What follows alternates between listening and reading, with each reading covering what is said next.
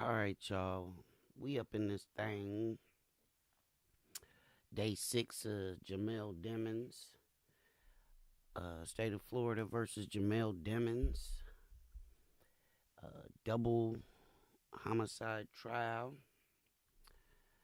I don't know what happened. We already started this thing and it got to tripping, so I really don't know what happened, y'all. Really don't know. But we here now.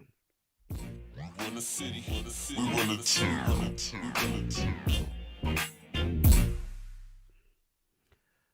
So we are waiting for court to be in session. Let me see.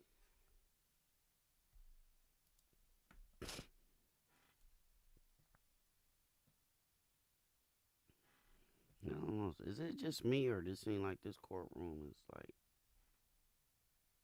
regularly behind?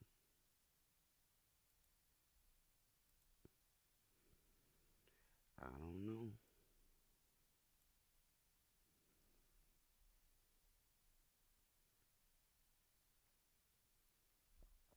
Oh, thank you, Royalty. Melanin.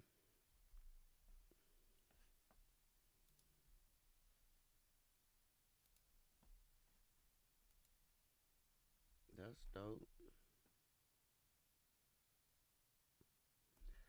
That's dope. Grand Rising, Grand Rising.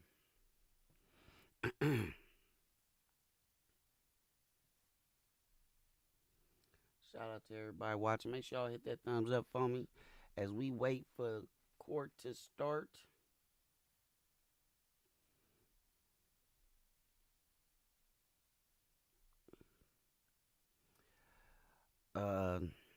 I'm pretty sure we may get to finally see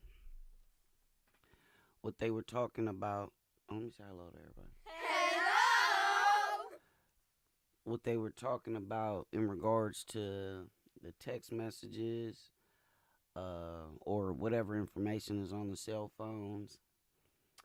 That's where we kind of left off yesterday with the state laying the groundwork and kind of building up to what's going to be on the cell phones. They're trying to attribute the cell phone to Mr. Jamell Demons, aka YNW Melly. The defense, as they should, are trying to keep that out. They are trying to keep it to where, a lot of people had access to that phone. So that's their strategy so far. We'll see how that's going to play out today. But I wasn't going to miss none of it. I'm here. I'm on time. It's crazy. I started my stream just a minute ago and it was like, I went and looked at it.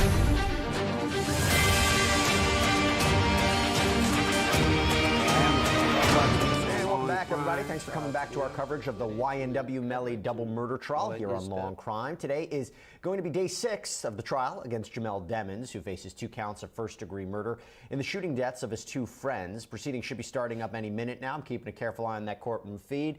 But in the meantime, we're going to go to the Broward County Courthouse because we have a very special guest. We want to introduce our boots on the ground, who is right outside of that courthouse, Law and Crime's very own Terry Austin. Good morning, Terry. Actually, I don't know if you're inside or outside the courthouse right now, but what's the atmosphere like?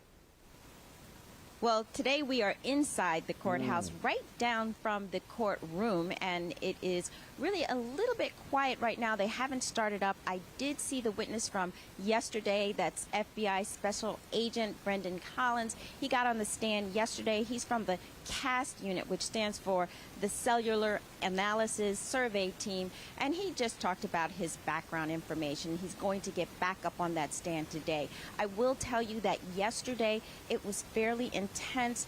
the jury was paying very close attention to these forensic analysis experts. Although they did not do much analysis, they did mostly just the collection and extraction. So we'll see what happens today with the FBI agent. That's a little surprising to me. I thought that when you hear this kind of data, the jury might zone out a little bit, but it's good to hear that they're paying attention to it, because if you talk about yesterday, we talked about this before, excuse me, we heard a lot of the cell phone data evidence, and at one point the defense argued that that certain data shouldn't be permitted into evidence because one of the reasons was that multiple people had access to the iPhone even after the defendant, Mr. Demons, was incarcerated. What can you tell us about that? Well, I know that there were two experts who were on the stand. Susan Johnson, she extracted the cellular data. And I do think that the defense was objecting because there were people who had custody and control of those cell phones, and it wasn't easy to authenticate that information. Plus the fact that she didn't analyze it at all. And on cross-examination, we did hear her say all she did was collect the data. And the exact same thing happened, Jesse, to the second witness who collected information. He collected that health data, and the objection from the defense as far as that was concerned is this information is not trustworthy.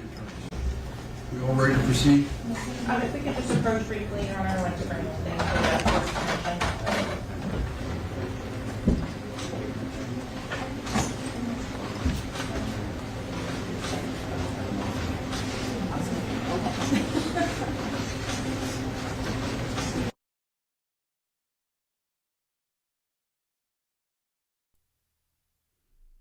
Okay, here we go.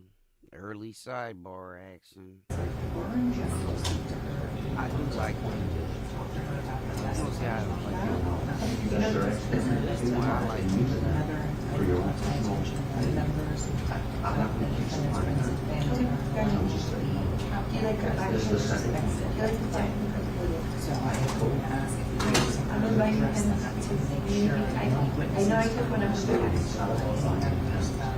The point is, I'm presiding over the regular potential. And you need to get that back. Please. This is news to me.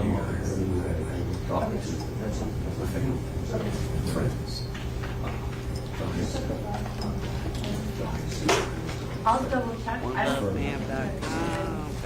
Donation. Okay, so I don't think counsel was Oh my God! suspicious that the attorneys had anything to do with that. I don't know. That was usually asking me to do it, so I appreciate it. Sitting there, come over. Do you have any other questions you need? Can you make sure that it's squared down? Concerned about something being correct. I'll call the sergeant.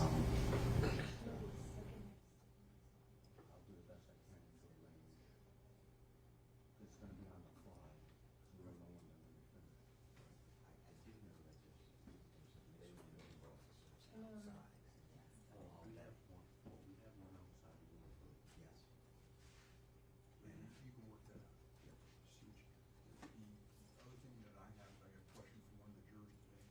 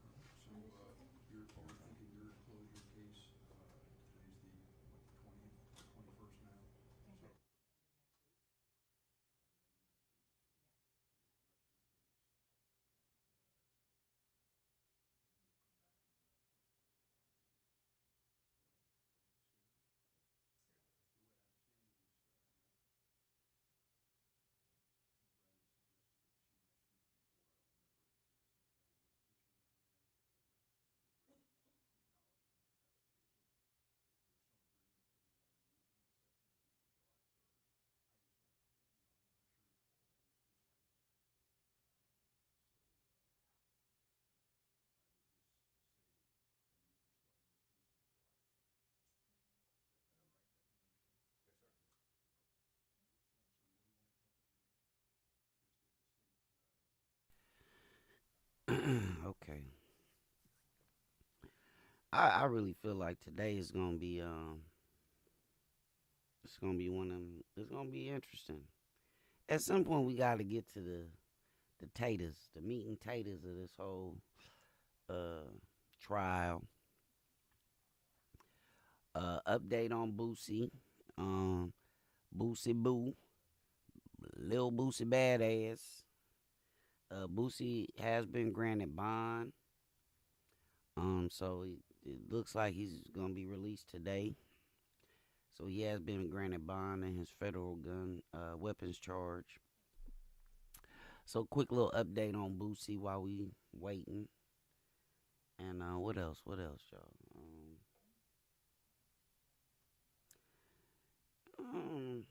I don't know. Hey, but this is always exciting getting to watch how this stuff plays out in the courtroom. That's why I got up. I'm in California. I had to get up at 5 in the morning for this. I had to get up at 5 a.m. for this. Put some spec on it.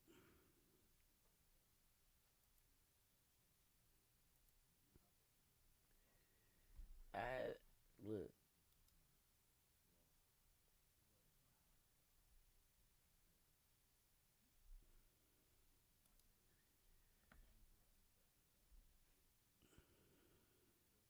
Anytime you get to post bond, that's slightly good news. Yeah.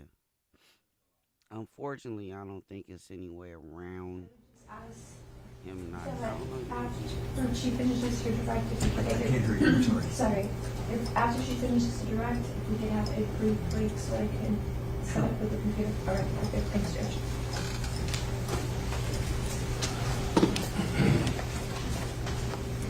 When Mr. Adelstein comes back, there's just one issue I want to raise.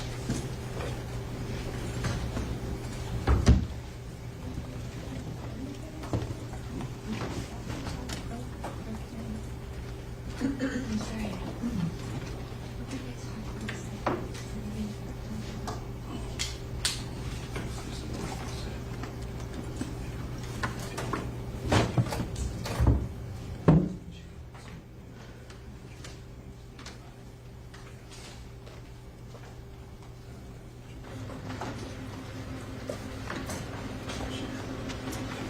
May we approach very briefly?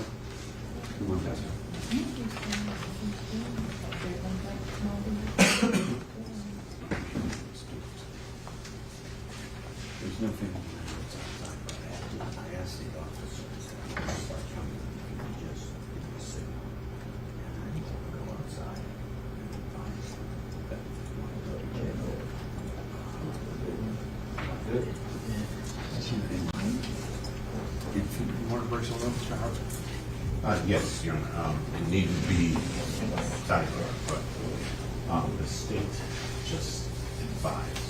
If the court recalls yesterday, I was inquiring with the witness whether or not he,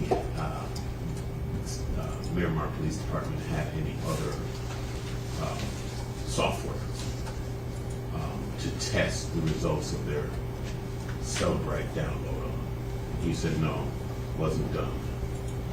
The state advised me half an hour ago that there was another one done on another software in June of this year, which the state did not disclose, purportedly because we asked for discovery to be closed, even though the state opposed the closing of the discovery and the court denied closing discovery.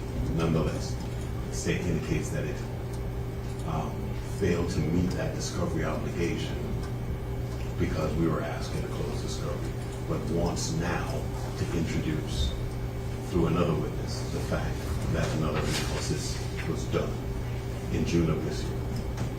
We would object to that admission based upon the discovery violation and the ambush that would ensue. So you're alleging there's a discovery violation, so you allege that I need to do riches in here and just find out whether what you're saying is true and not true, and whether it's inadvertent or intentional, and make some decisions. heard what counsel suggested, so what are you telling me? Yes. So Your Honor, in terms of there was an additional evaluation that was done, this was done, and the only reason why it's even coming up is because of counsel's questioning. So based on counsel's questioning and asking if there was additional or other ways to prove it, a different witness, Detective Moretti, did a second analysis of the cell phone. Because at the time when Detective Zeller had it and did this, they did not have an additional software program called Reiki. Miramar Police has then subsequently obtained the license for Reiki. So the state's position is that based on questioning by defense, the state then would instruct the witness to go and do an additional download of the phone on that. So that was done in June of 2023. On that, the phone and everything is the same. Then the only difference is there's additional location data that is on the new download that was not on the prior download. So there's any more information on that. None of that is exculpatory, or does anything to say that the defendant was not at the scene of the homicide and not there on that. The state doesn't have it in my possession yet. My understanding is it will be dropped off later this afternoon. So, is it fair to say then that defense requested whatever downloads there were, and a download, the Celebrite download was turned over to them? Yes. The first one? Yes. But there had been a second download done, and that download was not sent to them? It's not yet even been turned over to the state. I'm waiting for it from the detective. He's going to be bringing it later this afternoon. Okay, and when did this second happen? That would have been about a week or 2 weeks ago. I'd have to double check on the date. Again, I haven't seen it for the exact So time. subsequent to the trial starting, you still were having downloads done? In terms of if there was any other information, anything that was exculpatory, then I'd have to make sure that that was fully explored and turn that over to defense. And so that it has been turned over to them, so the defense doesn't know anything about it. And then defense counsel asks questions about other possible programs that they might have had, because he doesn't know if there are any or not. And the witness, Zeller, Yes. answers that they don't have it. And so something that he doesn't know, that Well, they prior to his testifying, you've already run a second program through a different detective, Moretti, on a different system. Yes, so the defense didn't depose Detective Zeller, because then they could have asked questions such as, does Miramar now have additional software that this could be done on? So they chose not to do so on that. Question comes back to this, when this second download was done on different software, that was just 2 weeks ago. Yes. When did you found out about it? I still don't have a copy of it. I was talking with the detective last night on it. In terms of the download being done, I'd have to look and see exactly on the date and if what he communicated to me about the results. Who asked for the download to be done? It was discussed with the detective in pre-trials as to if there was any other information, if there was any updates to the Celebrate program, as Detective Zeller testified to, that sometimes downloads are redone once there is updates to the software.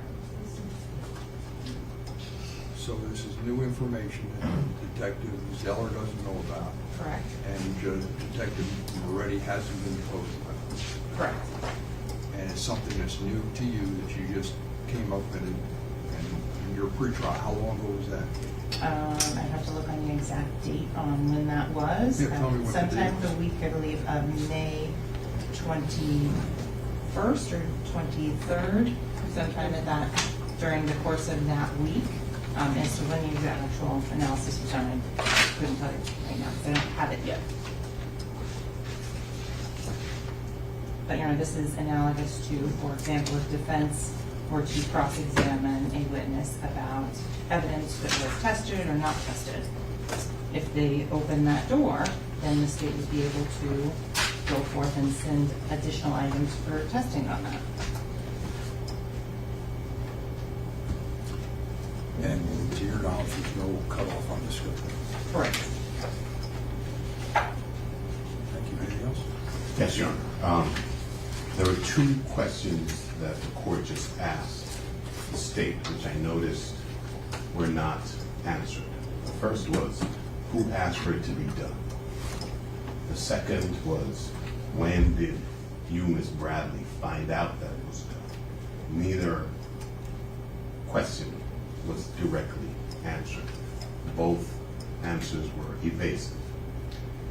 If I asked a question that precipitated the state going and doing further investigation, one, we again keep arguing that that is an ambush that affects the fairness of the trial, and that's why there needs to be a discovery cutoff. But also, that's not what occurred here. The state's discovery obligation is triggered by the rules, not by questions I put to a witness during trial. So if the state was aware of the existence of the fact that another download was done, whether the report was not, and that we are in trial, and then puts a witness on the stand to say, well, we're going to turn it over to you now because you asked a question, I don't think is a good faith response. One, we need a discovery cutoff, and we need one to be put in place now so that this propensity for ambush is not enabled. Also, that's not the case in this instance. There was an analysis done. Ms. Bradley knew about it. She knew of her obligation to turn it over. She didn't turn over the fact that it was done, nor did she turn over the report. Apparently the report she is now claiming has not yet been finalized. If the analysis was done, it's a download. If the download was done, then the material from that download exists. This isn't a test that's done, it's a download. So if this download was done a few weeks ago, that is the material that should be turned over. And it was not. And we would object to any reference to it. And the defense team is going to discuss what other, we'd also for the court to inquire of the state if there's any other discovery out there about which they know to exist and have not turned over. And we're going to discuss whether or not we're going to seek any further relief. But we would ask that the state be prohibited from engaging in this ambush. I've had it for over a month now? No, even close. So I think I have to look at the notes on that and answer on, so if Your Honor wants me to respond on those, I can go and check exact dates on emails. That's fine. You can check the dates and that type of thing. Right now, I'm deferring ruling on it. Detective Moretti's not anticipated to testify today, is he? No. So we'll talk about that later in the day. Sure. Okay? Your Honor, we also move for a discovery cutoff. Understood. I heard it. I defer ruling on it. All right. Thanks. Let's bring the jury in, please. If we could have the witness resume his seat. Sure.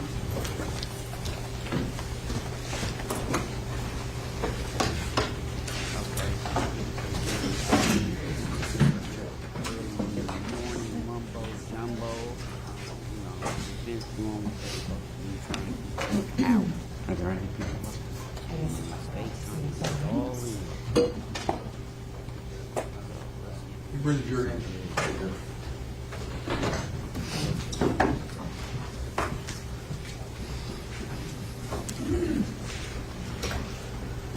There's no family. They'll take care of it.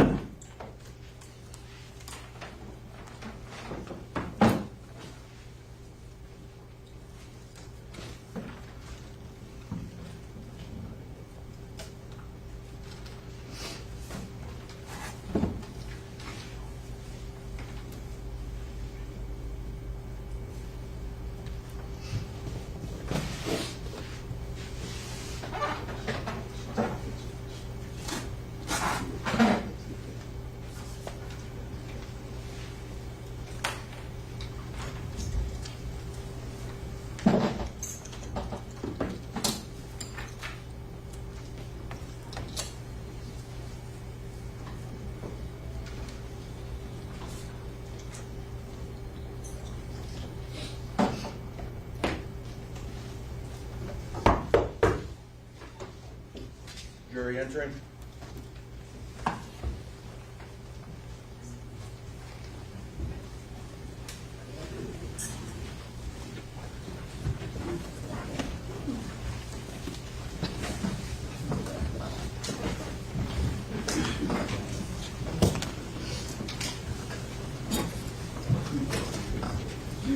Ladies and gentlemen, thank you.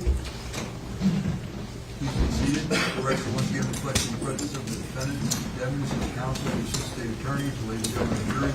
Our witness, Special Agent Collins, remains on the stand. Good morning, sir. Please have a seat. Just want to remind you, you remain under oath. Agent Collins. Ladies and gentlemen, I did get a question, just discussing with the attorneys regarding the scheduling, and my understanding from speaking with the attorneys is that they anticipate the trial would conclude before the end of July. Trial is a fluid process. You don't always know exactly what the next witness is or who the witness is going to be. Can you hear me? So how they working?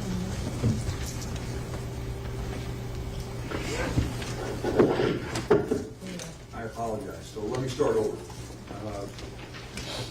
I received a question about when the schedule of the trial, it's anticipated to conclude. I spoke with the attorneys. They advised me they believe the trial would be over before the end of July. I want to remind you also that because the attorneys reminded me, I forgot that there's the week of July 3rd, 4th, 5th, 6th, and 7th. That week we're not going to be in session. We'll finish out the end of June and then pick it up again on July 10th. The week commencing Monday, July 3rd, we're not going to be in session. But the attorneys think the trial will conclude by the end of July. All right? So, ladies and gentlemen, when we were last here, Special Agent Collins was on the stand as a witness. He remains under oath. And counsel, you want to finish with your correct examination? Yes, Your Honor, if I may. You may. Okay, Detective Collins, we had just discussed about your training and experience, so remind the ladies and gentlemen of the jury, in what field do you work? I'm testifying here today in my role as a CAST asset, so cellular analysis survey team, a group that specializes in historic cell site analysis and device location analysis. And have you used historical records to locate fugitives and missing persons before? Yes.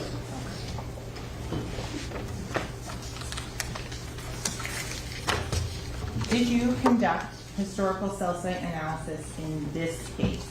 Yes. Okay. Did you prepare demonstratives to help show and explain to the ladies and gentlemen of the jury what your analysis is and how it is completed? Yes. Okay. I want to start with and go over the cell site records. Are those records provided to you?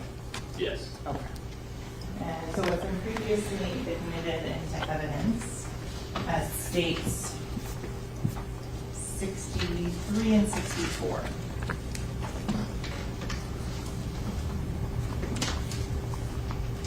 Thank you. Starting with state 63. I'm going to open up some of the records, and if you would be so kind to follow along. So starting with what is in state 63, going to the tracking number 2058127.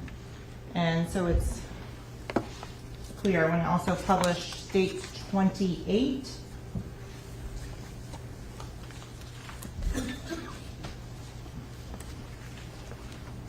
This phone number 772-713-9807. Is that one of the phone records that you analyzed in this case? Yes. Okay. And states 28 is a pawn slip. Have you ever seen that one before? No, I haven't.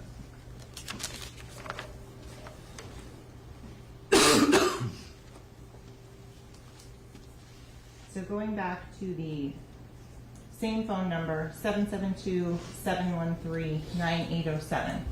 Can you explain to the ladies and gentlemen of the jury what we're looking at in these phone records? Sure. So this is a report from T-Mobile. It's an engineering report, and you may also hear it as referred to as a true caller quantum data or timing advanced data.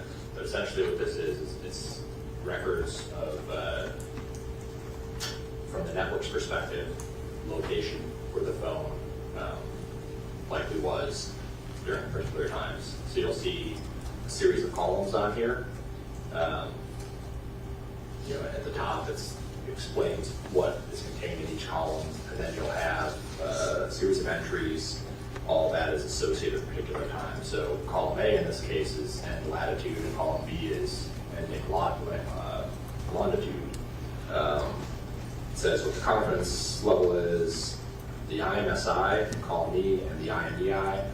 Those are numbers that are assigned to the device. So the IMSI is sort of like your SIM card. It's a subscriber number that authenticates on the network, so that when you have a cell phone communicating with the network knows that your customer is paying and they can give you network resources.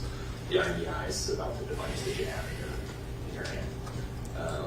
It's been a little while since geography, so could you please explain what latitude and longitude are? Yeah, those are coordinates on the Earth. So if you wanted to know where a particular person was at a certain point in time, or whatever, like those latitude and longitude coordinates correspond to a specific spot on the Earth.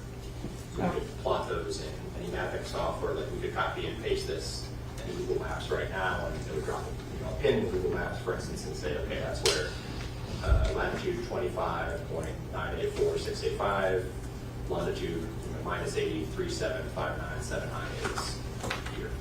And is that what you use to do your analysis, just those latitude and longitude? No, I use other information on this sheet. So you talked about the IMSI, IMEI, and so I'm going to go scroll over, and just if you could explain. So the next column is, so we said roaming group, I think model and make would be the next columns that for you to explain. Yeah, so the roaming group, it's T-Mobile records, the phone that records apply to, you can see the model and make. It's an Apple phone, it's an iPhone 10. We'll skip to column. You can see in column K, it will say what type of record this is for, so data, which would be whatever, some sort of internet connection, whether you're using email or social media, or we'll say voice and data. Voice is obviously for making like a voice call. Okay, so going down to row 91, is that an example of the voice and data? Yes. Okay. Make it a little bit bigger. Zoom in so it's easier to see for the ladies and gentlemen of the jury. Okay, continuing up at the top again so that you can explain the columns. Which specific column are you looking at when you are analyzing these records and the data in that? So usually one of the most important ones is the time and the date, and that's column F, because often when you're doing a case, in this specific case I was asked, are the records consistent with certain things that the detectives had wanted to know based on the investigation that they had done separately. So you need this time and date. And when you're looking at this time and date, what is that telling you? The time of the record.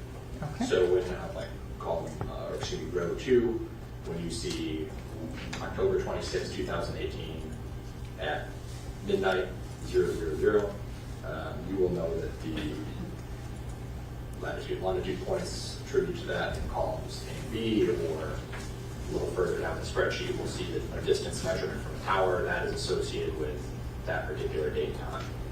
So with regards to the date and time, do you have to take into account if the records are kept in Eastern Time or UTC?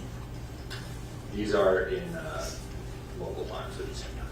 So the time that's on here is the time that the event happens here in whatever location it's plotted in? Yes. Okay. So going forward, continuing across, and then which column, you talked about distance from the tower, which column are we looking at for there? So you'll see if you scroll over further, S and T, you'll see cell site so start cell, start eNode B. eNode B is another name for cell site, like 4G technology for cellular providers. So depending on what technology, whether it's 3G, 4G, et cetera, 5G, they call the hardware different things. It performs the same function. So that's a tower.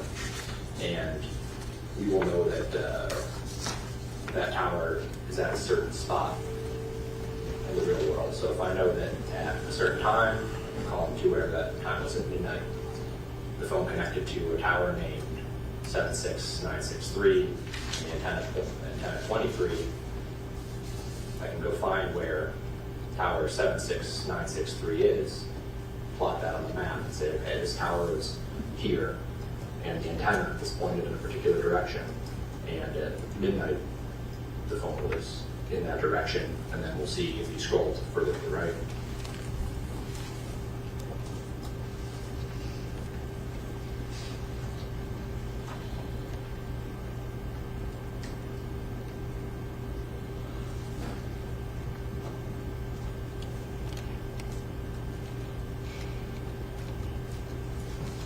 You'll see a distance there. So in column AO, it'll say 2.96 miles. So at that time, midnight, on October 26th, that phone was 2.96 miles from that tower. Okay, so we've gone through a lot. I'm going to go and break it down a little bit in some of the things you talked about. You talked about 3G, 4G, 5G. Yeah. What is 3G, 4G? Different technologies for, I guess, evolutions for the phone. Each time if there's a rollout, generally there's improvements in how well the phones work, the cellular networks work. Okay, with regards to 3G, what type of information does that limit you to? What do you mean? In terms of distance from the tower, if it's a 3G tower, what type of range are you working with? Okay, well, so that does play a factor in the certainty or we'll see in the reports later, but this timing advance is an estimated distance from the tower, right? But there's a margin of error, a margin of uncertainty associated with it. And so at 3G, for instance, the network can only say within, depending on the type of 3G, 234 or 244 meters, what that distance is. If it's 4G, they can tell within 78 meters. They'll say, okay, this is the time advance increment. And in the case that we have before us today with the 772-713-9807 phone number, what types of towers and service was being used? During the period that I reviewed, analyzed, and plotted, it was exclusively 4G. 4G. So in terms of how wide is going to be your margin of error on the 4G towers? 78 meters. 78 meters. So can you explain to the ladies and gentlemen of the jury as to how that data, that distance, how that is computed? Sure. So essentially this is it's sort of like if you think about throwing, if I had a ball and I'm playing catch with myself, throwing it off the garage and it comes back to me. So the cell tower will send out a burst of signal to the phone, and then the phone sends it back to the tower because the network knows when it sent the signal, when it received it back, it has an amount of time.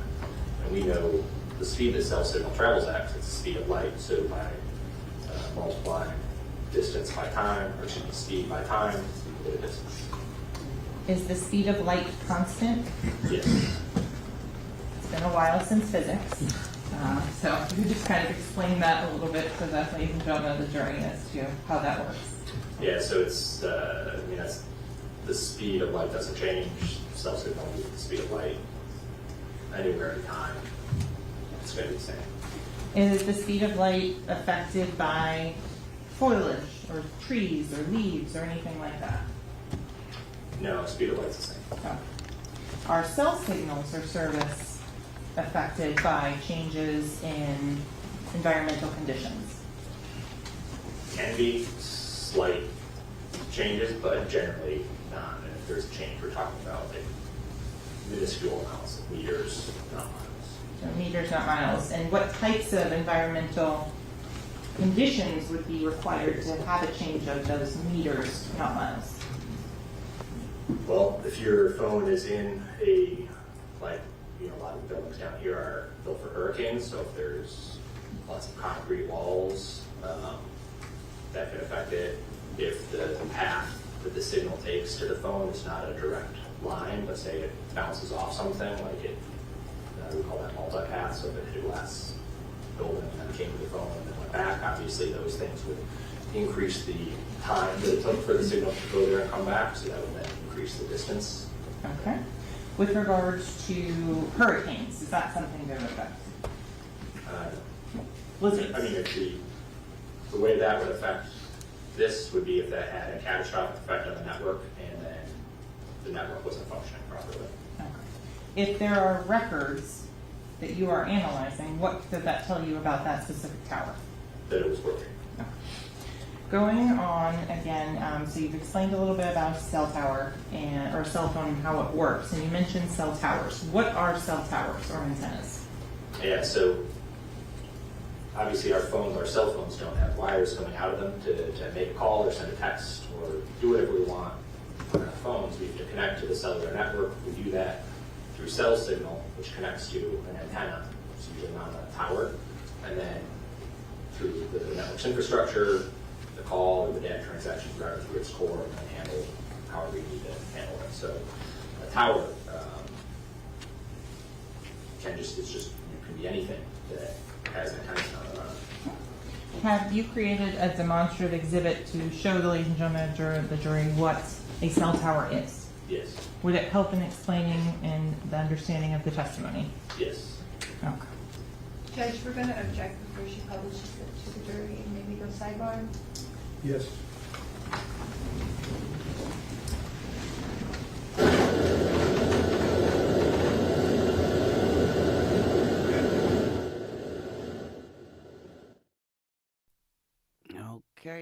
Okay, we done went to a side bizarre.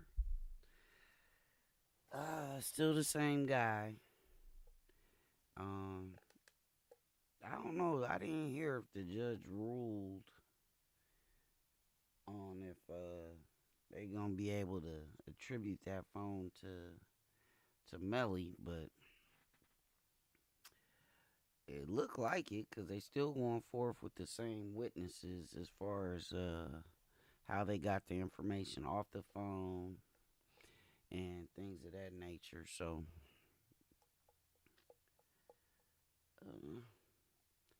I don't know. It's the hashtag dopest TV for me. Please make sure y'all hit that subscription. Please, we on our way to 100K. Shout out to my people. You all watching. We run the city. We run the team. Assist the witness in explaining or illustrating his testimony. The testimony of the witness is the evidence. These demonstratives are not to be considered as evidence in the case unless they are later received in evidence, and they should not be a substitute for evidence. Only items that are actually received in evidence would go back and to the jury room for your consideration during your deliberations. This is to assist the witness in explaining or illustrating his testimony, these demonstratives. All right, counsel, you may proceed. Thank you. Okay, Special Agent Collins, could you explain to the ladies and gentlemen of the jury what we're looking at in this photo right here? So this is just a generic example of what a cellular tower can be. Here you see it. Antenna arrays mounted on a monopole, so just a big pole that you see everyone's driven by these. And so you'll see that there's, on the image on the right, there's two triangular shapes. Each of those on each side, each triangle shape, there's multiple pieces of equipment mounted on them. So that would be in the cell tower example that has three sectors or antennas pointed in three directions. So each of those sides that has multiple pieces of equipment, those are transmitters and receivers. Can I I was just about to tell you that it's a touch screen, so if you touch it, you can draw on it as well. Fantastic. So all of these would be part of one sector, one side. All of these would be part of one sector, and all of these. So this would have three sides. And if you think about what these are doing, if you wanted to imagine that it's like a flashlight, you because visible light, cell signal, both part of the electromagnetic spectrum, they have the same characteristics and properties, right? So this would be like somebody standing on top of the pole with a flashlight pointed in one direction, sending light that way. And this side is a flashlight pointed in another direction. This side is light going in another direction. That way there's light or cell signal going in all directions to service, in this case, phones that are within the coverage area of the tower. So you mentioned a little bit about the coverage area and the three-sided. Going on to what's on page 4 of the demonstrative exhibit at this point. You explained the flashlights and things like that. Can you demonstrate again on this particular image, the sector 1, sector 2, sector 3, and why that's important? So this would be, as we were discussing further, further drilling down into what this example of the tower could be. So here again, the three-sided tower, and you'll see that each side has a particular direction that flashlight is pointing, that the antenna sends signal. That will be recorded in the tower list by something called an azimuth. So in the records that we'll have for the phone we were just talking about from T-Mobile, it will say the azimuth is 0. And what that means is that the flashlight is pointing 0 degrees, like out of a compass. And that will be where the coverage is the strongest, like that's the center of the beam, but it creeps out. So it will be covered approximately 300 to 60 for 120 degrees on that side. Each side, if we have 3, would be divided up like a pie to cover 120 degrees. That way we'll have 360 degrees of coverage for the tower. Towers don't have to be 3-sided, they can be 6-sided. They can be one side that covers 360. It's up to the network engineers who build out and optimize the network, what they want to create based on what they need to. But the most common type is 3-sided tower. Is the information as to how many sides are in any given tower something the FBI captures and takes note of? The providers provide that to towers. And is that provided to the FBI? Yes. Is that done and updated so it is at the time of whatever the records were created? Correct. Yes. Could you take those same records that you were given and look at the towers that are working today and make an analysis? Yeah, so whenever you do the analysis, you have to make sure you're using the tower list that corresponds to the time of the records because networks change over time. Yeah. And are the azimuths, is that always part of the records that are given to you on each tower? Yes. When you pick up your phone and you make a call, what determines what cell tower the phone uses? So the phone picks the tower that it's going to connect to for its initial connection. The way that does that is if, even if anyone's got their phone with them right now, as we're sitting here not using them, the phone is still scanning the environment. It's constantly looking for signal strength and signal quality. The phone's going to identify the tower, the sector. When I say sector, I mean a tower and an antenna that offers the clearest, strongest signal. When the phone wants to make a call or send text, that is the antenna, the tower that the phone is going to reach out to. So that's very important for what I do because that means that when the call is initiated, it's not based on the network or something. It's based on what the phone sees. It's based on what the phone sees as the tower that is the clearest and strongest signal. Does the phone always use the closest tower? No. The phone always uses the tower with the clearest, strongest signal. Usually, or often, that is the closest tower. However, there's other things that can determine what the clearest, strongest signal is. For instance, line of sight. If the closest tower is doesn't have a clear line of sight to the device, then you may use the phone may use a tower that's slightly further away.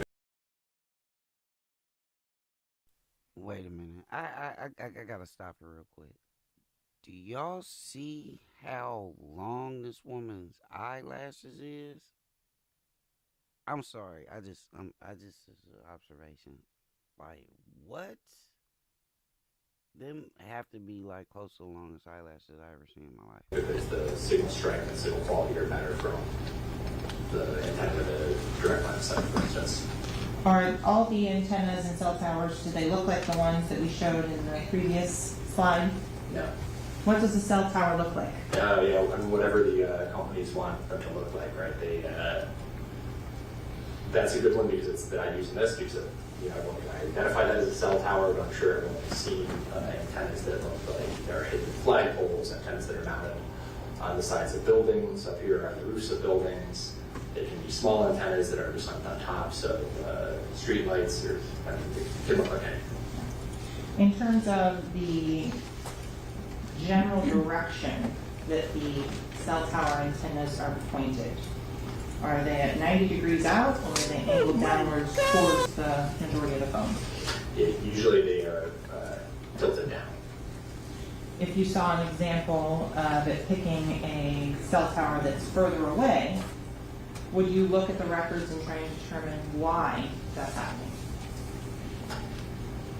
So yeah, if I see a red flag or something to me that stands out and it's being atypical, when I'm doing my analysis, usually I'll look further into it and say, okay, why is this not connecting to one of the towers that I expected it would?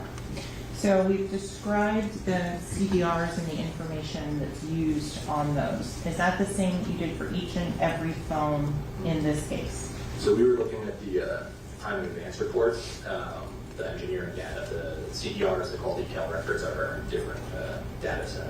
And just explain to the ladies and gentlemen of the jury what's the difference between the timing advance, the engineering reports, and the CDRs. So the CDRs, or the call detail records, are records of the phone's communications, like calls, incoming, outgoing, certain types of text messages, etc. That will say date and time, the numbers involved in the call, the tower, the azimuth, etc. But it doesn't have the extra information that the engineering report does. So in the call detail records, it looks like billing records that you usually see with your phone if people actually look at their billing records. It would say tower and sector in addition to it, but it won't say distance from the tower. It won't have the latitude and longitude coordinates, or all the extra information in the time in advance report. The other really important thing to delineate between those two is, I just said that the phone picks the tower that it uses based on its measurements. And so the call detail records, the tower that is used is picked by the phone. It's that first connection. In the time in advance report, the engineering data, that's the network's perspective. So that's what the network is seeing behind it. And the tower that's listed in the engineering report may not be the serving cell. It may not be the tower with the clearest, strongest signal. It could be, but it could also just be another tower within the network that saw that phone and say, hey, I see you, or I see the device, it's this far away. So it's important to keep in mind what type of report you're looking at, because it obviously can affect the conclusions that you're making.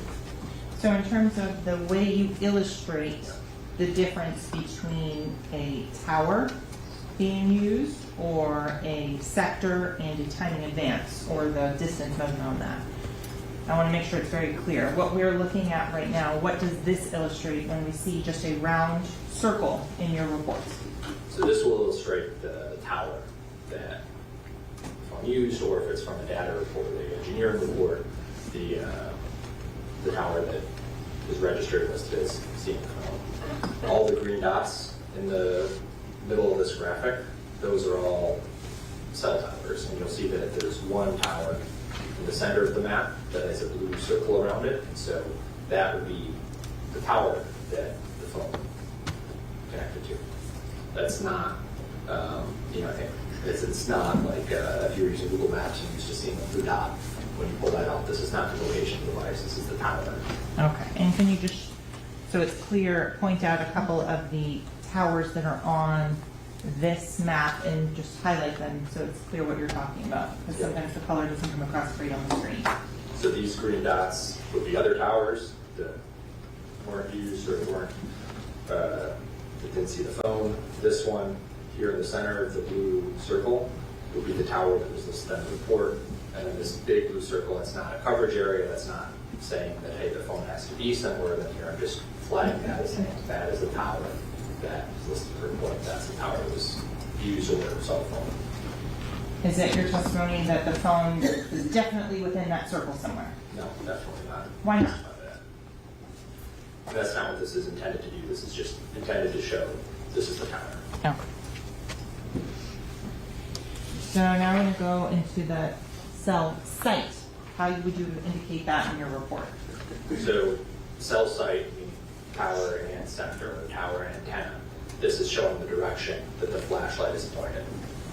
So this like wedge or slice of pie, or however people like to think about it, that will show the direction of the flashlight's beam. So the azimuth, the center line would be, in this case, like 180 degrees due south, and then the illustrated shows the estimated like ends of the coverage area. But what's really important about this is that this is just showing the direction that the antenna is pointing, the direction of the beam. So this is, again, not showing where the phone is. In other words, I'm not saying that the phone has to be within this blue shaded area. I'm not saying that the phone has to be within the arms of this black wedge. I'm saying this is the direction that the antenna is pointing. Are you able to tell anything about the strength of a signal from a tower at any given time? No. Why not? It's not reflected in the records that I have. In terms of the average signal strength, is that something you have training and experience on from the various cellular telephone providers? Average signal strength. No. So is there any determination or anything that can be made about distance from a tower just based on what cell site the phone or device was using? No. From your call detail records, you cannot tell distance. So I want to go on to this type of illustration. If this type of illustration is used in your report, what are we looking at? So this would be an example of the engineering data from the time of advance report. So now we see, again, the blue wedge saying, okay, this is the sector that recorded the phone. Here's the direction that it's pointed.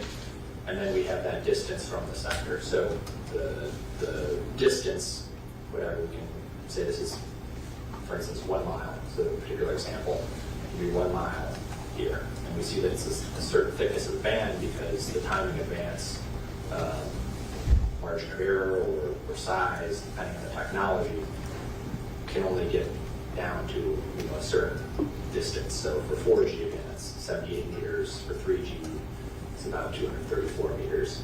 So the size of this band will depend on the technology that you use. So in the records in this case, what is the width of the band in your report?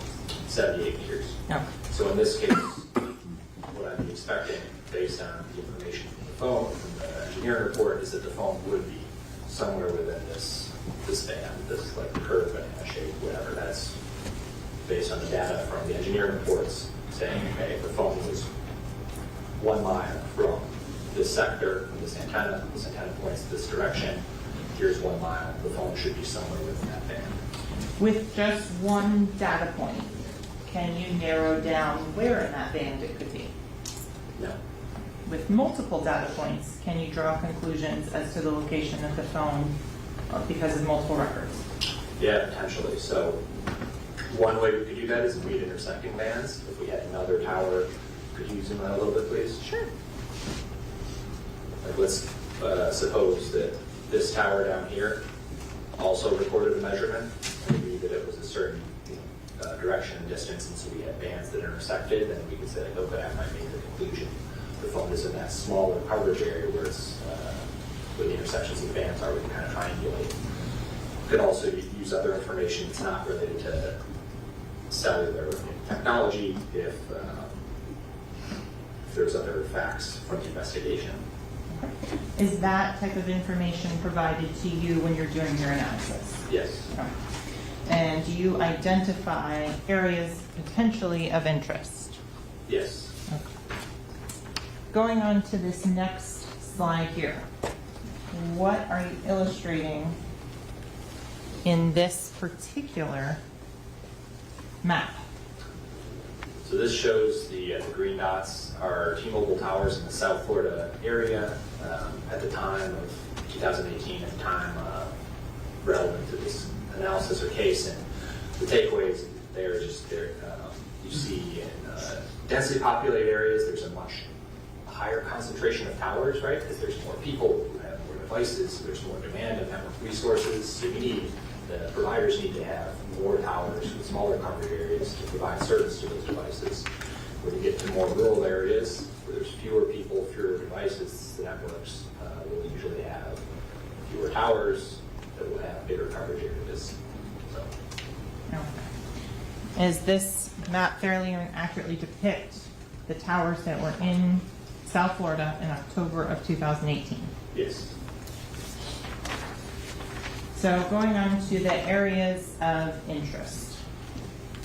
If we can identify the ones that are listed here, I'm going to start with 805 Northeast 4th Avenue in Fort Lauderdale. So that's shown in the upper right portion of the map with an orange flag and the white letters N and E on it.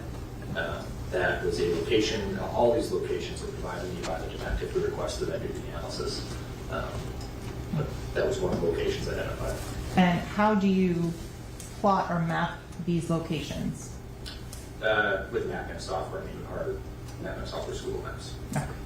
And does that fairly and accurately depict the locations of the items of interest that are provided to you? Yes. Okay. So moving on, so you have a crime scene with coordinates on it.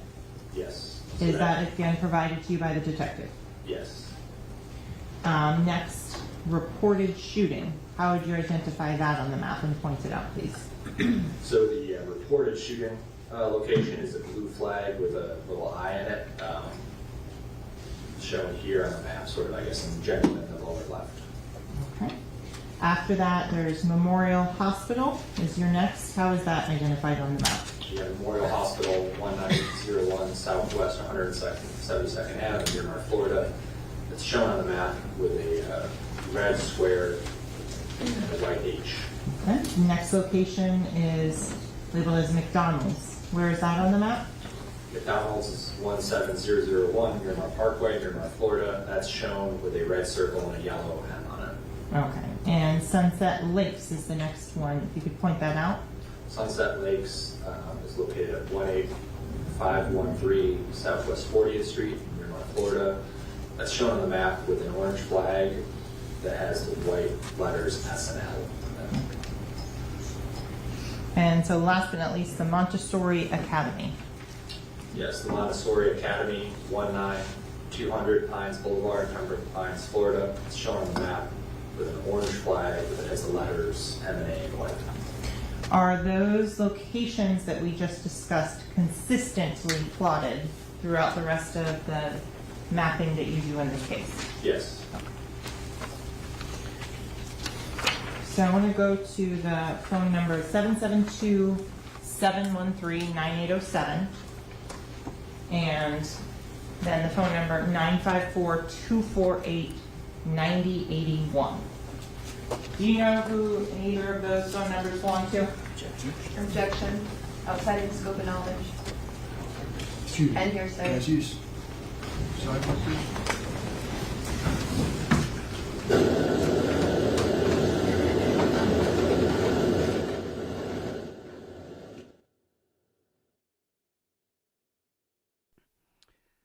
Okay, we've entered another sidebar. Okay.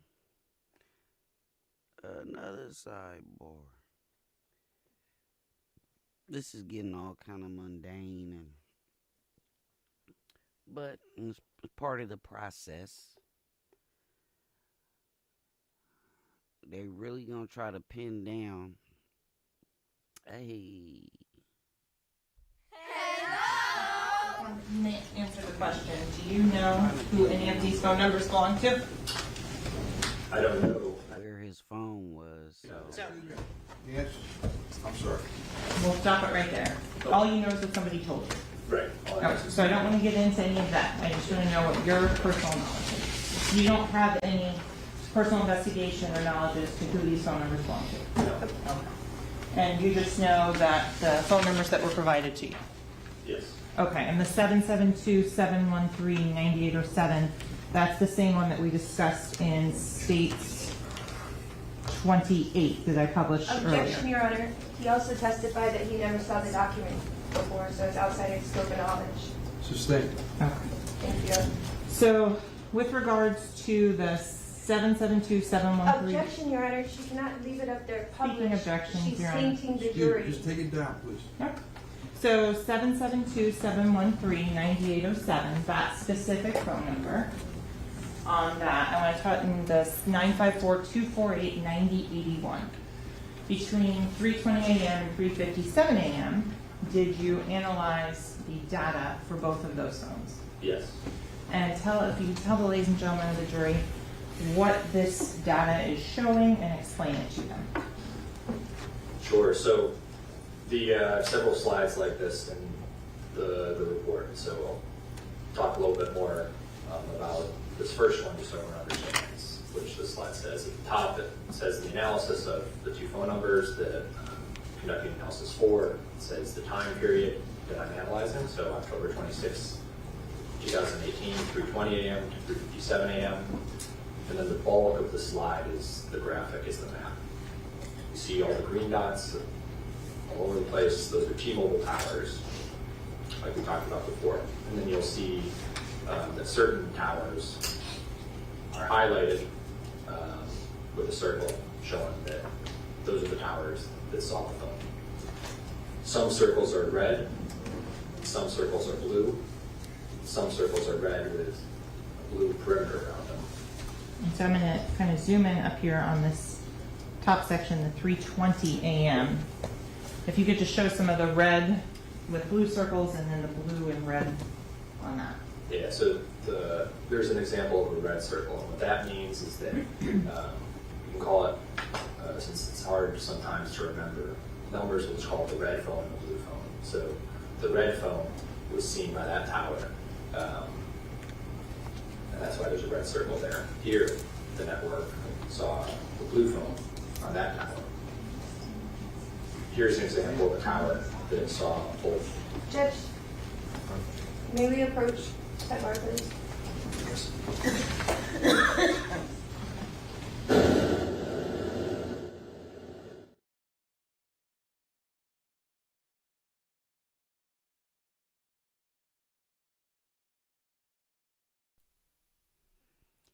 I don't know, y'all. I don't know. Red dots, blue dots. Which dots is his dots? That's what we gonna find out, I guess.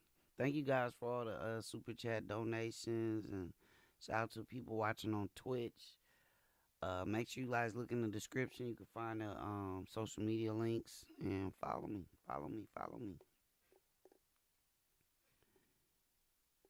But yeah,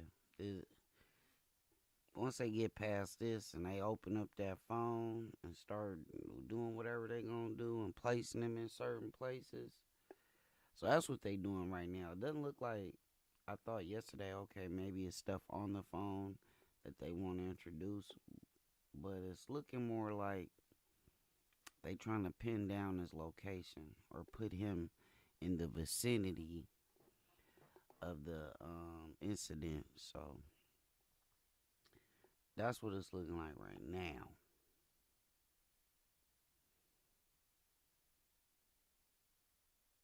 I'm reading a lot of these comments. It's people like 50-50 on this thing right now. They're like 50-50. Some people saying it's the defense is fumbling the case, and some people saying the prosecution is creating a narrative to fit the evidence.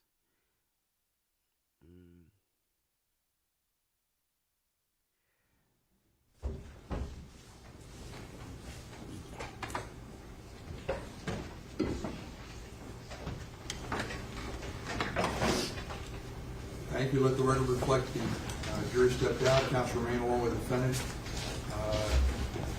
The witness is also present. The state's present. All right. So I don't understand. You're saying you didn't have this report? So we got this report this morning while I was sitting in the courtroom. We don't have a printer here. So I asked the state to do the professional courtesy and give me a copy of the documents that she'd be using for this testimony.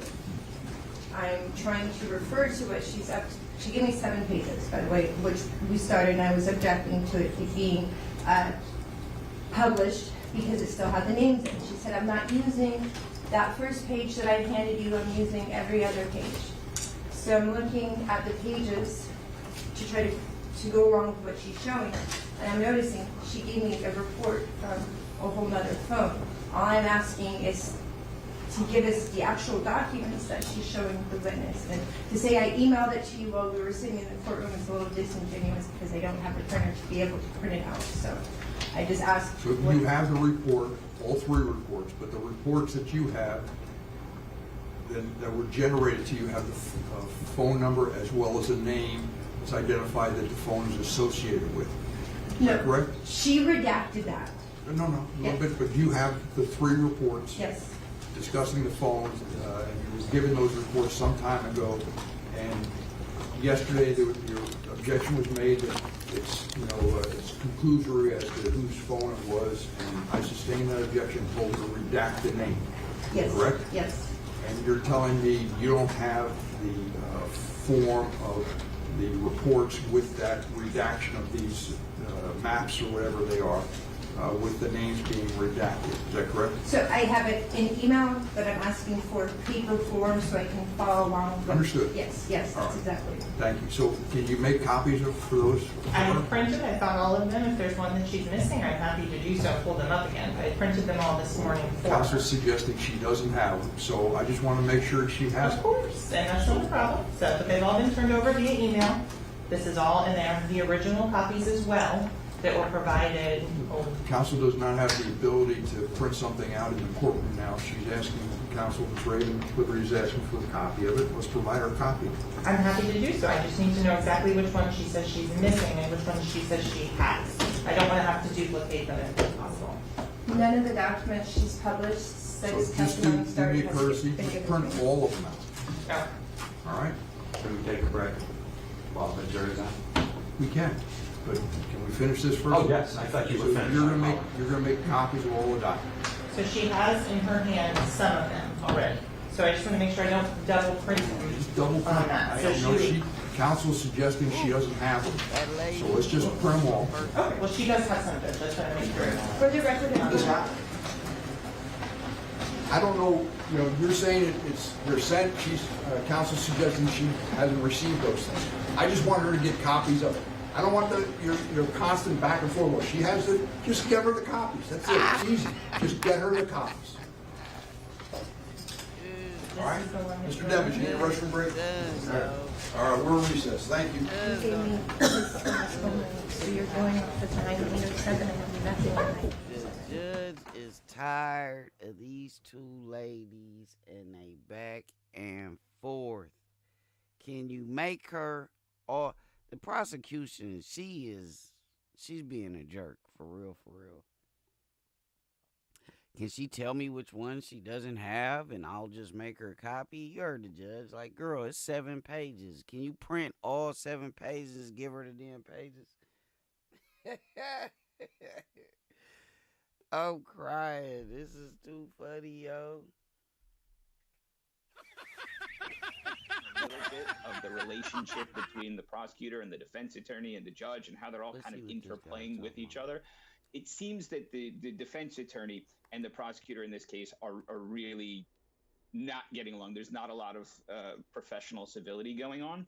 And I think that you saw that kind of play out when the judge is just telling the prosecutor, she says she doesn't have the documents, just print a copy of all the documents and give them to her. Yeah. That should have been it. That should have been the whole thing. But the back and forth just kind of shows that the prosecutor is just trying to show the defense attorney is not being completely honest with the court, and it's unnecessary. It doesn't help the case at all. She should have just said, okay, judge, no problem. Yeah, I agree. Let me ask you this, Sonny. I want to go back to ballistics for a second. There are no murder weapons in this case. Prosecution doesn't have them. And we're not entirely sure if it was one weapon or multiple weapons. How is that something that could help the defense? Because it says that the prosecution I don't know. says This is the stuff happens, I told you. but they like don't have delays the evidence it's the that these sidebars. individuals It's had weapons. the So back and that is forth. questionable. Just I like mean, you we said could like earlier, really the had other thing literally that's breezed through questionable this little is testimony how did and got these to the two next individuals who are accused of this particular crime not witness. sustain any significant or no injuries at But they, all the if this was a defense, and again, drive-by like I said, shooting they're with doing random their gunfire? job. I think this is They're going to trying to say, keep out as well, there's much no evidence weapons, as they can't prove possible. it. How do they tie That together they those feel like particular will, crimes? This is a very interesting damage case. their client. All right. Well, it is an interesting case. More to cover. They'll be back after that recess, but we have more to cover. This stuff Stay with us seems here on Law and kinda- Crime. We'll be right back right after this.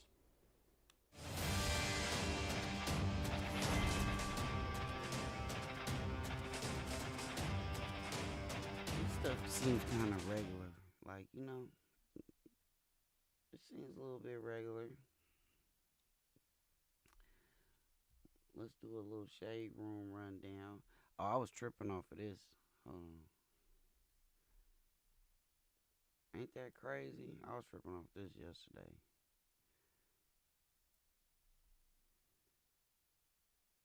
So, update on that. They Canadian, I believe, plane with some type of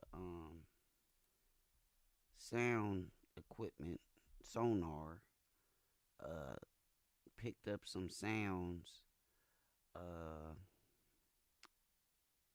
from by the Titanic wreckage. So hopefully they find people, man. They're on that submarine. You know they gonna go all out. They got a billionaire on there. One of Pakistan's richest men is on that submarine. This funny right here. They making fun of Genuine because he still got his Christmas. Outside, she trying to show me her new truck, right? So, yeah, I still got my Christmas tree up. So what? Shut up. Oh yeah, and he still got his Christmas tree, yo. Like what?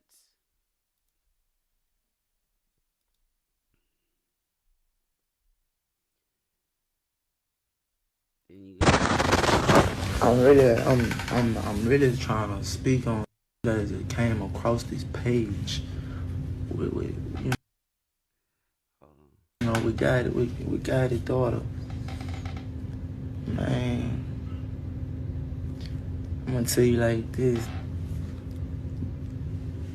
I hope you do that the worst way 2-3 years from now. I don't give a fuck. It ain't my business. I hate that. And when it come to her daddy, that don't need to be in my mentions. I don't f with him. Your brother lost the fight. Every man gotta lose. Every dog had a day, man. That's how they go. Hey, I idolize your daddy. Man, next time you ever disrespect me, y'all gonna have to bomb me. Have a blessed day, beautiful. I'm really trying to speak on that that came across this page. So who is Nicolette Gotti? Oh, that's this is the daughter of the dude that got beat up the other day. Wait.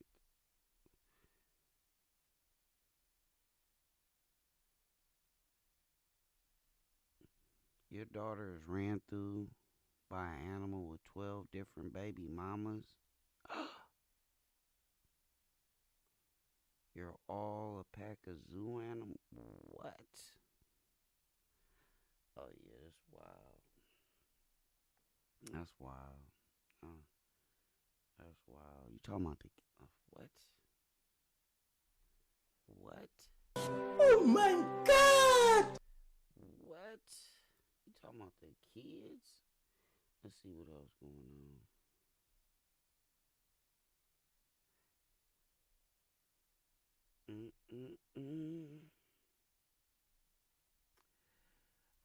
Told y'all.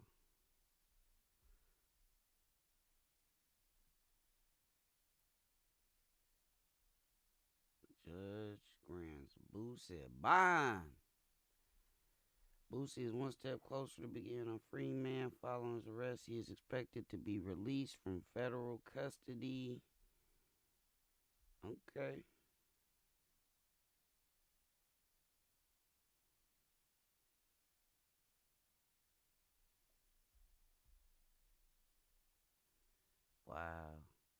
Boosie boo. He gotta get it together, Boosie. He definitely gotta get it together, bro. Alright, we're gonna get back to this though.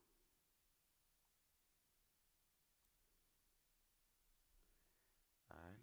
I want to go back to a little bit of what happened yesterday, where a detective with the Miramar Police Department took the stand. This is Jonathan Zeller. If you haven't seen this testimony, let's take a look. Detective, how are you today? I'm good, thank you. Good. Where do you work? I work at the Miramar Police Department How long have you worked for the Miramar Police Department? for 23 years. What do you do for the Miramar Police Department?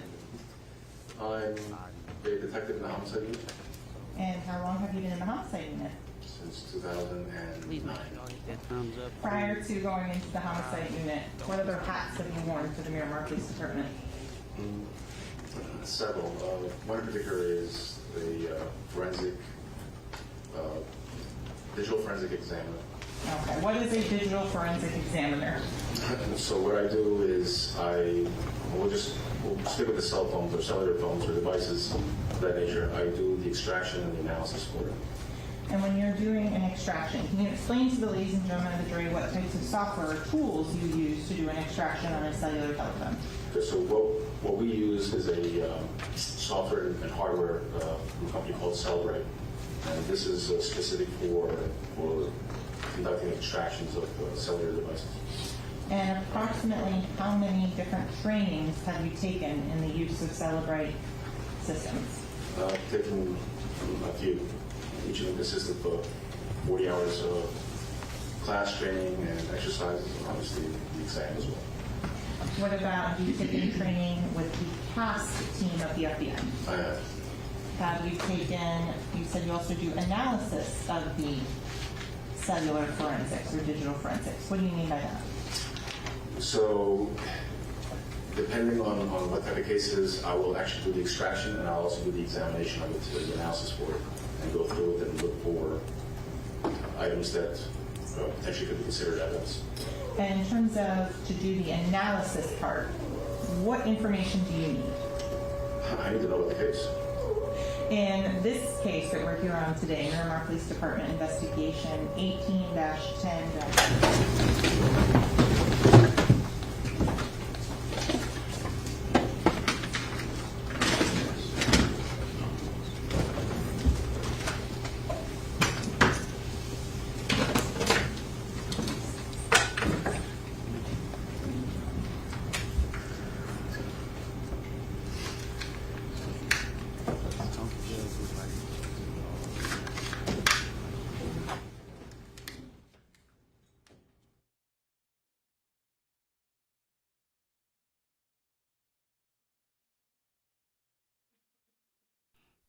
Judge look like he ready to roll up. I'm gonna just keep it real. He look like he ready to roll up.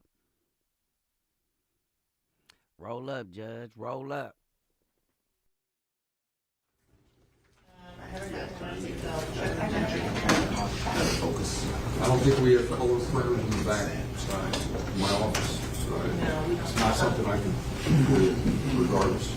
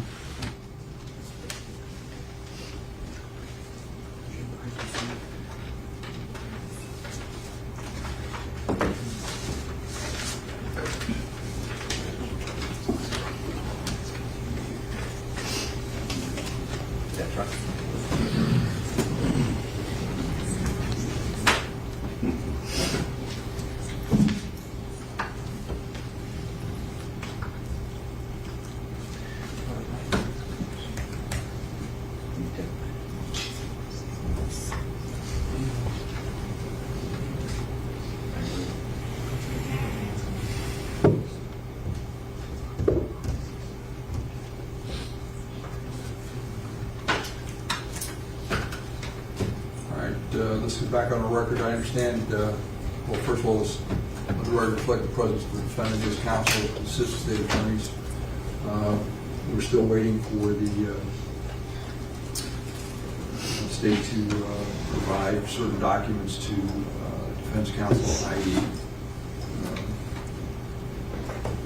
some maps that were being used as demonstratives. Counsel sidebar suggested that she didn't have them.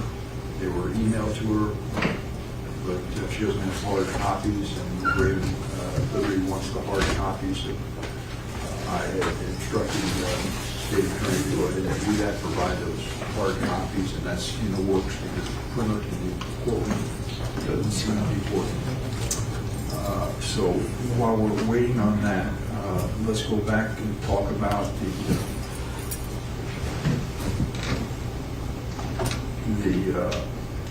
discovery cutoff that counsel suggested he wants.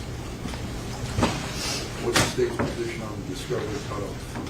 That if there is anything that counsel brings up with regards to the witness that suggests additional analysis or anything that can be done, that the state would do it on that. So you're opposing? Yes, Your Honor. Anything else that you want to be heard on regarding this discovery cutoff? No, Your Honor. Anything the defense wants to be heard?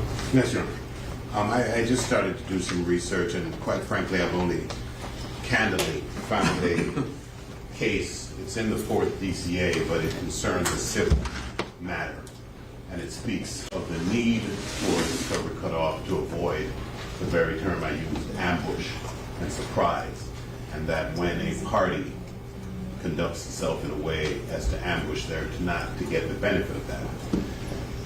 These trials, we understand, life goes on beyond trials. So the evidence that can be introduced into a trial should have some finite and determinable parameters. The notion that the state comes here and asks jurors to put somebody to death suggests that they have completed an investigation that warrants that co-signing, co-signature. To suggest that, okay, there are a lot of things that we could have done and we didn't do, and if you ask about it, we're going to go do it and introduce it while the proceedings ensue, is not only an ambush, but it's an insult to the process. They're saying that they have the evidence. Now, the state can get up there and say, hey, the defense is making some ridiculous cross-examination and we don't have everything because what we have is enough, which is when they bring an indictment of this nature, or any indictment, they're saying we have enough now, beyond a reasonable doubt. But what they cannot do is, as these proceedings go forward, continue to investigate and plug holes that we reveal to exist as the process goes on until this case goes to verdict. I'm not quite sure when this would end or how there is even a gatekeeping function of the court if there is no gate and there is no fence and there are no lines and no parameters of propriety. The state is making a representation by bringing this indictment that they are ready and they have proof beyond a reasonable doubt. And if that proof beyond a reasonable doubt also includes areas of investigation that were not pursued, then they should explain to a jury why it was not pursued and why the failure to pursue it does not undermine their case. They don't get to keep plugging holes as the proceedings go forward. And so, as the Fourth Circuit said, that is ambush. And the purpose of, the Fourth DCA said that is ambush. And the purpose of a discovery deadline is to avoid surprise, avoid ambush, and a party that engages in that ought not to get the benefit of it. Thank you. Thank you. Hold on.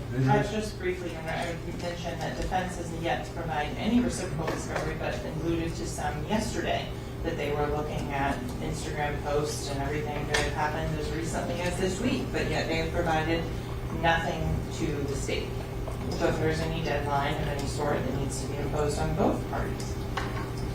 Thank you. Oh, Council, my understanding is that's the way it works, is that it's not, Richardson violations apply to both sides, doesn't apply to just one side. It's deadlines apply to both sides. And there's a reciprocal obligation. That's not what it's talking about. We apologize. The pictures decided to start working. Let's work on it. I'm sorry. I apologize. What I was saying is that the whatever obligations that are imposed would be applicable to both sides when there's a discovery cutoff or not.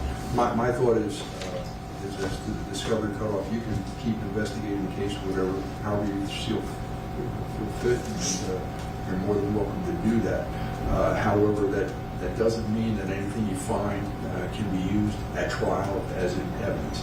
This thing with Mr. Moretti, where when I'm out of town on vacation, you're asking the detective, or he's offering, I'm not really sure how it happened, to continue and run this through another process, and the defense doesn't know about it. The defense cross-examines Mr. Zellner, Officer Zellner, and is not aware that he's asking questions about other programs, because his understanding is there isn't any other program. But you know there's another program, they have access to it, and they've done it. You just don't have the results. That seems to me to be what the council's talking about. And that seems to me to be a Richardson violation. There's a discovery that's ongoing, you know about it, and you're not telling them about it until we're here in court. So as far as I'm already is concerned, I think that's a discovery violation. And I'm finding it to be a discovery violation. I just think the only way it can be cured is he's not going to testify about this second procedure that happened. That's not coming in. Same thing, if you want to keep investigating a case, you can do it. You can find exculpatory information. You may change your mind as to how you proceed with the case, and I don't have a problem. You can investigate whatever you want to investigate. But as far as using new discovery that you're coming in, I think a cutoff needs to be happened, because this is what's going on. We're going to have this. If you find something new, there's a whole, as counsel describes it, that and you try to find evidence to plug up the hole. That's new discovery. The defense doesn't have an opportunity to depose the witness. The defense doesn't have an opportunity to do X, Y, and Z. And that's just not the way it should be. It shouldn't be done by surprise. So it's clear this was not a new item. This was just this. All of the information was told to be identical. You found it. You had a meeting with the detective in May when we're in hiatus because I'm on vacation. All right. Got a meeting with him in May after we picked a jury, and when we're ready to, or we're in the middle of jury selection. You picked it. You did it, and you said, well, he tells you. Or you ask him, do you have more programs to go ahead and provide the information, and you find out there's another program, and he runs the program, does a different download with something other than Cellbrite, and therefore you have more information. Don't make the defense aware of it. You hold that to yourself. You go ahead and put on a couple weeks of trial testimony, and then when it comes up after he in cross-examination points something out, you bring it up and say, well, by the way, I told him, the detective in our pretrial meeting, it came up and he has the program and we can use it and we're doing it, all right? And, but you don't tell him about it. You just go ahead and hold it, keep it close to the vest yourself, don't explain it to him, and then you say, when it comes up at trial, I say, what was it? I don't have the report yet. And that's why I didn't turn it over to him, but didn't disclose it's coming. It seems to me that's not what's supposed to happen. Not supposed to happen, period. That's a discovery violation. Okay? So, as far as the Detective Moretti, and whatever other form he used, that's not coming in. Okay. All right? That's the sanction.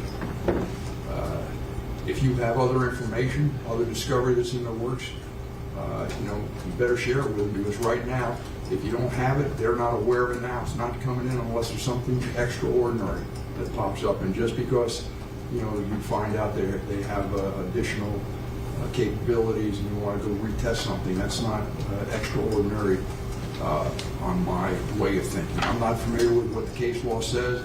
It just seems to me that this is a fundamental fairness thing. You have evidence, you need to turn it over to him. If you didn't turn it over to him, you can't use it. That's really the basic. Understood, Your Honor. And so everything has been turned over. That was the only item of which there was additional investigation done on to see if there was any other information or anything else that came out. It was reported to me that it was identical in terms of the information that was done through Gray Key versus Celebrite on that. So defense counsel is attacking the veracity of the Celebrite program on that.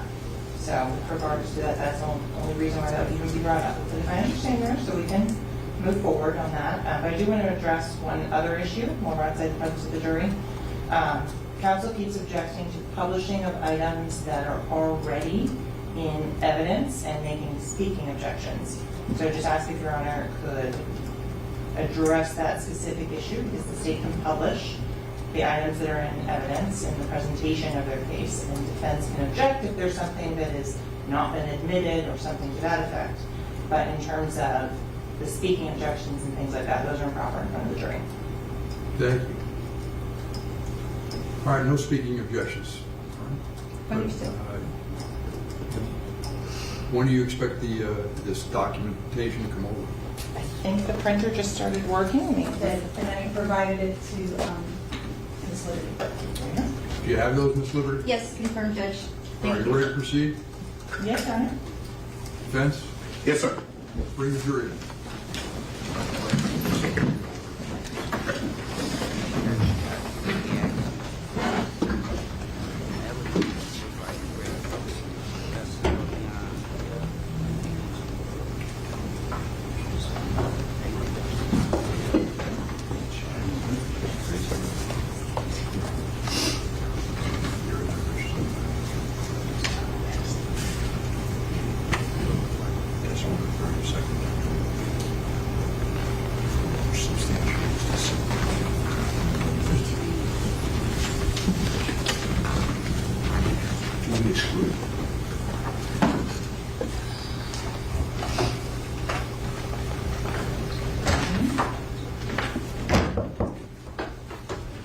Jurors entering.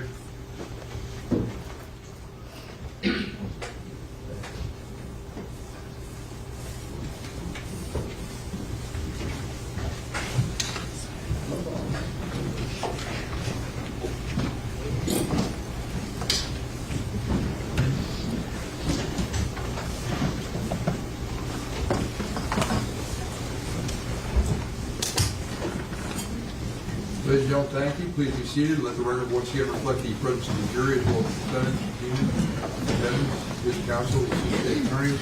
Our witness remains on the stand. Counsel, you can continue with your direct examination. Okay, so we had left off, you were talking about the red phone and the blue phone. And just to remind the ladies and gentlemen of the jury, what is the red phone number? So it is listed at the top of the slide. It is 772-713-9807. And then the blue phone number? The blue phone number is 954-248-9081. Okay, so going back, you have a little green box with the numbers 154129-11. What is that? That is the name of the tower and the sector. Okay. And the times that are listed below, what are those indicative of? So there's a time that says 3:20 a.m. in blue, and it says 3:20 a.m. in red, and that is the time from the records that the blue phone and the red phone each respectively connected to that tower. So based on what you're showing here, what can you tell us about where the blue phone and the red phone were at 3:20? So generally in the area around New Era Studios. Okay. As you're moving across the slide, what are we looking at? So we see a series of towers that the red phone and or blue phone were observed by as they move from east to west. So you see there's a line of towers generally in this area, kind of along 595, down I-75, and then the last ones at the end of the slide are the west, kind of by the intersection, a tower that's near the intersection of Pines and US 27. The tower is 63035, sector 15, at 3:57 a.m. That tower saw each of these phones.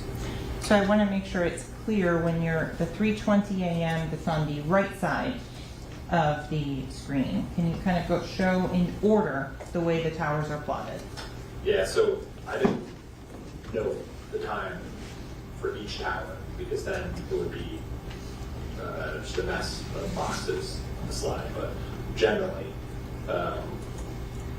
these towers in the northeast, and then sequentially or chronologically as time went on, these towers were used. This tower was used later than that tower, and this tower, and then that tower. And so as time went on, from 320 closer to 357, these towers were used.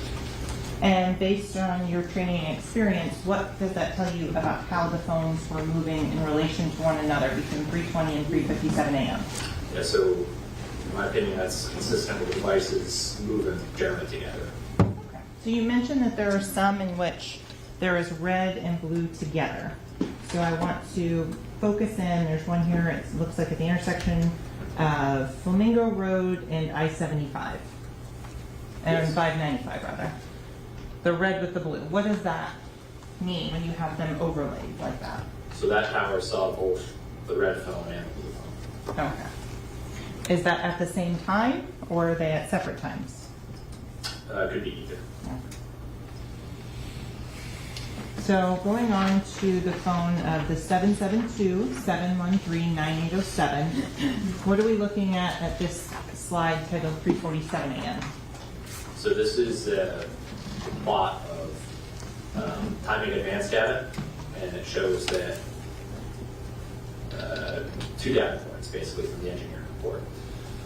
The tower 64337, sector 2, that's pointed south, recorded the red phone at two data points, one at 3:47:13 a.m., one at 3:47:24 a.m. And the measurement that I took was that phone at those times was 0.24 miles from the tower. So you said it's two different times, but it's the same measurement. How do you explain that to the ladies and gentlemen of the jury? That's just what the records recorded. Okay. And in terms of by having two data points along, are they going to be in the same exact spot? Well, it could be or it could not be. So the 0.24 miles from the tower is this red arc here. And I guess your question is the phone in the same spot or not? I don't know. Those are two data points close in time. They're separated by 11 seconds, so the phone certainly could be stationary. The phone could also be moving. For instance, at one point it could be here, and at the other point it could be there. They're both possibilities, and you can't determine for this thing. And in terms of you don't have any cameras if it's stuck at a red light or anything like that? I don't. Okay. So that was the 772-713-9807 at 3:47 a.m. Okay. Moving on to the 772-713-9807 from 3:52 to 3:53 a.m. Could you explain what you're illustrating and the data shows on this slide? Okay, so this shows two data points, both using the same tower and sector, tower 151, 685, sector 13. And the first data point is at 3:52:58 a.m. Okay. That's this arc here. That's 0.58 miles from the tower. And then 50 seconds later, at 3:53:48 a.m., the arc is 1.16 miles from the tower, this other arc. And in terms of the distance between the two arcs, what is that amount? It's a little bit over half a mile. And the time frame in between those two arcs is how long? About 50 seconds. Based on the records and that you have, can you give a information as to where that phone was along those arcs? Based on the records that I have? Yes. Based on other additional information that was provided to you, can you make a determination as to where it's more likely than not the phone was? Yes. And where is that? So the phone moved half a mile in 50 seconds. That's consistent with vehicle travel. It's too fast for a phone to run. That's 30 miles an hour. So there's a couple places that the phone could be logically. For instance, it could be going east to west on Pines. It could be going north to south on 184th. Those are both options. There's a data point that was provided to me. And that reason for this analysis was I was asked, hey, the detective recovered some video footage from Montessori Academy that he believed these devices might be in a vehicle that was seen driving by around this time. The detective asked, is the cell data consistent with these devices being in the vehicle? In my opinion, yes. The data points that we're looking at, are those the only data points that exist in this case? No, but these are the data points between 352 and 353. No. So going on to now the 772, 713, 9807, and 954, 248, 9081. The 4 a.m. to 4:03 a.m. Can you describe what information is contained here? So both phones are seen in the same tower and sector, tower 63035, sector 15, at 4 o'clock and 36 seconds. The blue phone was 1.45 miles from the tower. We have two data points on the red phone, one at 4 a.m. 54 seconds, one at 4:03 seconds. The red phone was reported being 1.5 miles from the tower and 1.45 miles from the tower. So when we're looking at here, this purple area, why is that?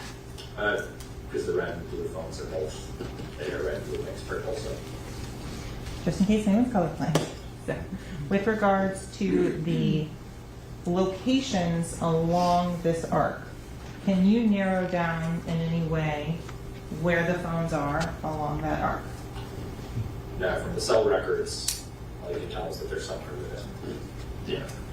And in terms of if you're looking at it in the totality of the circumstances based on the other records and information that you have, can that help and assist you in rendering an opinion as to where the phones are located? Yes. And where would that be? So, the red flag depicts the crime scene that the detectives told me about, and they asked, is it possible for these devices to have been in the crime scene? In my opinion, yes. The data is consistent. It includes devices being in the area of the crime scene at this time. Okay. So going on to the 772-713-9807 phone at 4:06 a.m. What information or data are you showing here? So this shows the red phone at 4:06:22. There's a data point where it's back on tower 63047, sector 3. It's 1.02 miles from the tower. So in this band here. Okay, and in terms of where it is along that band, can you give a more definitive answer? From the cell phone records alone, no. The reason for this slide, this analysis, was because the detective had video footage from Montessori Academy again at a certain time. Objection, Your Honor, hearsay. Sorry, repeat your question. So based on these records, can you say where the phone was along that band? And your objection is it calls for hearsay? That wasn't the same question, Judge. Thank you. Proceed. You can answer the question. So based on these records, can you say where along the band it was? No. Was other physical evidence provided for you to review? I don't think I saw physical evidence, no. Okay. So going on to the next slide, the 772-713-9807 and 954-248-9081. If you can explain what we're looking at on this particular slide. So this is a series of data points on 3 different hours for both the red and blue phone between 4:17 and 4:23. We're starting back on the left side of the slide. where 417.43, the blue phone, is 1.21 miles from this tower. Shortly after that, at 4:18:02 a.m., the red phone is 0.87 miles from the tower. Shortly after that, 4:20:50 a.m., the blue phone is 1.02 miles from this tower. Then after that, at 4:23:22 and 4:23:55 a.m., the red phone is 0.29 miles and then 0.68 miles from this tower. Okay, and in terms of what can you tell about how the phones are related in distance from one another based on this slide? Distance from one another. Well, both phones moved north and then east. We know that the blue phone and the red phone are both over here, and now they're over here at the end of the period. Can you have an opinion as to whether or not they separated during this time frame? During this time frame? Yes, 4:17 to 4:23.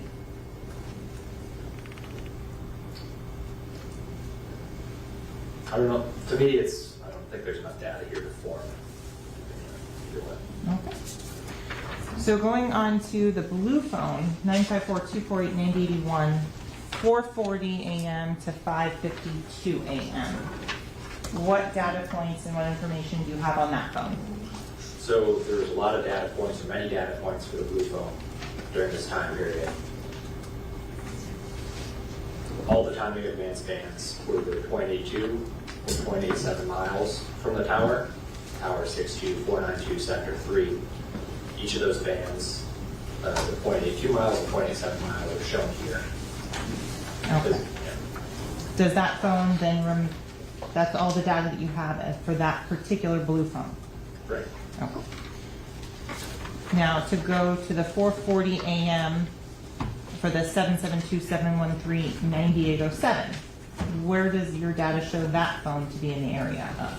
So at 4:40 a.m., at this point, the phones are clearly separate. At 4:40 a.m., we have two different types of data points that were plotted here. At 4:40:31, we have the timing advance data, which shows that the phone is 0.58 miles from this tower. And then at 4:40:34 a.m., the red phone makes an outgoing call using that cell site, so that tower in Sector 62407, Sector 12. Okay, and the outgoing phone call that is made, is that identified from the records? Yes. And what? Is it just me? Or are y'all a little bit confused? Because Melly never denied being at the scene. So I'm just confused.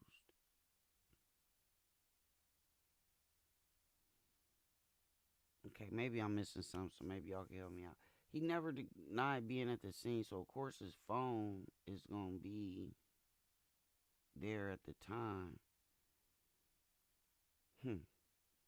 Or maybe they just trying to see how long, because, you know, part of the story is that he supposedly, allegedly, committed the crime and rode around with them in the car for a long time before going to the hospital. I don't know. I just was wondering, was it just me or was I confused? But okay, let's back to it. What is that? Sorry. That is a call, outgoing call to phone number 954-376-9158. Okay. Does the red phone ever coincide again with the blue phone on the same arc that covers the hospital? No.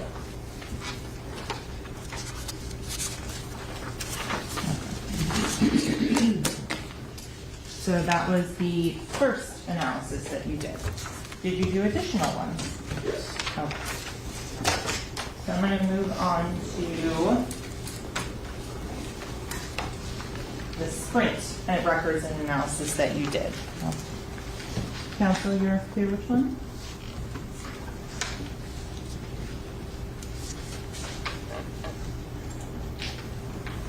So with the Sprint records that you were given, did you have the same measurement or distance data for those phones? No, we had a similar report, which is the time in advance. Sprint calls it per call measurement data report. It's formatted differently. It's a different network, it's a different company, but it has generally the same types of information contained in the report. Okay. If there was going to be a distance in this report, where would it be shown?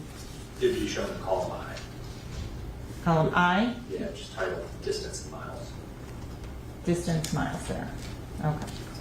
And to be clear, we're looking at the records here for 954-371-7895. Did Sprint provide the distance for column I at any point between 3 a.m. and 3:57 a.m.? Sorry, that's column 163.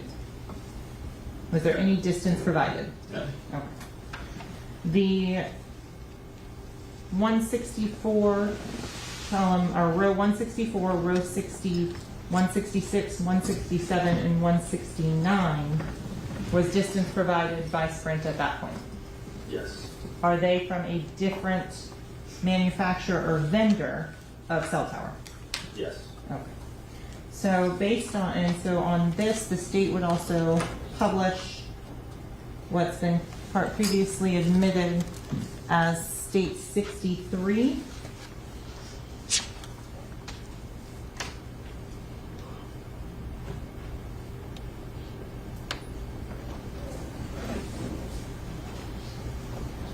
And for the record, that is the 2018-221418-6155597 customer service management screen of Chris Thomas.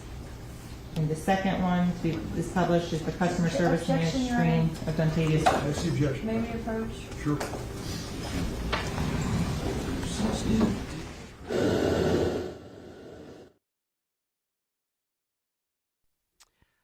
Alright, so we got an objection, quick sidebar.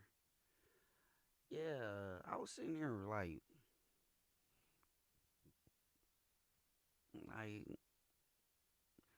only thing I could figure is they're gonna try to show that maybe what he said he did after the incident took place doesn't match up with the evidence. Because you got to remember a lot of times, and I don't know in this case if he lawyered up right away. On a quick side note, I think it was yesterday or the day before, a video was leaked of YNW Melly in 2015 at the age of 16, I believe. And so now also publishing Snitching. the Cooperate. 2018-221418-6155640 I don't know. records that have been previously admitted into Sprint and previously admitted as part of State 63. Special Agent Collins, the number that you're looking at here on the screen, 772-713-2341. Did you do analysis for those records? Yes. Okay. And again, for the record, publishing the subscriber information previously admitted as State 63 for Chris Thomas. Going down to the next phone number, did you do a cellular analysis for the phone number 954-371-7895? Yes. And for the record, publishing what's been previously admitted as State 63 with an identified subscriber of Dontavius Withers. Okay. On the Sprint records, do you do substantially the same type of analysis that we talked about on the true call data analysis? Yes. Okay. And would you use the same information to illustrate cell sites and cell sectors and Yes. towers?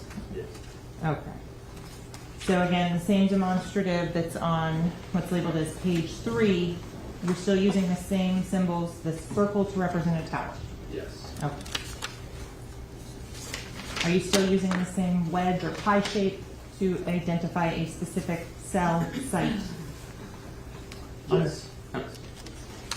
As to the next image that we're looking at, what does this show? This shows the Sprint network in South Florida in the time of October 2008. Does this fairly and accurately depict how the cell towers for Sprint were situated in October of 2018? Yes. And we had previously discussed the locations of interest. Are those the same as in the previous analysis that you did? Yes. Why don't you put these all on one giant map together? All the phones? Yes. Well, one, it would be a lot of phones. It could be like to look at. And then, so that was one of the reasons why. So going over the 727132341, the green phone on this, and 954-371-7895. Can you explain what we're looking at of this October 26, 3:22 to 3:43 a.m.? So, much like the red and the blue phone, this shows that the green and the purple phone both use towers or seen by towers in the Fort Lauderdale area near the flag with the NE unit. Represents New Era Studios. At 3:22 a.m., the purple tower is seen by Sprint Tower 168845. And then at 3:23 a.m., the green phone by a different tower, 325-911. Okay. And in terms of, to go back to the 772-713-9807 and 248-9081, you're showing the same or similar time frames? Yes. Oh. Do the phones, the green and the purple phone, move consistently together during this time frame? During this time frame, yes. Okay. And how can you say that? The towers, again, advancing chronology, consistent with the phones moving together, generally south, moving west, and then south again. They were hitting the same towers similar times through this point.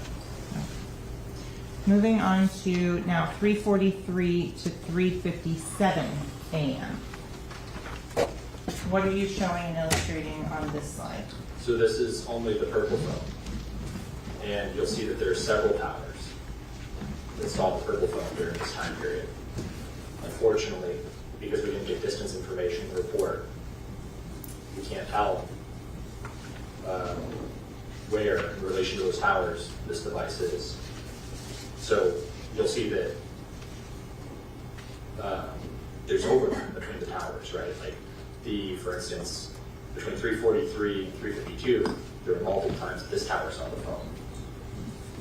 But during that time period, this tower also saw the phone at 348. During that time period, this tower also saw the phone at 349. 350, this tower saw it. So we have multiple towers from all different locations where the antennas are generally pointing that direction that saw the phone, but we don't have distance information. Are there any phone calls or anything that would indicate that the phone used one of those towers as the clearest, strongest signal to make a phone call? No. Then going on to the 772-713-2341. Is this using some of the same towers? Some of them. Okay, and if we can just kind of go back and forth a little bit to explain to the ladies and gentlemen of the jury which ones are the same and which ones are different. Sure. So I believe all three of these are the same, but the purple ones, or the purple phone, had multiple other towers that were used. Okay. To look at tower 336234-3. I'm trying to overlay them as, are they using the same antenna on that tower? No. Okay. Is this consistent with the phones being together? No, in my opinion, this shows that the phones were separated. So, and then in terms of the final analysis at 3:49 a.m., if you could, for the 772-713-2341 tower, if you could identify that on this exhibit, which is page 9. The tower that recorded the phone at 3:49? Yes. This one in the center, tower 336-0972. Okay. And then in terms of the final tower, the 3:57 a.m., if you could identify that one. That's the western edge of the map area, tower 336-234, sector 3. So going on to the third analysis you did in this case.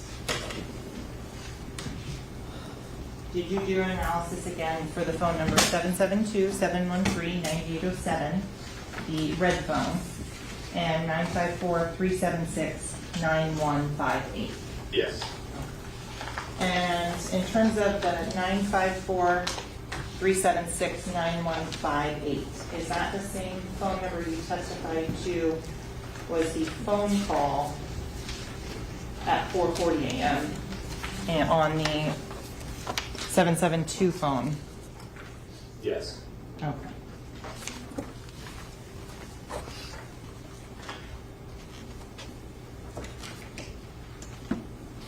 So going on to those, do you again use the same information to depict timing advance and cell sites and everything of that nature?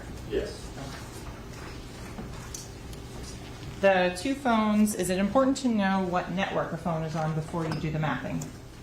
Yes. Okay. Were both of these phones on the same network? Yes. On this particular one, what network were both phones on? T-Mobile. Okay, so back to the red phone. I know these, again, fairly and accurately depict the location of the T-Mobile towers of October of 2018. Yes. Same locations of interest, or is there an additional one on this particular item? There's an additional one. And what item or additional location is on this map that is different from the others? The Toscana Apartments, 5700 Toscana Lane, Margate, Florida. It's shown on the map with an orange flag with a white letter T on it. And if you could just circle it so it's clear to the gentleman's jury where that's at. Here's on the map. Here's the actual location. Everything else remains the same? Yes. Okay. So on the 954-376-9158, the kind of turquoise phone, what information are you showing from 1:08 a.m. to 8:23 a.m.? So this is information from the call detail records, not engineering data. This is calls and texts. And it shows that between 1:08 a.m. and 8:23 a.m., there are several calls and texts that the phone, to and from the phone, using two different sectors of the same tower, shown here with two different wedges. And so based on your training experience, do you have an opinion as to where that phone was from 1:08 to 8:23 a.m.? Yeah, so generally in the area of Toscana Apartments. Moving on to October 26, 2018, from 12:01 p.m. to 12:12 p.m. on this turquoise phone, the 954-376-9158. What information are you mapping here? So here we're showing both the engineering data, the time in advance information, as well as information from the call detail records. So first, 12:01 and 12:02. The phone, turquoise phone, is in these two bands here. First, this one that's a little closer to the tower, it's 0.63 miles away, and then the second band is 0.73 miles from the tower. During that time period, also at 12:01:39, the turquoise phone places an outgoing call to the red phone, 9807. So then the next time frame that you're mapping on this location is what? It's 12:05 when the time in advance measurement that's recorded is 1.02 miles from this tower, south of it. Okay. Going on to 12:06:07 to 12:12:37. So during that time frame, there's measurements from two different sectors of the same tower. So we see on the one hand that there's arcs here that are either 1.45 and 1.5 miles from the tower. Okay. But also during that time period, we have measurements from a different side of that tower. They're 1.5 and 1.55 miles from the tower. Okay, and in terms of the location, is there anything you can say with specificity as to where that phone was at 12:07? No, I mean, I think that I would generally look for the phone to be someplace where the arcs are overlaid, or an area where it would be seen by both sectors, but no, you can't in isolation do it. Do the cell phone towers overlap in their sectors? Yes, they do. Oh.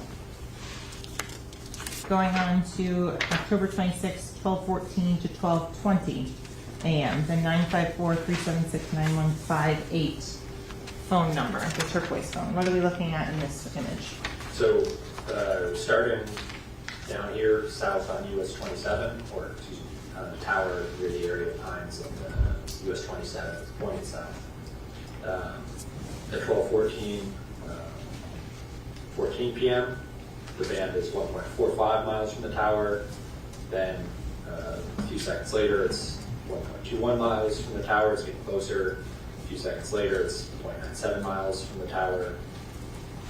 And then 0.48 miles from the tower. Then it's in this band on a different sector, but perhaps still closer to the tower, traveling in the same direction, 0.60 miles. And then to the north, 1.1 and 1.6 miles from the tower. And so in terms of the north to south distance of each of these bands, how wide are they? If we're looking at the north to south, aspect between here and here, what type of, remind me, what, is this still on a 4G phone? Yes, yeah. So each of those arcs is still 78 meters deep. Okay. Based on the multiple locations that you have, do you have an opinion as to how that phone or handset was traveling? Yeah, I think the data is consistent with the phone traveling south and north during that time. Okay. Now going on to the 772-713-9807 between 12:01 and 12:12 p.m. on October 26, 2018. What are you illustrating with this particular image? So at 12:01, first there's an incoming call from the turquoise phone 9158, and then at 12:01, the red phone is in this band, 0.92 miles from the tower. At 12:03, it's 0.68 miles from the tower. At 12:05, it's 0.92 miles from the tower. And then 12:07 to 12:12, it's 1.55 miles from the tower. Okay, and just to flip back again to the 12:01 to 12:12 for the 954-376-9158. In terms of, can you make any opinions as to where these two phones were located in relation to one another during these time frames? So they're in the same general geographic area for sure. Right? They're both on the same tower at the same time, near Pines and US 27. There's areas where there's times when their bands are approximately the same, and there's times where they're different as well. Okay. Can you make any sort of opinion that they were in the same vehicle? No. Going on to the 772-713-9807 phone from October 26, 2018, from 12:14 p.m. to 12:21 p.m. What data are you illustrating in this particular slide? So the first data point, 12:14:47, is this band here. It's 1.02 miles from this tower. The next one, 12:16:28, is this band here, 0.92 miles from the tower. Then continuing on in time, at 12:18:08, p.m., the red phone's in this band, 0.92 miles from the tower. And then at 12:18:28, 0.68 miles from the tower. And then finally at 12:21:17, it's 0.29 miles from this tower. And in terms of that was the end of the mapping and cellular analysis that you were asked to do in this case. Yes. Do all of the maps fairly and accurately represent your testimony that you just gave? Yes. In terms of, we talked a little bit about cell phone signal and things like that. Does being in a parking garage or being at elevation change your analysis of where the phones would be? Being a part of the elevation change. I mean, I don't think so. No. If there was something that was a red flag in the data, what do you do to catch that? Well, if I see a red flag for whatever reason, something that doesn't make sense, I'm going to look at it much more closely. I'm trying to figure out, okay, what is the issue? Is there an issue? And, yeah. Was there any such information or issues that in the records that you looked at in this case? No. Can you ever say why a phone picks a particular tower or doesn't pick a different one? Yes. So if we're talking about making a call or sending a text, and then from the call detail records, the phone picks the tower based on its readings of signal strength and signal quality. The phone always picks the tower with the clearest strongest signal. If we're talking about the engineering data, what the network sees, why the network reports the distance measurement from one tower instead of another, no, I don't know why. In terms of, can you tell whether or not a specific tower was working on the evening in question?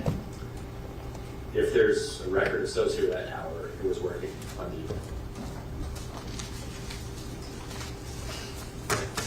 There's other mapping software that's available. Does the FBI use a specific mapping software when doing this?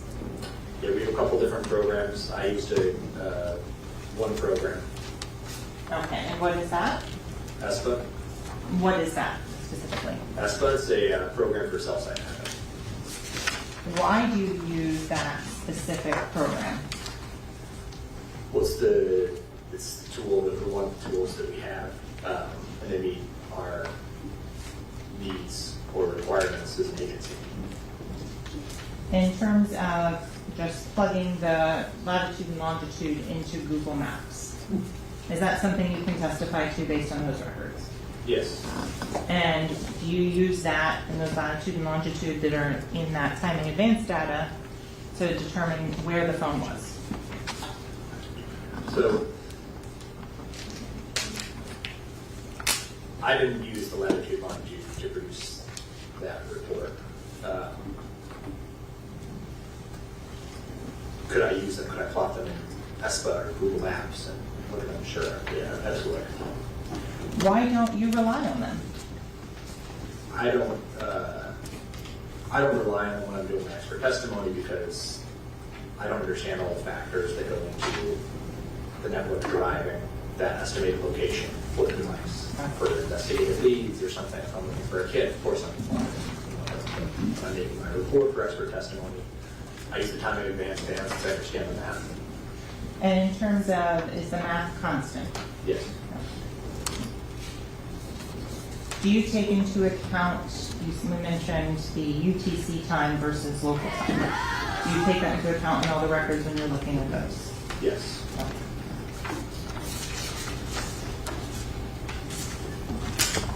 Does the power of the antenna or cell site affect your analysis on the speed of light and the distance from the tower for each cell phone? No.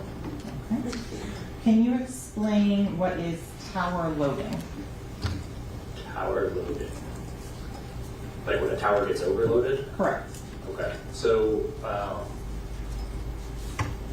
towers have, finite capacity. There's, not unlimited network resources for a phone company. So generally, they're you're able to make calls or text whenever you want, right? Like towers generally don't get overloaded, but it is possible for towers to get overloaded. So the way you'd see that, I guess, would be one, if you're trying to make a call.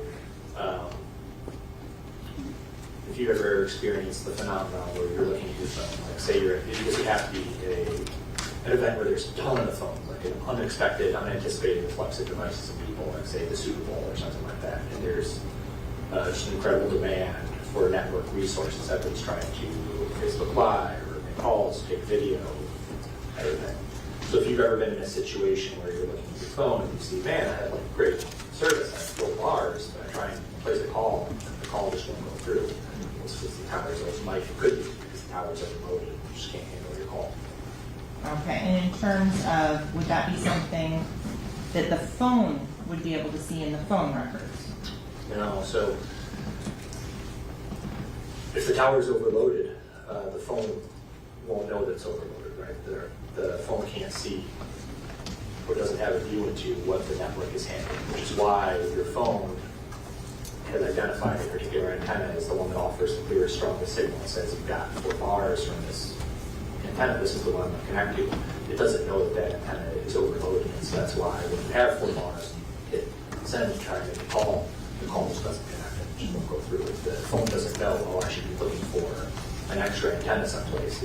All it knows is that's my antenna.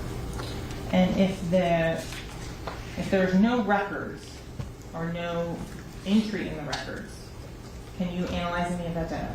No, obviously I only am able to analyze the data that I have data points for.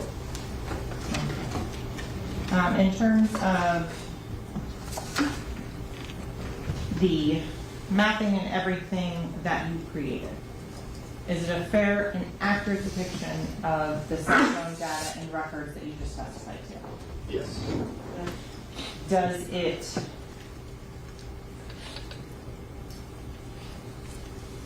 in terms of as you're creating it, are you creating it as an expert in cell phone data and mapping?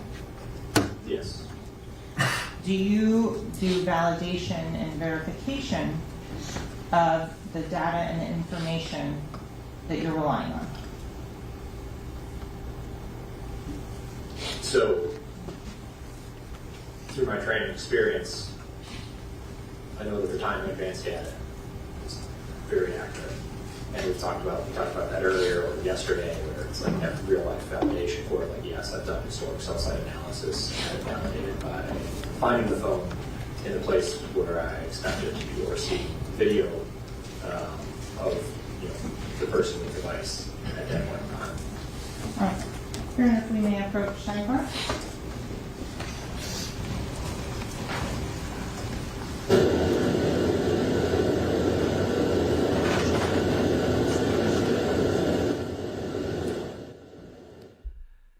So, that's what we on, y'all. This what's going on. Same basic testimony that we had yesterday about cell phone and cell phone usage. So, hopefully, hey, salute to all my one loves in the building. Make sure y'all hit that subscription, notifications bell if you haven't already. Break, so we're going to take a short recess. Do not discuss the case, not form any opinion about the case, don't allow anyone to discuss the case for presence or research. Just leave your notepad on your chair. We'll be back with you shortly. Thank you.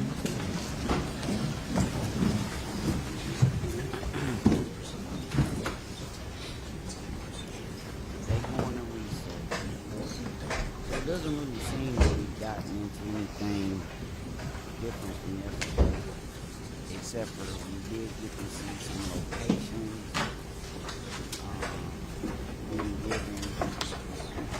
So that's a Thank you. Let the record reflect the jury step down. Counsel remain. All with the defendant. And yes, counsel, I'm sorry. I just figured it was easier if we just let the jury go. Understood. Makes sense. Your Honor, may we have this discussion just in case there needs to be some supplementation? testimony outside the presence of the Sure. You can step outside. Yes. Thank you, sir. Today, I don't know if today's his birthday I was on. Out of it.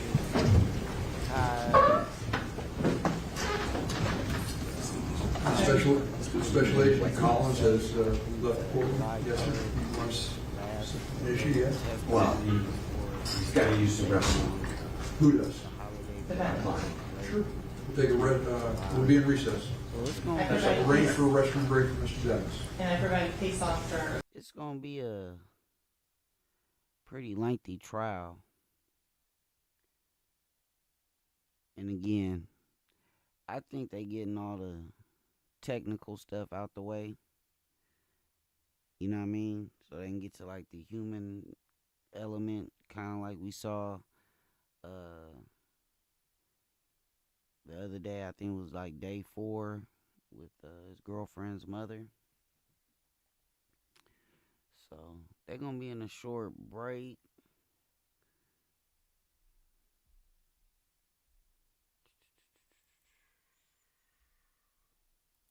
It's time to look in the mirror and ask ourselves, what are we doing to create change?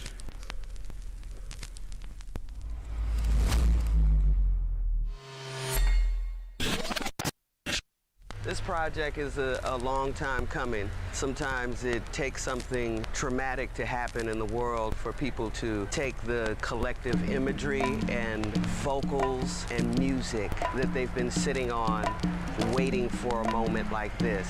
So trust that this project is a reaction to it all. I see a little of you and me. I see a little of me and you. When I rock, it's my perspective. When I get down, I hope you see a reflection. I see a little of you and me. I see a little of me and you. When I rock, it's my perspective. When I get down, I hope you see a reflection. Deal with the logical, don't do probable. Maximum stress, pulling dreads from their follicles. Let's get to the root, like Kobe get to the hoop. Can't breathe, hands up, officer, please don't shoot. Street kings ride and loot till they sending the troops. Ever seen a pig walk, abundance of proof? Not guilty, same routine. Murder my folks, slide in and they cleaning the scenes. Power struggles, yeah, devour hustles. Killing our own, diminishing numbers and giving cowards muscle. Thinking less of me because of ancestry. How can that be when I come from royalty? Caught watching the sideshow with a blindfold. Voice moving continents from my time zone. Bypass the glitz, glamour, and rhinestone. Prefer to drop rhymes and leave your mind blown. Yeah. I see a little of you and me. I see a little of me and you. When I rock, it's my perspective. When I get down, I hope you see a reflection. I see a little of you and me. I see a little of me and you. When I rock, it's my perspective. When I get down, I hope you see a reflection. Jealousy bred from who's not following. Don't stand up, can't get mad at what you're swallowing. Government issue, and they sending out hollowings. Defenseless, let's call it forced martyrdom. Choice of a rapist for president. Brothers killed over cigarettes. Roof killed 9, they asking is it dinner yet? Negative images flooding over internets. Got melanin, so I guess I've been a threat.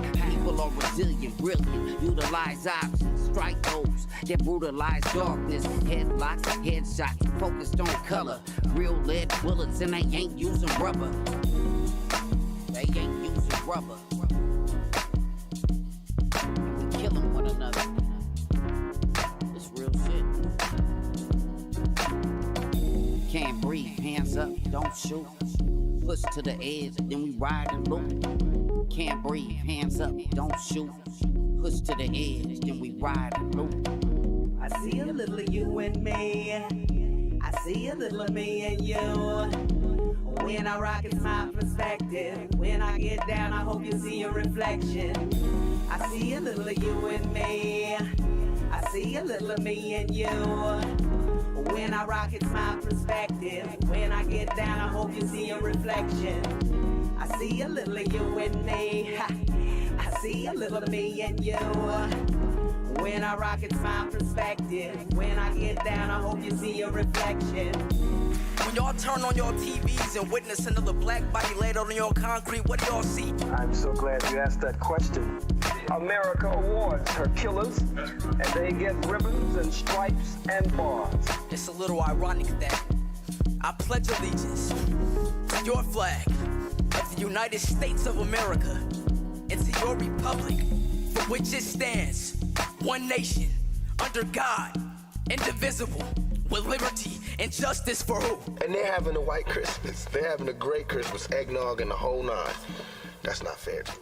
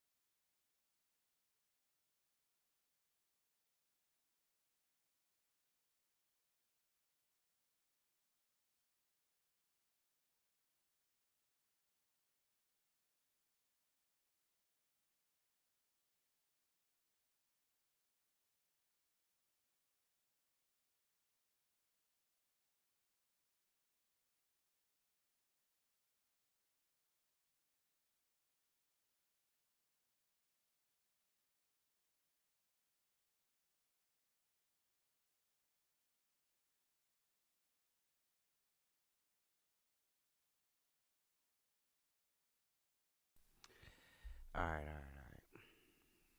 You know, little music intermission. Let me see who's on here. Jump in the Discord, y'all.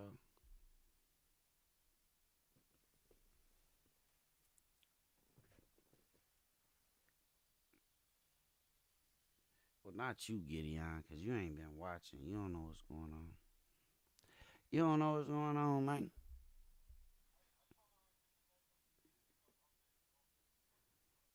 Oh, you watching this trial in the Netherlands? Let me find out.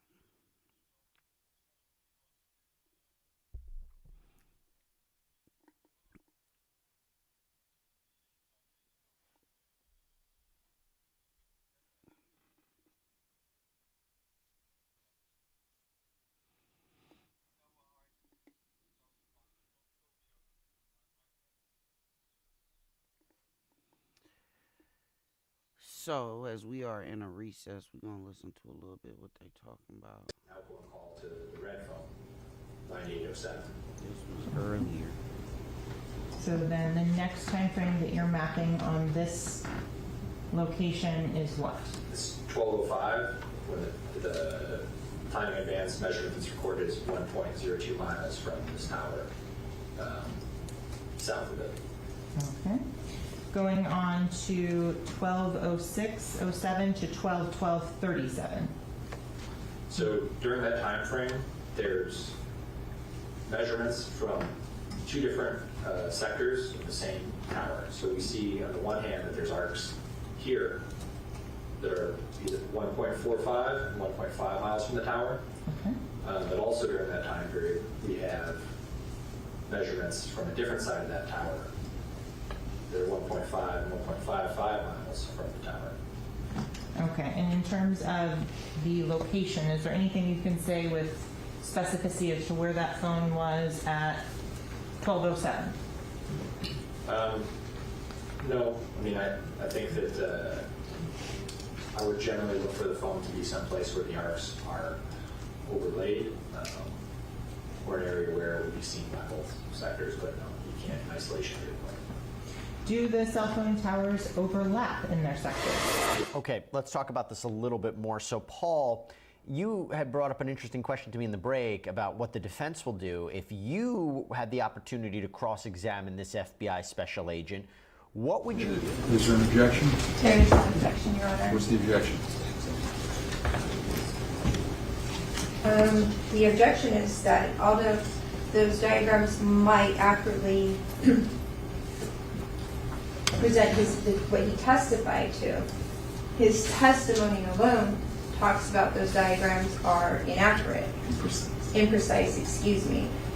Specifically, he stated in his testimony that there is a margin of error If you look at those diagrams, it appears that the phones are traveling together. It looks like they're at the same location. But if you listen to what his testimony says, one, there's a margin of error.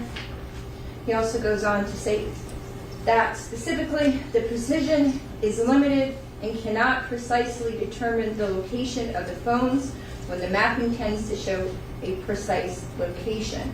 The maps alone contradict his testimony. Furthermore, these charts tend to place the phones together. As you heard the testimony, it looks like they're overlapping. However, he also testified that even though it shows that the phones are together, there's this band that the phone could be on this end of the band, or the other phone could be on this end of the band. And I believe that precision is over miles. I would state that it's misleading and highly prejudicial to a jury to be admitted. And I would also remind the court, I thought we had addressed this yesterday, and you stated that his reports were not going to be coming in. And she does bring up the 403 on the test. If I look at this case law that she goes through, prong 4 is not met, stating pursuant to section 90.403 Florida statutes, the evidence, although technically relevant, must not present a substantial danger of unfair prejudice that outweighs its probative value. And that's exactly what these demonstrative charts are doing. Thank you. Anything else from the defense? No, Judge. Anything else from the state? Just relying on the case law. Thank you. Counsel, it appears to me that, we talked the other day about the report per se not coming into evidence. Counsel just wanted, my understanding, to admit it wholesale, and I said I didn't think that was appropriate, and I sustained the objection to put that in there. But that's different from the maps and things like that. It appears to me that it meets all the criteria as stated in the case that counsel provided here, and the witness identified it, he spoke about it, he explained it, and I don't disagree with you that he said it's not a, there are some variances in it, and that's been brought out in direct examination. I'm sure you're going to bring it out in cross-examination as well. I don't believe there's any 403 analysis that's not some type of unfair prejudice, substantial chance of unfair prejudice or anything along those lines. This is exactly what he testified to. So I didn't admit it. Objection notice overruled. These are items QQQ, RRR, and SS still be admitted. All right. You ready to proceed? Yes, sir. All right, bring the witness back in. Let's get the jury in.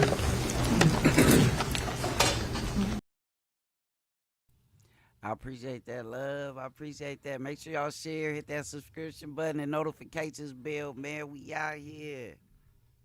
We run a town.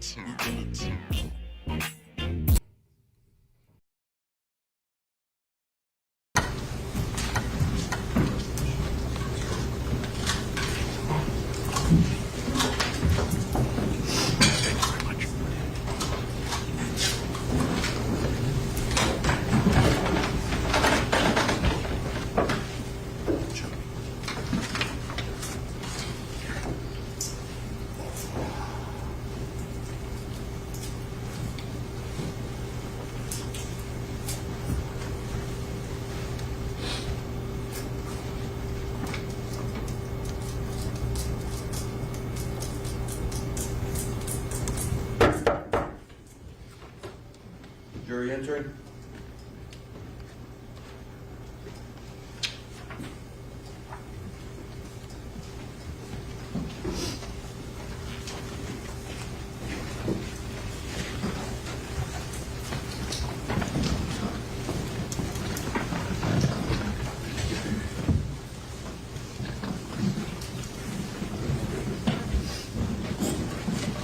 Ladies and gentlemen, thank you. Please be seated. Let the record once again reflect the acquittal of the defendant.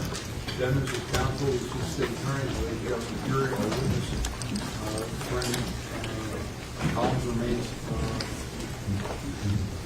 on the stand. Ladies and gentlemen, outside the present, the state offered items QQQ, RRR, and SSS. Is that correct? Yes, Your Honor. All right, and they were admitted in evidence. What's the States QQQ will be 65, states RRR will be 66, and states SSS will be 67. Thank you.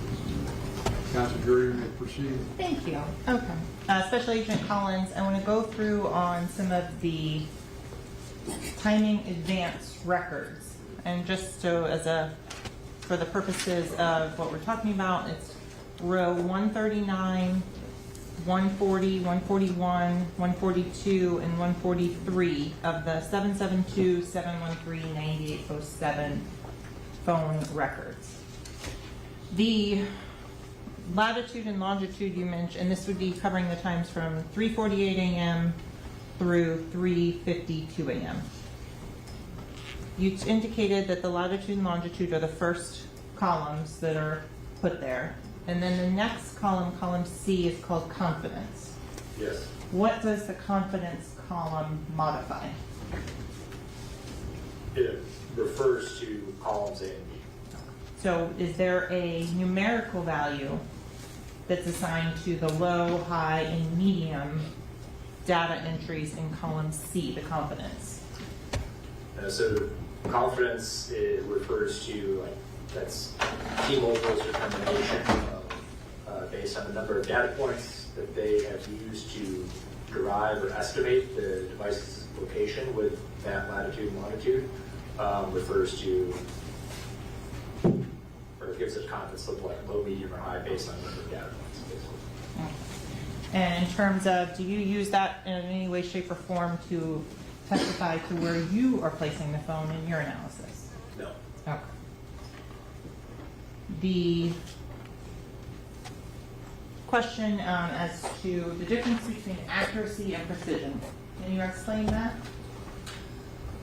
Sure. So precise, I guess, would be much more narrow. In other words, the latitude and longitude, what we were talking about, like that is incredibly precise. That refers to like a particular point on Earth.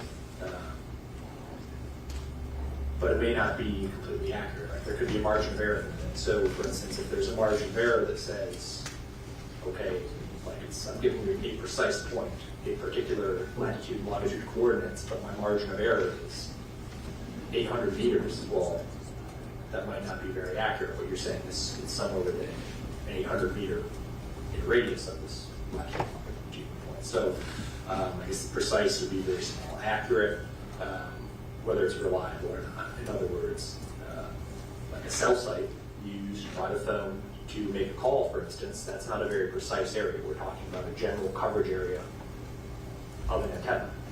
But it's completely accurate. Like, there's no denying that is the cell site that the phone saw as the cell sector that gave it the clearest, strongest signal. So it's very, very accurate, but it's not very precise. It's the size of the coverage area. Okay. And so last but not least, the state would just be publishing part of State 64.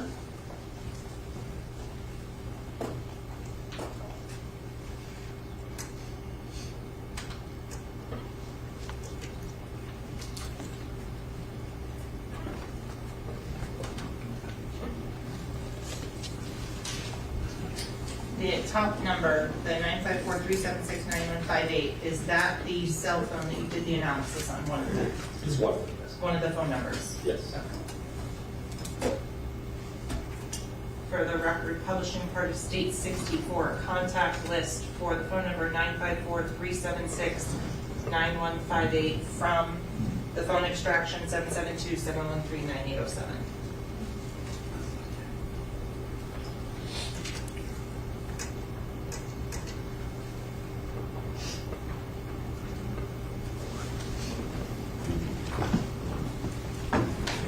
No further questions of this witness, Your Honor. Thank you. Counsel, you have any cross-examination? I do have a cross-examination, Judge. But if you remember before court, I had asked that we take a break before. Oh, yes. That's it. Why don't you come sideways? It's no time.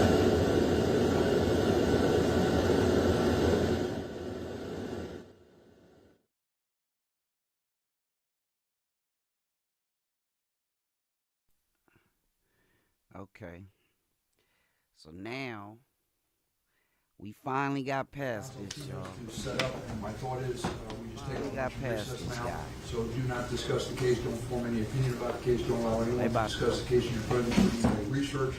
It's now looks like 5 to 12. So how about if we see everybody back here? 1:15. All right. Does that give you enough time? Yep. All right. 1:15 to lunch. Remember, don't discuss the case. No research. Just leave your notepads on your chair.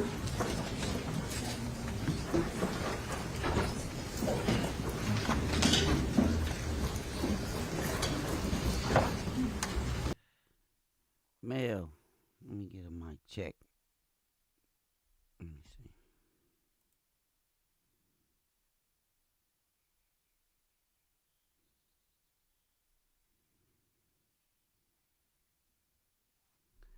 Let me turn this on mute.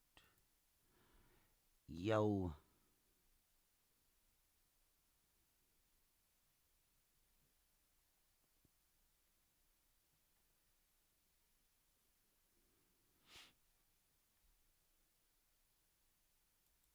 Mm-mm-mm.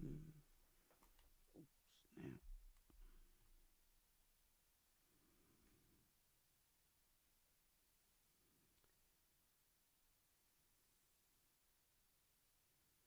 I think the defense did a good job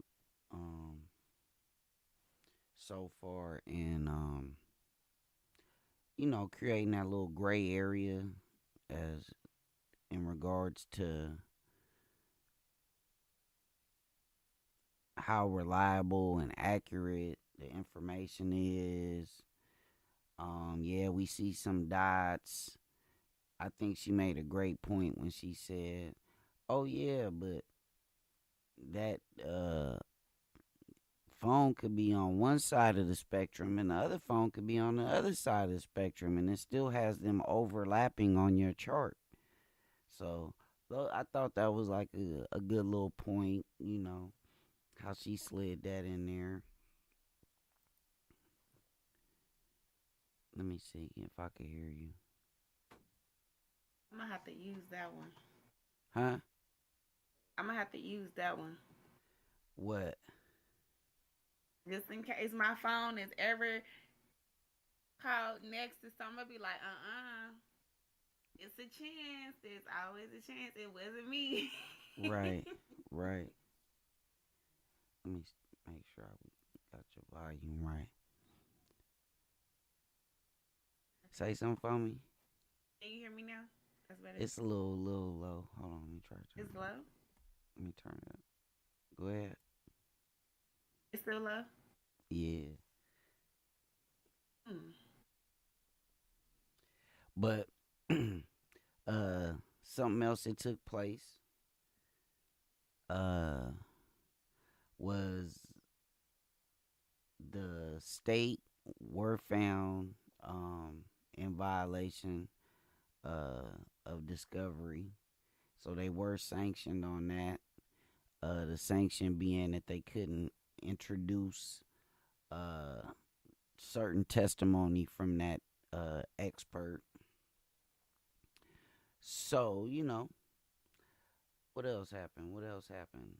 According to some of these polls I've been watching, about 78% of people feel like YNW Melly, Jamell Demons, will be found not guilty. 78%. I mean, thank you for the blessings. I appreciate y'all.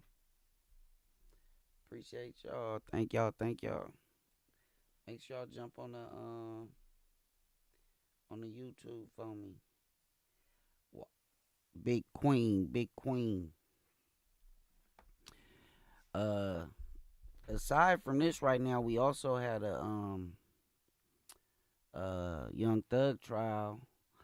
Is right on the heels of this. So, I mean, some big legal battles that are going on.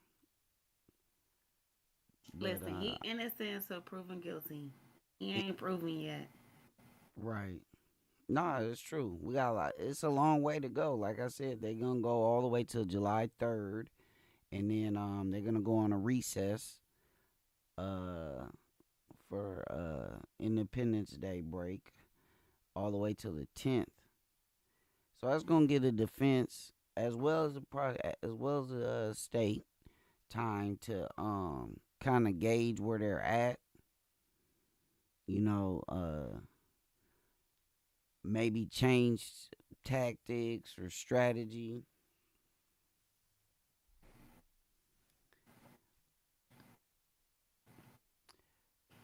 Yeah, it's interesting, but like I said, right now we still into this little technical stuff, and I just wonder what the jury is thinking. Like, I don't think at any point, let me make sure I don't think at any point Jamell Demons takes the stand.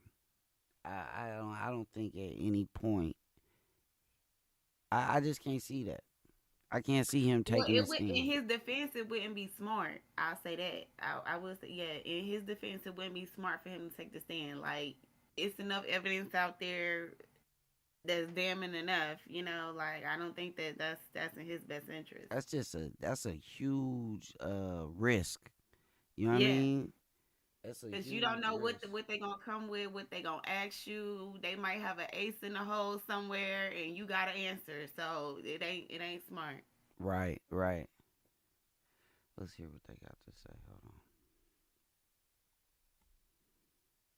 on. On trial for the murders of his two friends, YNW Juvie, YNW Sack Chaser, back in October of 2018. Keep your questions coming to us on TikTok, Twitter, Instagram, all the platforms on social media, YouTube, of course, and we'll get to as many of them as we can during this lunch break. And this morning, it's all been about cell phone testimony. First off, let's check in with Terry Austin, who is at the courthouse in Broward County. She is covering the case for us with the very latest on what's gone on in court today. Terry, bring us up to speed. Well, it's been a very interesting morning for certain. Judge Murphy has been at times a little irate at the prosecution, and he actually ordered the prosecution to make copies of reports that the defense had not received to date. Technically, the discovery should be over by now, but these reports were not completely given to the defense, and so the judge said you must do that. We took a long break and those copies were given. We have on the stand still FBI Special Agent Collins, and he is testifying about the cell phone data and the information that was downloaded. So he's talking about all of the various different phones, where they were located. He did put several of those phones at the scene of the crime. So his testimony is going to continue for probably the rest of this afternoon. I would say that the jury is extremely attentive. They want to know what is going on with this data. He actually is the first witness who is analyzing the data. So I think it's very interesting for that jury to see what is going on in the crime scene. I don't often hear, Terry, I feel like sometimes judges are pretty lenient during trial, but he said this is a discovery violation.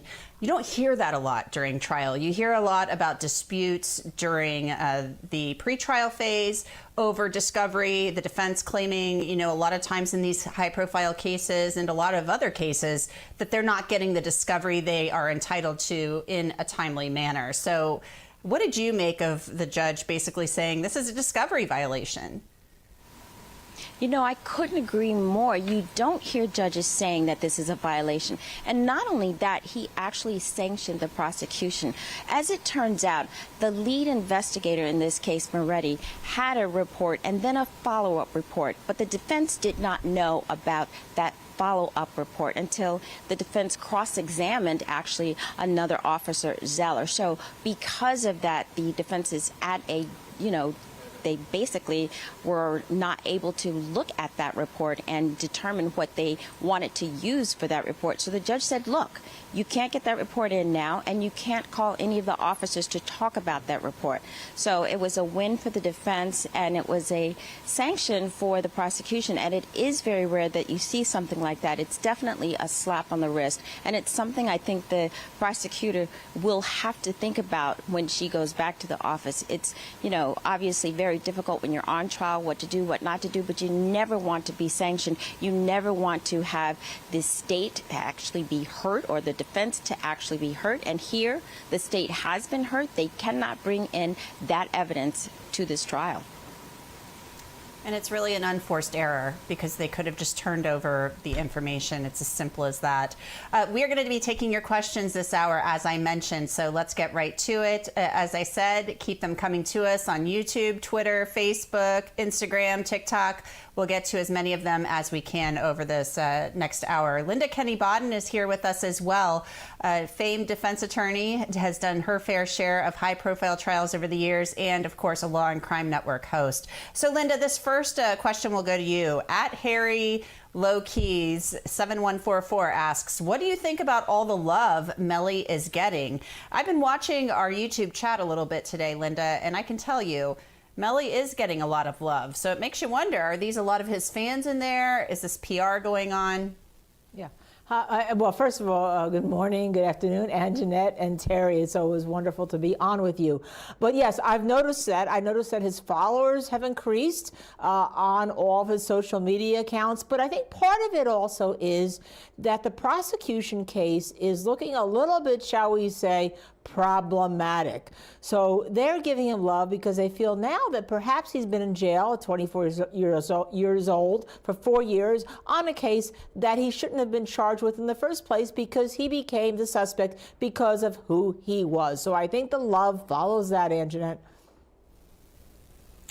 Yeah, it seems like his followers, he's got a fair share, a lot of people going on in there, a lot of fans, a lot of supporters, whatnot. Terry, what is the vibe like in the courtroom today, I guess? I'm wondering from you right off the bat. You know, we kind of touched on this earlier with the jury looking engaged and everything, but among the victims' families and Melly's family, does there seem to be any tension right now? Well, I would say that most of the tension right now is coming from the defense and the prosecutorial teams. They are really bickering about the evidence, and right now, as I mentioned before, I think the defense has the upper hand.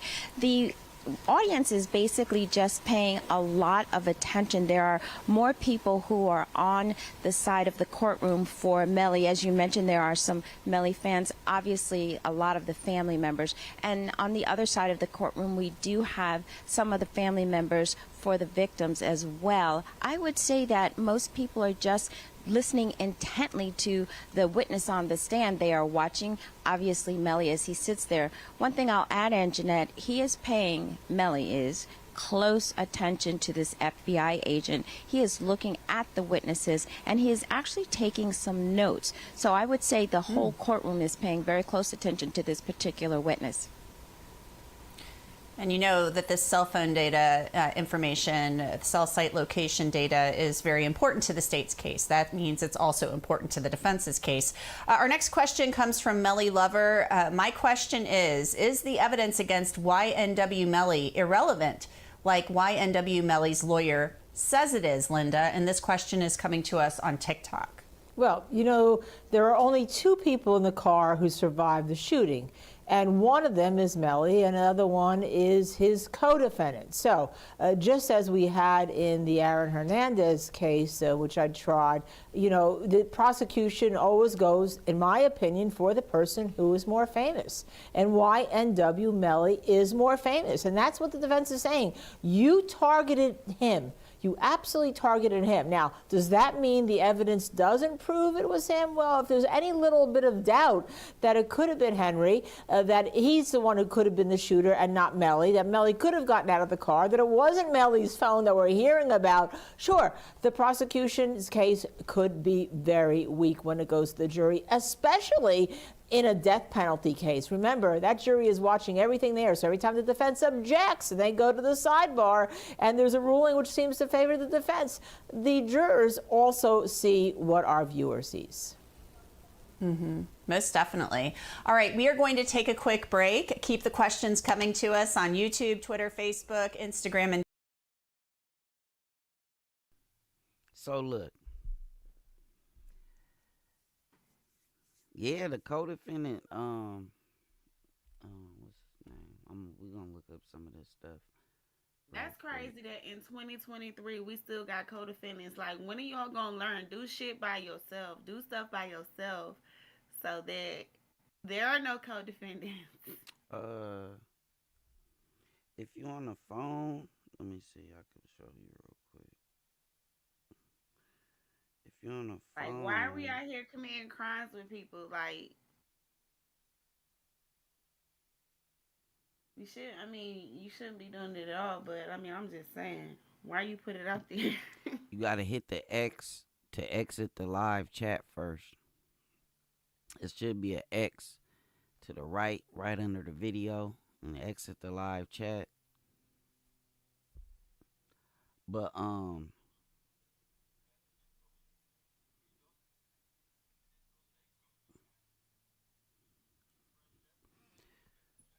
so this is, hold on, let me see. I mean, because it goes back to, like, even if he never takes the stand, like, it's still a risk because of his co-defendant. Like, he may get a deal just to say something, but as if you didn't have one, there's nobody to ask or talk to.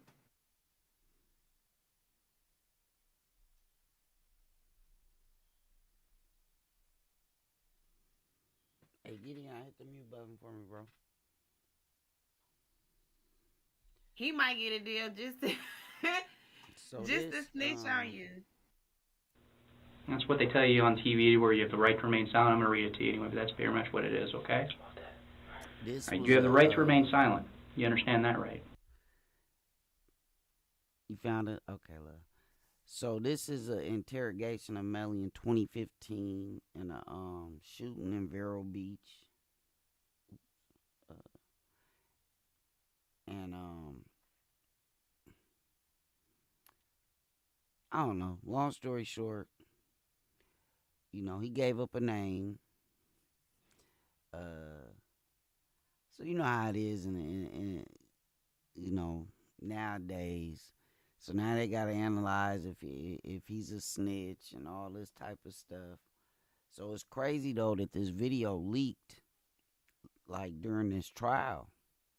This is an interrogation from 2015. You know what I mean? He was 16 at the time. And I did watch a certain part, because at first he wasn't very cooperative, and then as they, kept working on him,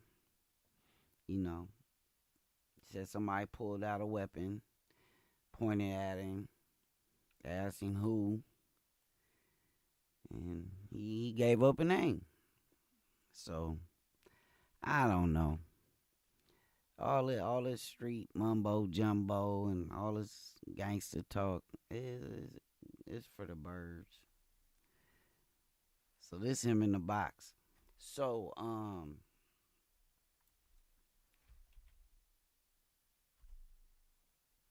this is let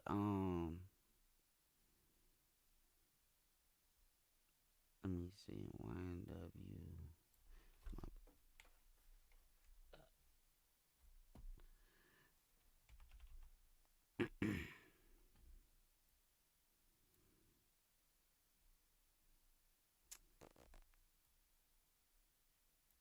Audio. Let's try.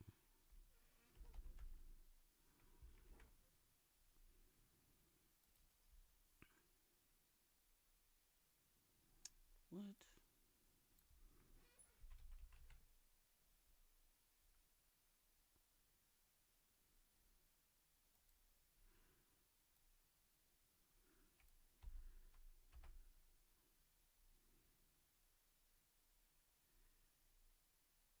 Okay, no. Well, anyway, this is co-defendant right here.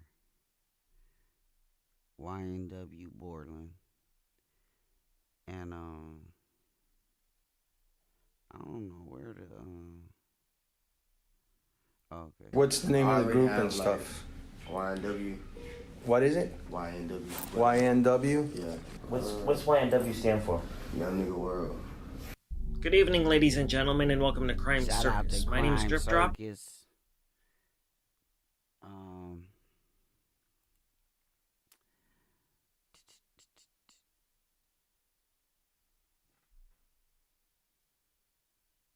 He look kind of scared though. Who, dude from Crime Circus? Yeah, it's co-defendant. He looks. The co-defendant. Yeah.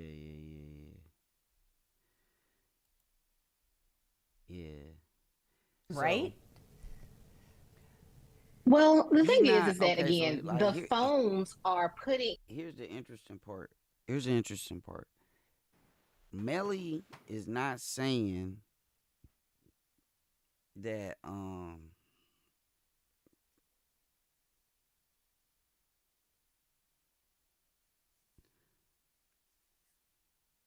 YO. I don't know.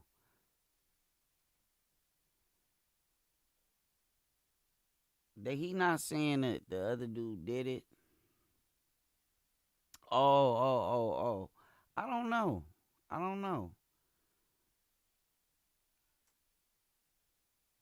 barely, to be honest with you, since that thing just leaked, I barely like caught a glimpse of it. I was watching academics react to it, and they were watching it, so I just got a little peek. I didn't really like delve into that case and how that panned out. But I will. I'm gonna look into that. Definitely gonna look into that. But you know, the Jamell Demons, his defense is gonna be that y'all pointing a finger at me, and it could be the other person, like they said, that was a survivor. You know, that's a way of kind of telling without telling. Because he really wants to come out and just say, like, look, it was him. It wasn't me. He spazzed out. You know, I fear for my... they doing their job to create the doubt. But ultimately, it's up to the jury. Like, it's what they believe. Mm-hmm. They got to be impressionable upon them. Right. If you got access to the Discord, make sure y'all join the Discord. I'm going to figure out how to put this doggone link. I'm going to put the link in the bio so y'all can join the Discord if y'all want to join in on the conversation, especially at times when we having recess like this. Well, let's hear what this lady talking about. I'm sorry, the records and what the witness is testifying to. He is testifying as to where the phones are located. And that does not necessarily mean this is where Melly was. This does not mean that is where he was at, exactly. And so I would say, no, not exactly. That's not all they need. We know that he was already. Right, dry snitching. Exactly. That's what I'm saying. That's like his defense. Because look, I think they have ballistics that's going to show that the shots were from inside the car. You know what I'm saying? As opposed they do have to a weapon? I think that's what they're going to get to is that, Okay. that it didn't come from out. I don't know. We have to see, because that's ballistics and all that stuff. The ballistics and the weapon and all that gonna trump all of this phone stuff, because if he's on that, then you know it'd be hard to beat crazy that. if dude testifies against. I don't know. Already in the car, right? We saw him getting in the car at the beginning when they were leaving the recording studio. The issue here is, when did he leave that car prior to the victims getting shot? If he did leave the car, before the victims were shot. And so we're looking at the time frames here, not necessarily was he there, was he or not. Mm-hmm. There are a lot of pieces of the puzzle in this case. The surveillance video, the cell records, the differing stories of differing witnesses, and the co-conspirator in this case. Our next question comes from Diana Shields from Facebook. Terry, I'll throw this one to you. Why did the DA, meaning the district attorney in Florida, it's the state attorney, in that county, put this prosecutor on such a high-profile case? Well, sometimes you get the luck of the draw. I mean, I think this prosecutor probably prepared for this case, but she wasn't prepared for, I think, a defense team that really does have all of the information that they need to proceed forward and to make the objections that they are making. So the defense is not making it easy for the prosecution. They are doing their homework. They are putting in the cases. And I think the prosecutor is doing the best she can with what she has. I think the biggest mistake, Anjanette, that she's made so far is to not turn over the discovery. You mentioned it before. It's an unforced error. It's something that probably someone who is new would be doing. I don't know how long she has been in that prosecutorial office, but frankly, I think that was probably her biggest mistake, and hopefully she'll learn from that. And I think it is a formidable defense team, and you can tell David Howard is prepared for just about anything. I mean, he's very good. You can tell he's this is not his first rodeo. Our next question is from Dior Kennedy 745 from YouTube. Linda, is there such a thing as a surprise witness? If so, what's the procedure to bring that testimony in? Well, there can be no surprise witness from the prosecution because we don't try cases by surprise anymore like you would see on TV and maybe the old Perry Mason shows. Everything is regulated. Prosecution has to turn over all items, and you'd be surprised in how many cases, Anjanette, they do not. That's why we have innocent people that are convicted, and we find 20 years later that there was something in the file that was exculpatory, which means that the person was not guilty. So there can be no surprise witness, but if a new witness came in that no one would have an idea would be coming in, then the prosecution would still have to give notice, and the defense would have time to prepare for that witness, but that's usually not the case. Our next question, Bridget, I'll send it to you. It's from Twitter. @Nat asks, if Melly does get sentenced to death, will he have a chance to speak his last words for the courtroom for his fans? You know, I think that he definitely will be able to do that. That's up to the court. The judge will make some, words and allow for him to be able to do that. But the first threshold is getting over if he's going to be found guilty, and that's where we are now.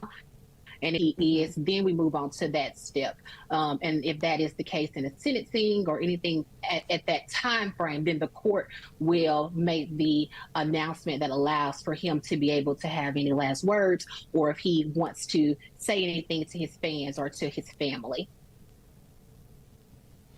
And it won't be last words. Let's say he is ultimately convicted and he is sentenced to death. I mean, he would be able to speak, obviously, anytime he wants in this trial. He can take the stand to testify in his defense case in chief, or he could speak in the mitigation phase. We just don't know if he would choose to do that, but it would take years and years because there would be so many appeals in this case.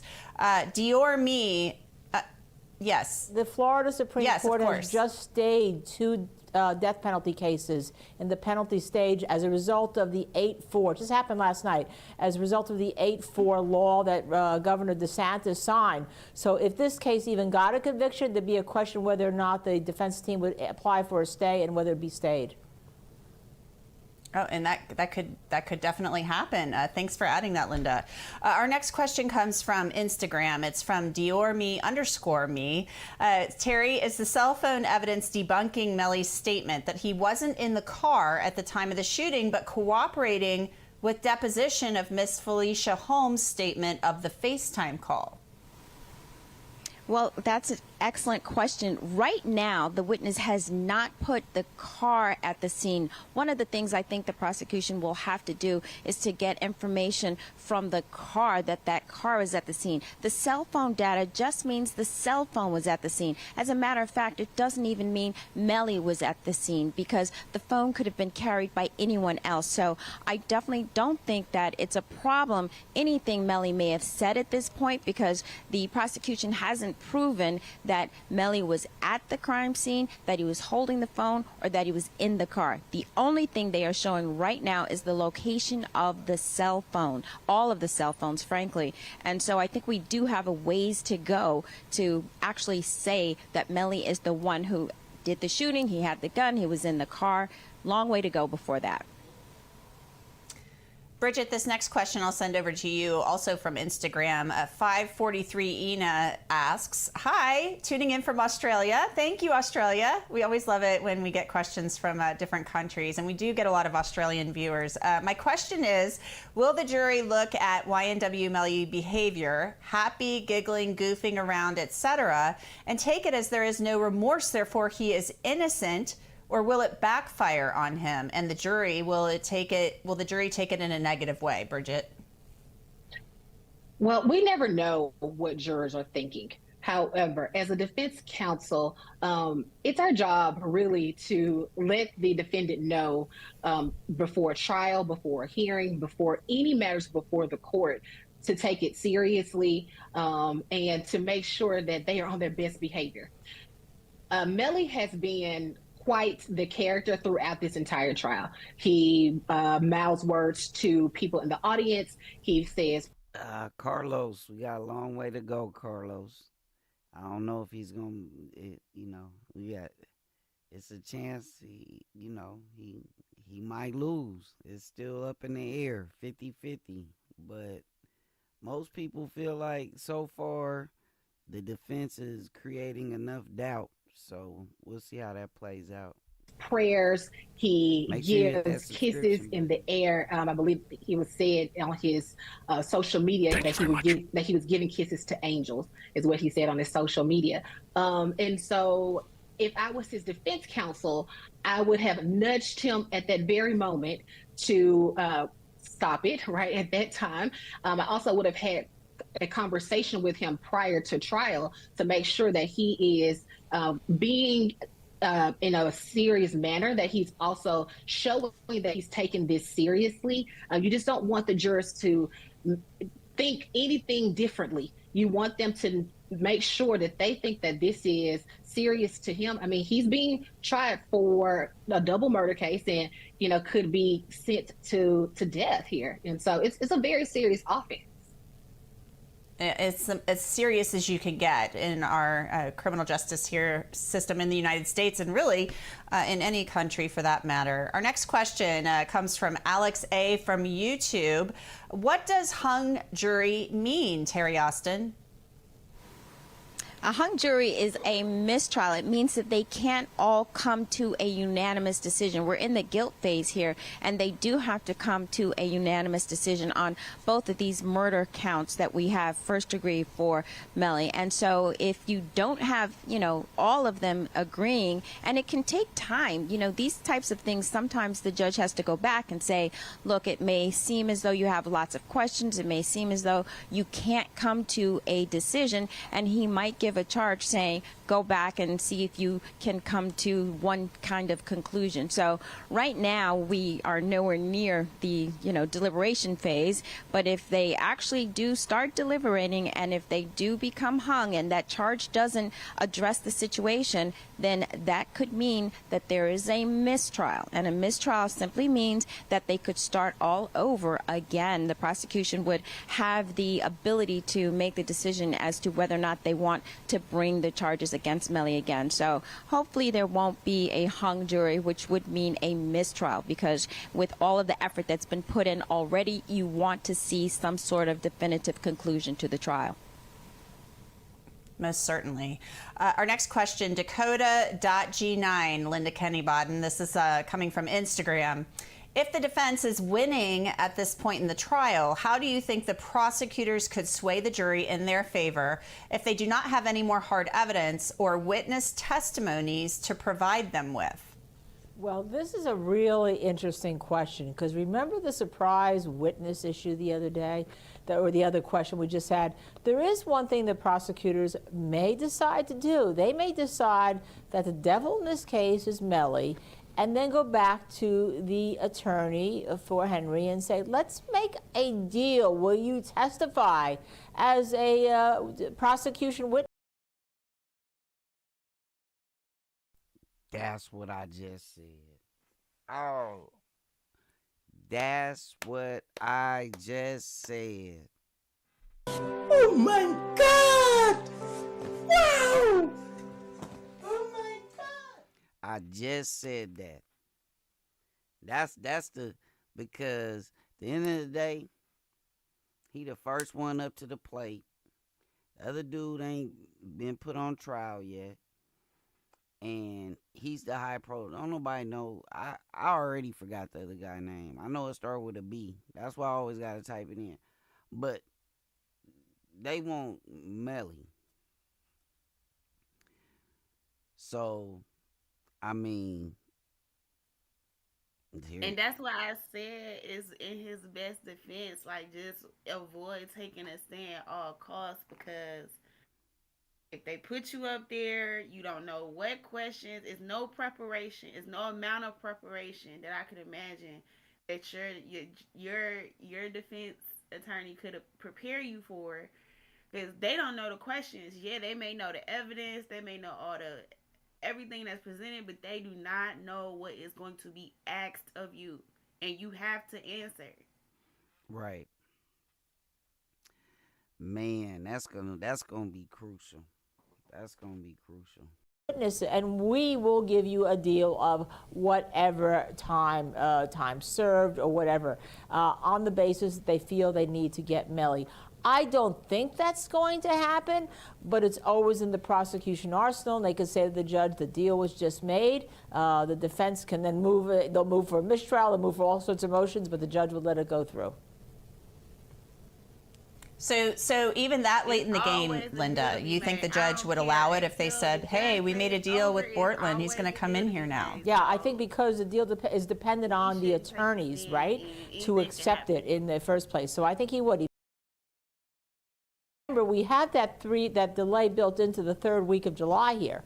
So that could happen. I don't think it's going to happen, because I don't think Henry wants to be in jail or in prison being the proverbial, what we used to call snitched, or now call incentivized informant. But it's there. Yeah. In prison, though, they still call him snitches. So he probably does not want to be labeled a snitch. It's never a good thing.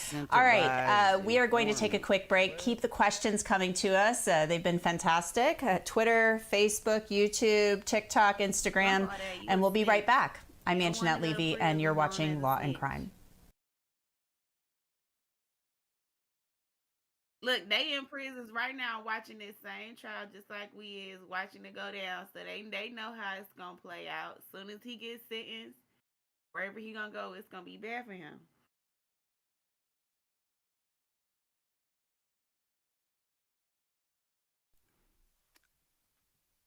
All right, check this out. So I don't know if you remember, we watched an episode of First 48. It was 4 dudes in a car. And like the 2 dudes in the front, was it 5 dudes? It may have been 5 dudes in the car. I can't remember, but one of the dudes just snapped and he popped 2 of the dudes. And you don't remember all the other dudes came in and testified or gave a statement pointing a finger at who did it, because they was like, dude just wild out. I'm not like that. Like, why am I finna catch a case and go away for the rest of my life because dude just decided? They was like, we don't know why he did it.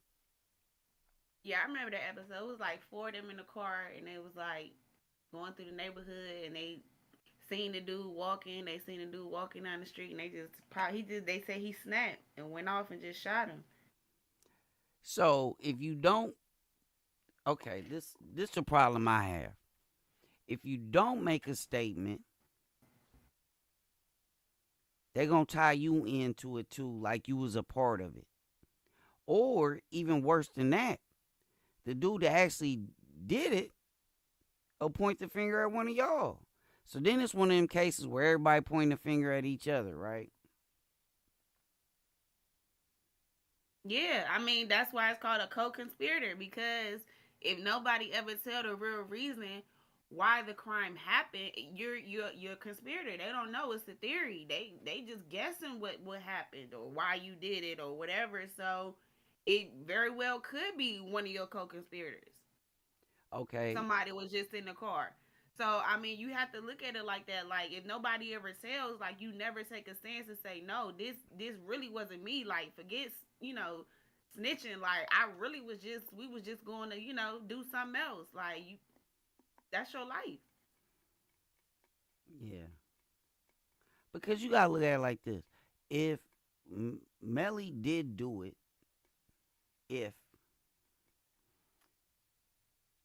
and the other dude had no knowledge that this was going to take place,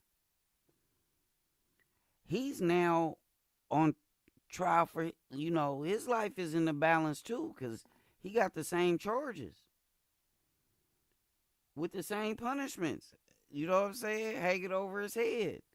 So either they both discussed it and they like, we're going to ride this out and let it play out in trial,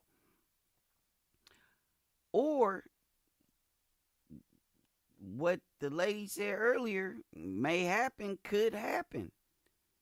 Because I can't see the other guy. I'm going to be honest, especially in today's age where people is telling all the time and walking around and ain't nobody, the worst Tekashi got was a little, roughed up. Ain't too much else happened. And especially if you're going to tell in a case like this, you obviously going to be in some type of WITSEC or something like that. I mean, but come on now, let's keep it real. Like, we're not saying that a criminal picked up a civilian and a crime was committed. We're saying that a crime happened and two people were together. There has to be some connection between the two. That's where it's going to be hard to prove. Like, okay, how involved are you really in this? But you got to be willing to be like, okay, am I going to give, my friend up? Or am I going to am I going to, just take one and just, hopefully I don't get a long charge. I'm going to be honest. If Melly happens to lose this trial, the other dude don't stand a chance. But I don't see how you don't. Somebody got. Unless you go for their theory that it was a random. Opinion is the defendant usually found guilty when showing that type shooting, that they were the victims, and that's pretty much what they're saying. They not pointing a finger at each other. To this point, what they're saying was a random thing, and somebody came and did that to them. So. Nerves. Now, I will say that in the past, I do think that Melly has been more active and more pronounced. Today, he is very serious. I've seen less smiles, and certainly there are no antics going on. And as far as the jury is concerned, the jury does look at the defendant at every move and every motion that defendant makes, because they're trying to make a determination as to whether or not the defendant is guilty or innocent. And so I think they are looking at him. To me, because I'm looking at the faces of all these jurors. We have 15 jurors. We have 9 women and 6 men. They actually seem to be paying more attention to the witness. And they think, at least it seems as though they're thinking that whatever it is that's going on the defense table is something that might be normal. It doesn't seem as though they're using it against him. So at the end of the day, I don't think that the antics will be used against him. No way to really tell. But right now, he is being very serious. And I think we should point I don't out, know. It wasn't in like he fairness just to walked Melly, up and, a lot of what we saw during the picked up first a week of the random trial person with and the gave him a praying ride and the blowing to of work kisses and all or this to the stuff, store or a lot of that something like- happened outside the presence of the jury. It was captured by our There was camera, reason but for you to know, know the this jury is person not and be in the supposed to be car with them. watching anything regarding this case, so they shouldn't have seen any of that. All they should see is what's going on right there in front of them in the courtroom. Our next question comes from Miranda O'Ganier from YouTube. Linda Kenny Bodden, are they going to revisit the evidence of the shots in the car because multiple... But what if that second person really don't know? Yeah, no, for real.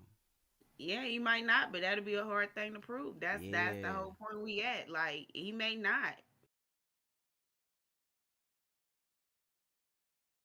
But if he said he really, really don't know, would entail him giving up more information that he's willing to give his partner up on. For him to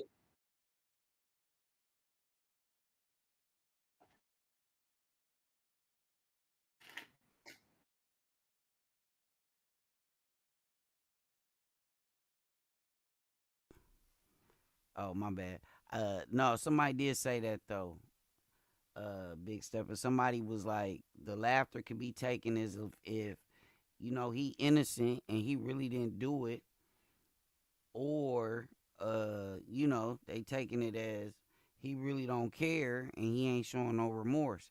I believe it's up to the individual, like juror, like it's how up to they the gonna jury. perceive that.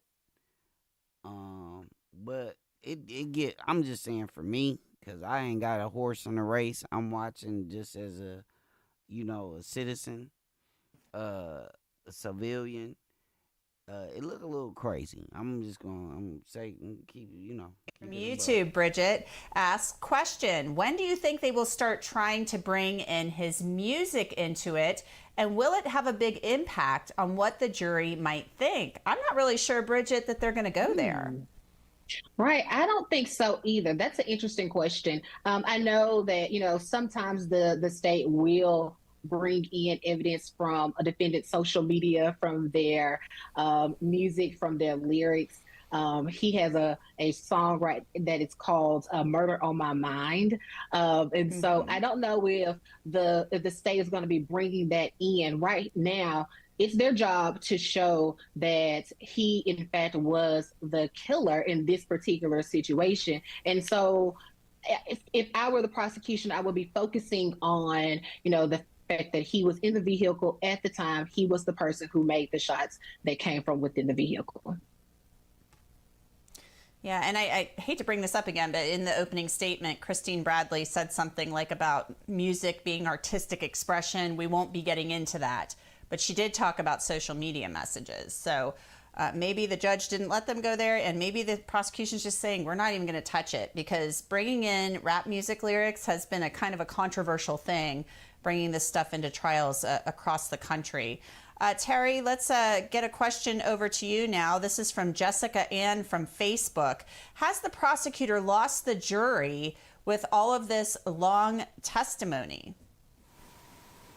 Well, yeah, that's a very good question. I think in the beginning, yes, they had witnesses on the stand who went on and on talking about information that really wasn't relevant, just sort of trying to teach the jury what was going on from an evidentiary standpoint. But now they're putting on witnesses who are fairly quick, getting up and down. And so I think the jury is paying attention to these witnesses because it's not prolonged. Now, in cross-examination, I do think the defense is doing a really nice job at disputing some of the information, making it seem like they didn't go far enough, or they're not doing an analysis, or they're not the experts to really talk about the data. It's mostly forensic data, and that can be boring, I agree, but I do think this is a very tentative jury, and they are paying close attention to everything that's going on that witness stand. I don't think they're being distracted by anything in that courtroom. They're paying very close attention. All right. Linda, this next question I'll send over to you. It's actually, we kind of have two questions put together from two different viewers. Nina Stanek from YouTube, who is from Switzerland, so thanks for tuning in from Switzerland, and Joe Nose from YouTube. Both are asking about Cortland Henry, the co-conspirator who's charged separately in this case and will face trial at a later date in a separate trial. Asked, do you think Cortland will take the stand and snitch on Melly?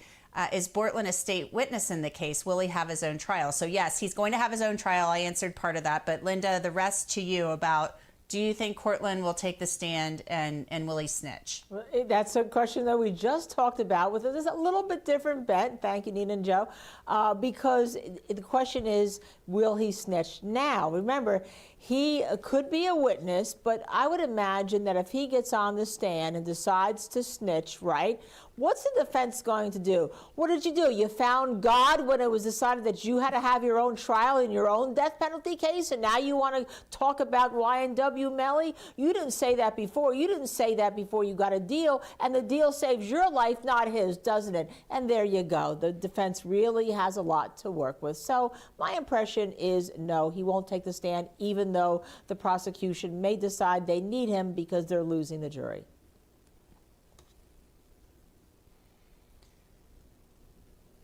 Yeah, I don't think Bortland's going to be taking the stand. I just don't. I think it's too risky for the prosecution. Plus, he's accused of murder. I just don't think it's going to happen. TT by 3 from Instagram. Can someone explain the car stealing or car sealing situation? Was it Melly in the rear drivers, Bortland in the rear passenger, and the two victims in front? So, Bridget, can you clear that up for TT by 3? Okay, so that's an interesting question. She's asking if who was all located in the vehicle and where they were. So I guess I would say we would go back to what the camera shows. And I mean, I think that's the clearest indicator of where everyone was. You had where Melly was in the back of the vehicle, and the forensics team is stating that is where the initial shots came from the back of the vehicle. And that's why they are putting this murder on Melly, because they are saying that the initial shot came from the back seat of the vehicle that was from where Melly was sitting at. Yeah, so they are saying Melly was in the back driver's side, and then one victim up front, another victim next to him. So that's right. Why kind of what they're saying here in this case. Our next question, Terry. All right, so let's deal with that real quick. And that goes back to when we were talking about the ballistics, and I think was yesterday we saw the lady on the stand, and she was talking about the GSR, the gun residue kit, and all that kind of stuff. Again, it's the ballistics and the scientific part of it. They know where the shots came from, or they have a idea. So now they want to place a body in that seat. So, they saying Melly was sitting in the back seat, and those were the first shots came from. I don't understand what they mean by first shots. I don't know if I might have missed that in the first couple days. I don't know. Were there different shell casings, or that's interesting, because she said that's where the first shots came from. Maybe she just saying that there were multiple shots, and I don't know. Yeah, but if you sitting in the back seat,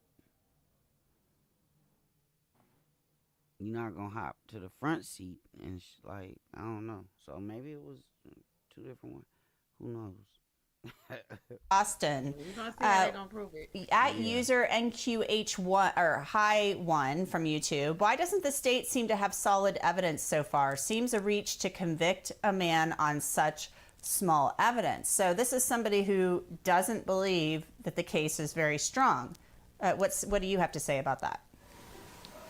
Well, this is a circumstantial case, and sometimes it's very difficult to prove a circumstantial case. You don't have a witness who can say, I was there, I saw exactly what happened. So to that extent, it is a weak case. But if they do it correctly, they can put forensics in. I mentioned this before, but they need to make sure they have the phone data. They need to make sure that they have any sort of cameras that might have been outside to view the cars. They need to get the information from the cars to see where the cars went.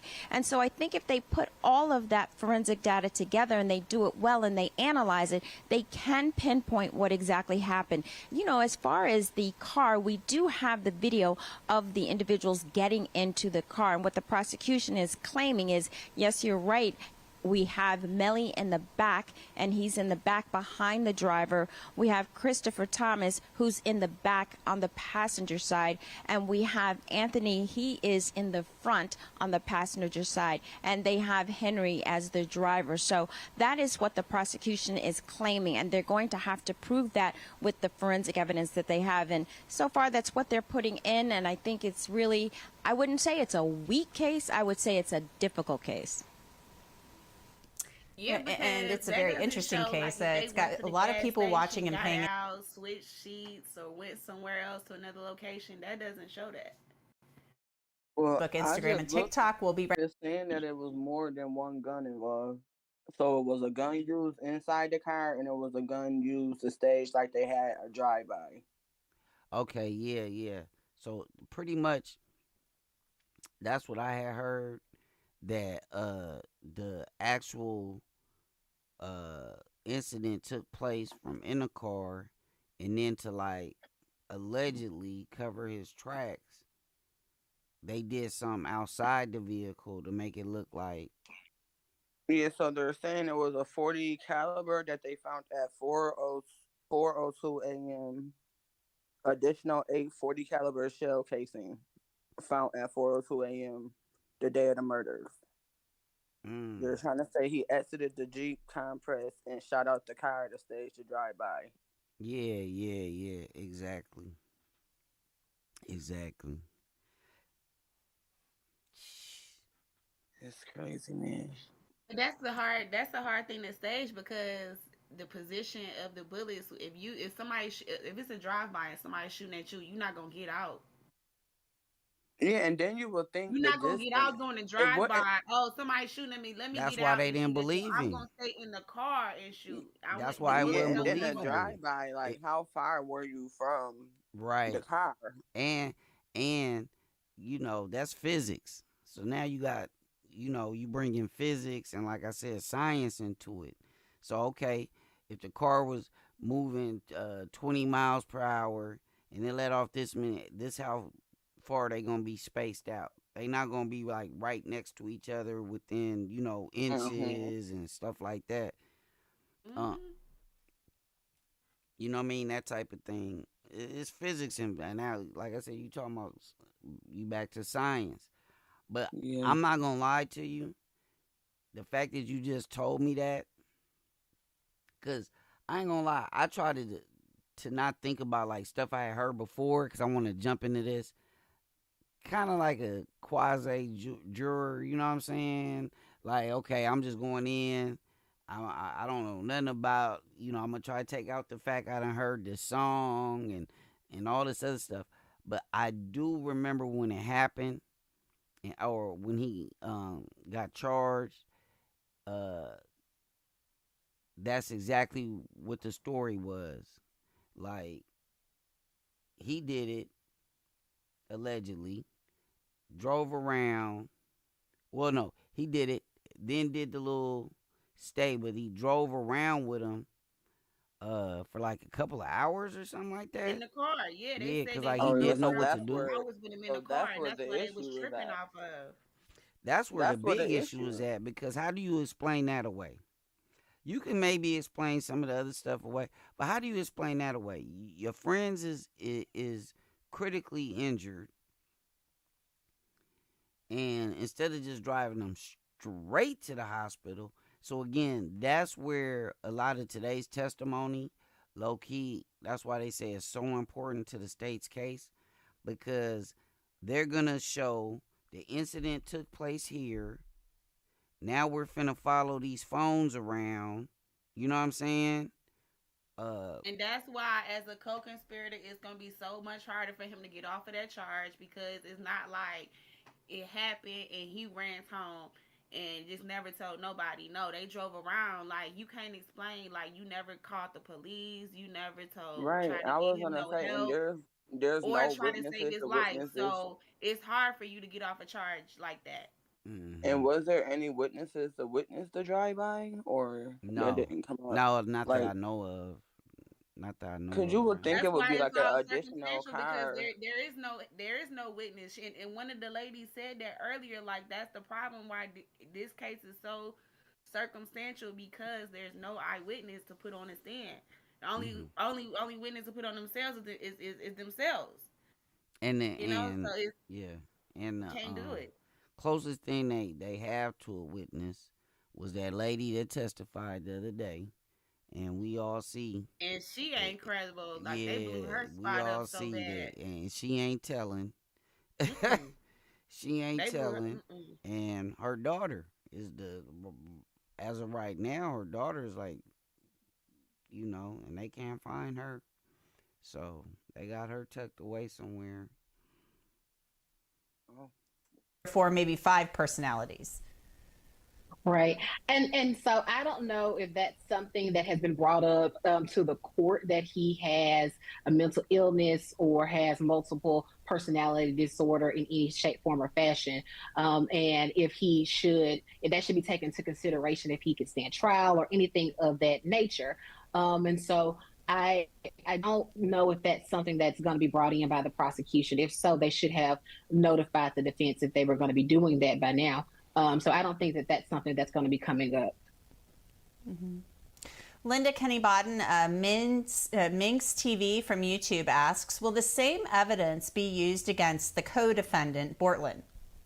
Absolutely. There's a lot of evidence that goes to Bortland also. That's where the shooting took place, according to the prosecution. The fact that where they found the cartridge underneath the front seat of the car. So much of this is actually going to be the exact same people testifying. Maybe the prosecution will shorten some of them, such as the examiner, the firearms examiner, who talked about how firearms have patterns and all, to the nth degree, so much that the defense took advantage of it in cross-examination by giving and telling the jury they all had certificates now. But you will see much of the same evidence.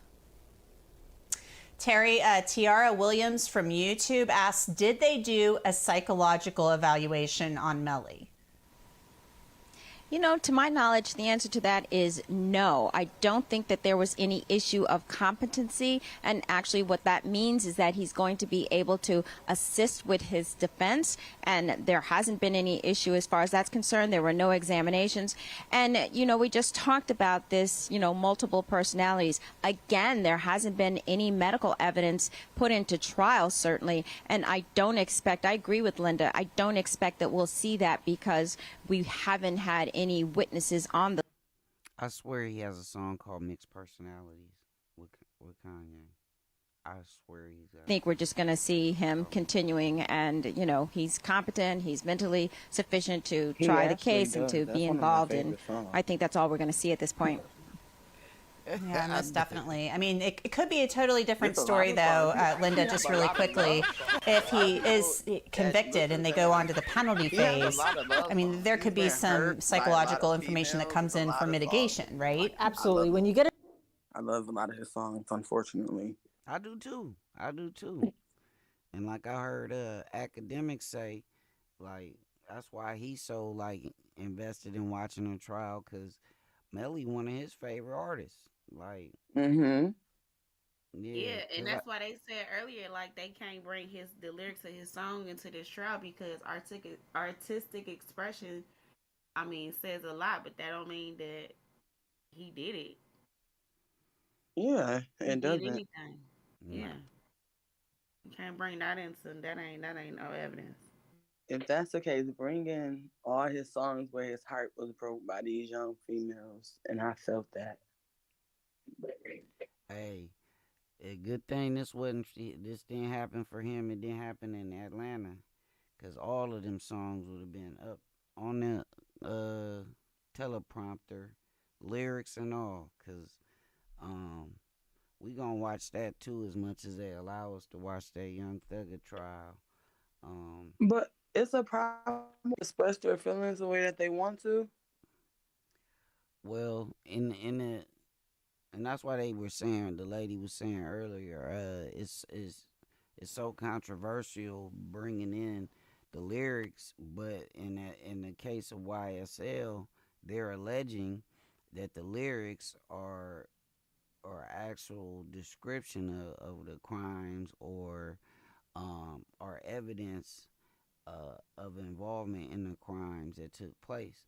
So I don't know. I think it's all dumb, because y'all know I don't think they should be saying none of that on record, especially if you involved in that kind of lifestyle. Like, I wouldn't be saying anything about nothing like that on a song. I do think that because this is a circumstantial case, they're going to have to piece it together because they don't have much else. I think, frankly, they do have more evidence against Henry. He was the one who went into the hospital. He was things in my life, this goes on where I live. But when you start talking about, I did this and then I did that, and then that actually happened to somebody, who you think they like? If that's the case, like, think about how many people who are wrongfully accused that are locked up in prison right now to this moment, right to this day. If that's the case, we might as well start pulling songs and just start locking people up just off the strength of that, because that it's some more people that need to be locked up if that's the case. So I mean, it's you can say what you want to say, but it's not hard evidence. You can assume whatever. Which we believe they will. Yeah, I don't feel like lyrics of a song is a valid evidence. There's a lot of people that does the same thing, but that don't mean that technically that they did something. If I make a song right now today the way that he did that mean that I killed somebody? No, and I can sit here and say I made that song just because I know it's gonna make money and it's gonna sell. Did that mean I did it? No. That's right. But again, if you a detective, and this is what I'm saying, you putting extra. Okay, say for instance, you say something in a rap about a situation, and that evidence is something only the actual perpetrator would know, or the police. Oh, I hit him with the gauge 2 times through the door, and this that, and then your actual enemy died from a gauge 2 times for the door. Who they picking up? I'm not saying you can't. You got freedom of speech. But if I'm a detective, I'm pulling up to your house. Like, how did you know that this man was hit 2 times with a gauge through the door when that information was not released to the public and things like that? Like, I'm saying rap, create your stories. And so T Grizzly is one of the greatest. You think T Grizzly doing all that stuff, he even said in all them songs? Hell nah. He like creating stories, urban stories of the hood in his songs. That's the decision, and has the power to decide on what witnesses she brings up. And so she just probably didn't think that it was helpful for her in this case, and maybe that Ms. Holmes was more helpful. So I mean, you didn't got away with it. Yeah, no, I'm just playing devil's advocate. That's all. Because if you look at it, Future, for example, he don't do a lot of things that he rap about.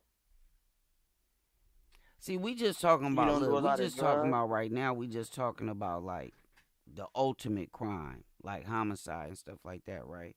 But you got tons of rappers that rap about selling dope and this, that, and the third, and then they got busted for dope. You know what I'm saying? Yeah. Yeah, we just talking about like the ultimate crime. Like, I just wanted to rap about it that day, and that's how I felt. Not get out of my face.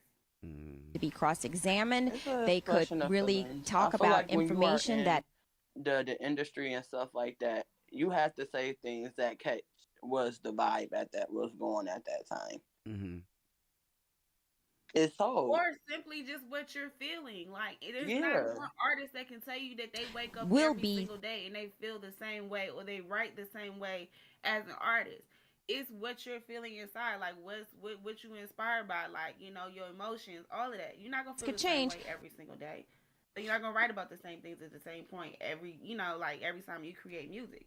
I think you just have to, and it's just my opinion, is you just have to be more careful to me, because like Jay-Z is a great example. He rapped about all that stuff, but the way he rapped about it was like it was in the past. Do you understand what I'm saying? Not like he actually doing it right Like, he now. active out here. Yeah. Uh-huh. You understand what I'm That saying? does make a big difference. It does, cause like he didn't lose no street cred, and he got to. He probably still was hustling and pumping packs and doing all that, but he wasn't finna say that. Everything was in the past. I used to do this, and remember me and such used to ride in the. Like, it wasn't like me and such riding around right now looking for the ops and ducking all the cops. You know what I mean? He ain't But all and that. also, if you think about it, a lot of rappers that we knew and grew up on, they wasn't incriminating themselves anyways. They was smarter than that. Facts. Yeah, See, And I guess that's people I do guess it that's to why do I it for feel like show. I feel about that topic. Like, you know what I And mean? then a Like, we lot of didn't. them, they do it for show. A lot of them do it for show, personal, whatever reasons, for clout and certain things. I'm gonna give you a great example. Like, and this for old heads like myself. Like Slick Rick. Man, Slick Rick was getting popped all the time. International gun ring and all kind of shit. But you listen to his songs, like, you wasn't getting that kind of vibe from him. Yeah, You know what I mean? Like, you wasn't getting that kind of vibe from Slick. Well, he was like a character. Then you got somebody, we could use him because he's like one of the most misperceived people, is like Ice Cube. Ice Cube has never been a part of a gang. You feel me? Like, he affiliate. He hung around. He grew up around. But all that stuff Ice Cube was talking about in this song, Ice Cube wasn't doing it even when they made the movie. You saw Ice Cube. He lived in Granada Hills, the Valley. He lived in the Valley in California. He went to Granada Hills High School. Like, but he was writing stories of where he lived. Not stuff he was actually doing. And he made a whole career off of that. Yeah, so like his friends and his homeboys was around him doing that. He wasn't in that. Like, Yeah, but he acted like it was him. The story. Yeah, he acted like it was him. But he ain't did none of that shit. Now, and I think that's part of the reason why he's been able to be so successful even to this day, like, and just have like multiple businesses and just like being able to brand himself in a different way. Like, you don't have to be like everybody else. You don't have to do what everybody else is doing. You know what I'm saying? And still, do branch off to different things, doing film and other things than music than what you're originally known for. Mm-hmm. Now, do you think a lot of this stuff like that's going on now with him is because of a couple of things that they might know that he done in the childhood and they feel like he is capable of doing this? Who we speaking of, Melly? Yeah. That very well could be. I just think, to be honest, it don't make sense. I mean, I don't want. I'm trying to keep an open mind, but like, if what happened, like how they say, that it don't make sense. Like how you have your two friends in a car and you riding around, they leaking. We don't know if they gasping. We don't know, like, none of that. You feel me? Like, it's hard for me to get past that. Yeah, and even if they did think something, like, I mean, the because evidence I got that people they in these right now is comments so I see incriminating. saying free Melly, right? And we don't even know if he did it or not. So you talking about free somebody that's capable of doing something like that, and we don't even know if he did it or not. Like, that's wild.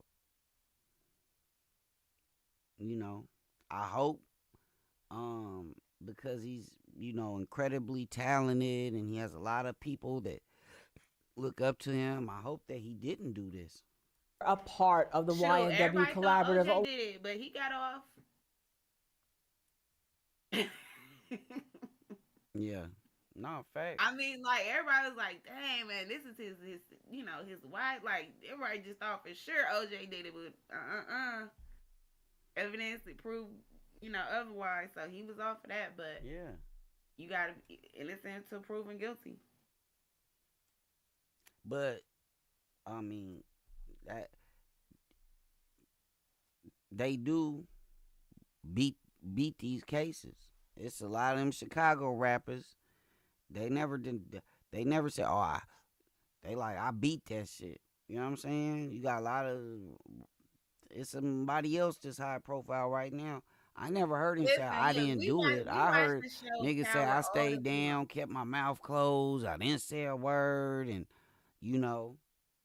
but I haven't. They do beat him. We but watch then again, Power do all you the really time. want? There's a lot of lawyers that get paid just off I of was just gonna celebrity. say, hey, There's a lot of Davises out here to get people off, and we just never know. Never know about it. Never gets exposed. Right. In South Florida in October of 2018. No, I do have a question. I kind of missed the beginning of the trial. What led to him going to trial? Was it just the song, or did somebody snitch, or what happened? Nah, I think it was like what we was talking about before, the ballistics. Okay. You feel me? Then you take into account also, I don't think they were able to introduce it, but the girlfriend, not just the girlfriend, but her mom's statements. Because remember, he called them immediately after it took place on FaceTime. So the mom's statements may have led, to like, oh, okay.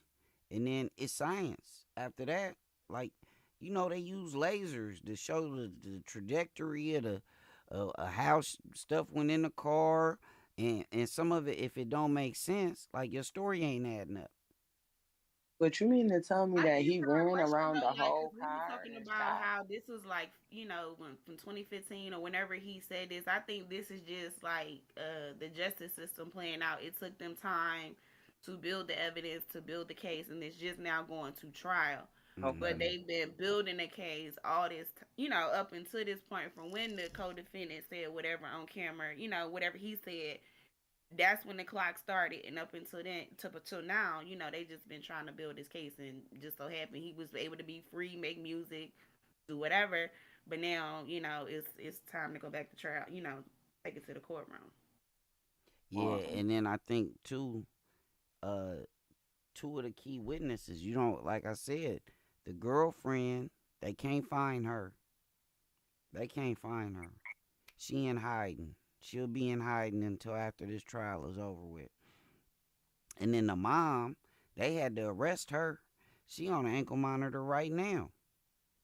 Because she didn't want to testify. Because after she figured out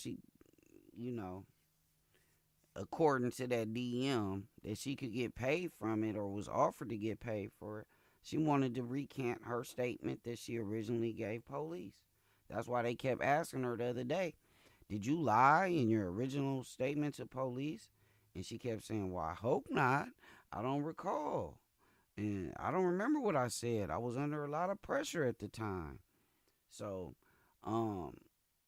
again, her original statement plus the scientific evidence, plus the manner in which, because they just pushed them out, right, at the hospital. Am I right or wrong? Yeah, they just dropped them off. Yeah, I don't think like they carried them in, or Like, I'm not sure how that took place, but I'm sure we're going to get to it. On to the phone of the 772-713-9807.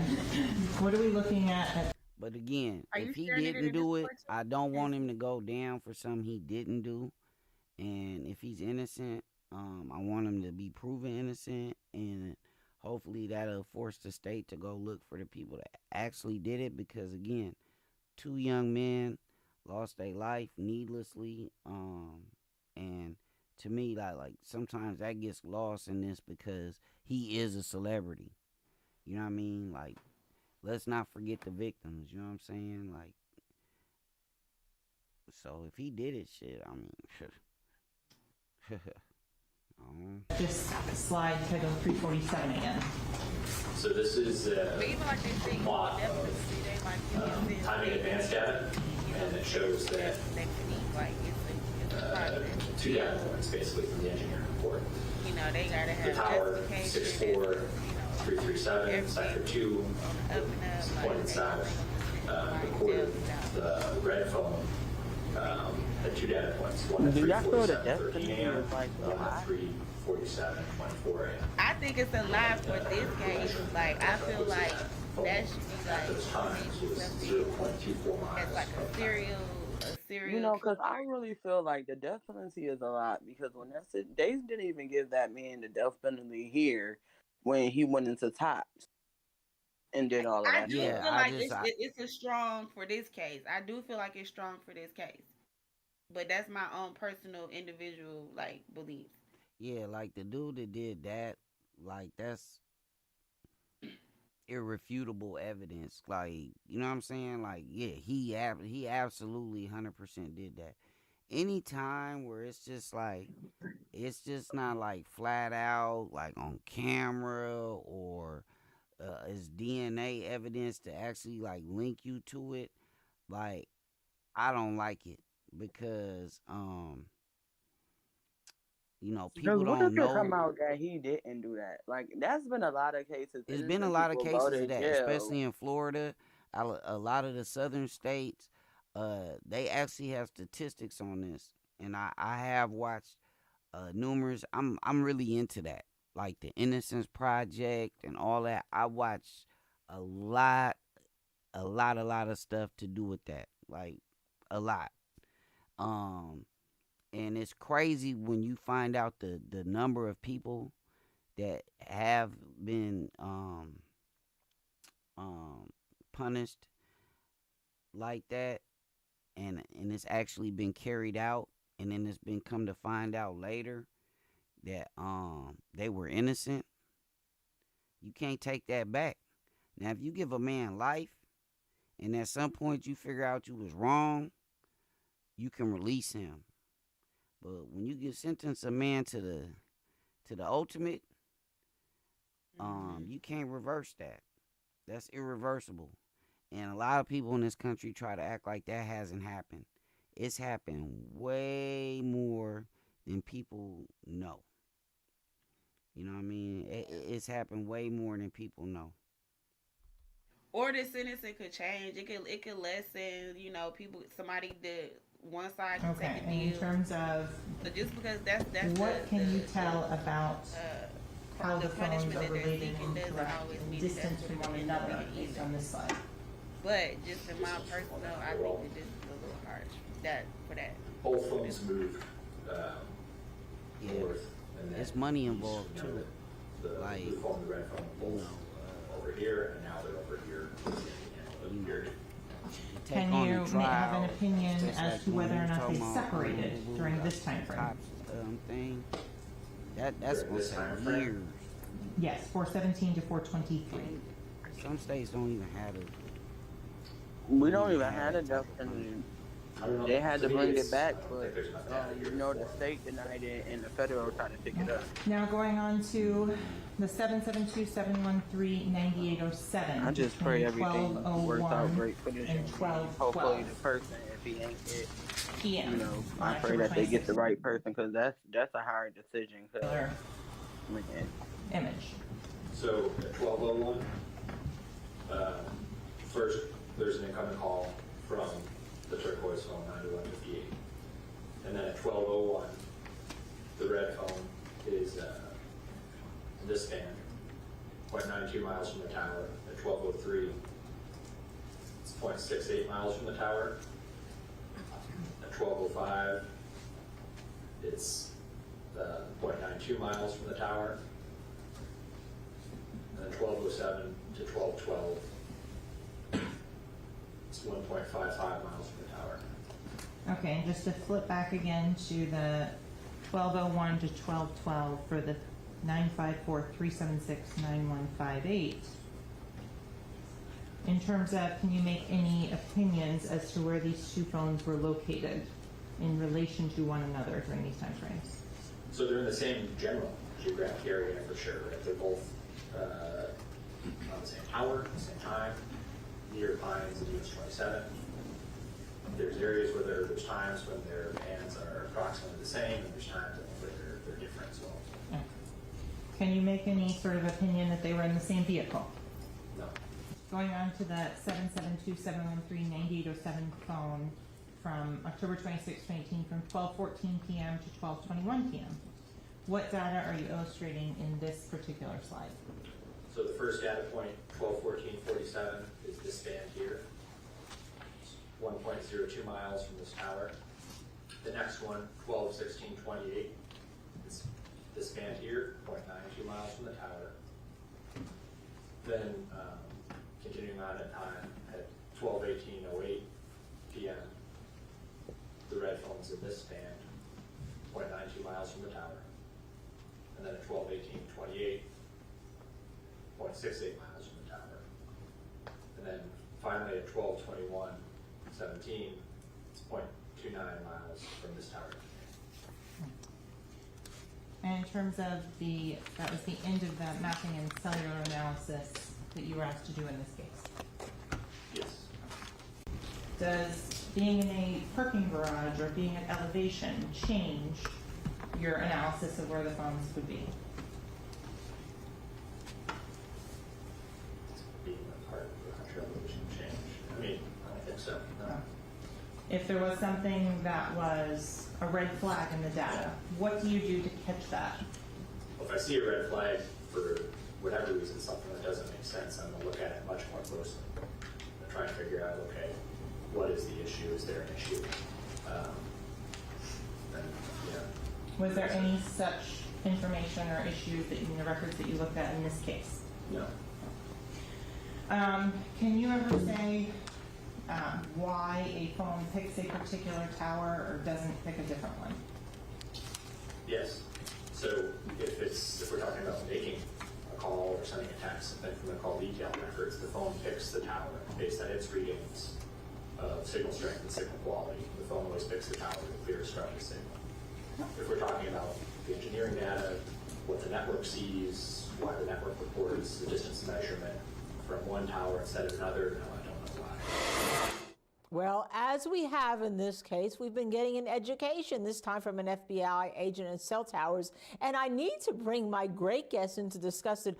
Obviously a host here in all the programs we have on Law and Crime, the great Brian Buckmeyer, also a great criminal defense attorney in his own right, and of course the former president of the New Jersey State Bar Association, another great, trial attorney and criminal defense attorney, Bob Hilla. But Brian, I want to start with you. How does this testimony advance the prosecution to a guilty verdict beyond a reasonable doubt? Or is it more beneficial for the defense being exploitative? So I think it's more beneficial, and thank you for that amazing welcome, to, Linda. I think it's more beneficial for the defense, but let me walk through why I think that is. This testimony for the prosecution is giving the jury a general idea as to where these two cell phones were. I'm assuming at some point they're going to say the red cell phone, we believe, was YNW Melly, and the blue cell phone was one of the other three people in the car. See them traveling together, see them separate. I think that separation and in between them traveling together is going to be where the shooting occurred, because we all know that YNW Melly was not there when Cortland Henry reported that the shooting occurred. So they can kind of piece together the storyline, generally speaking. But the devil's in the details, and most defense attorneys will come up and say, okay, take this information and show me where the shooting occurred. So far, the prosecution hasn't been able to articulate that. So if the defense can say, well, this general information is great, but it wasn't specific enough for you, the investigation, the prosecution, to give us the ultimate answer that we're all looking for as to where the shooting occurred. Were you able to get video from where that shooting occurred? Did this information further investigation? And if it didn't help the law enforcement get to the right person, then why should the jury be able to use it for beyond a reasonable doubt? That's how I would argue as a defense. So I think at the end of the day, this helps the defense more than it does the prosecution. And let me now turn to Bob. Hello, Bob. You were talking to me as this was going on, and you were saying, wait a second, is the cell phone in two separate locations? I mean, I could hand you my cell phone accidentally. You could walk out with it. Or maybe I have somebody else's cell phone here with me on the set. So tell me, how does this, when you were listening to it, help the prosecution and help the defense, akin to what Brian just told me? Well, it's a part of the story. I mean, obviously, it needs a lot more of an evidentiary boost to it because it doesn't really tell us anything about how the victims died and who did it, which is what the state has to prove as to this defendant. What it does tell us is that these cell phones were in the general vicinity and when. So to the extent that it's linked, but I'm not so sure it's all that important because you have the surveillance video that shows these people all getting in the car together. You have 3 of them coming back to the hospital afterwards, 2 of them who are deceased. You know, so the question is what happened in between. I'm not so sure unless you have a direct linkage. Another great, well, I should say trial attorney and criminal.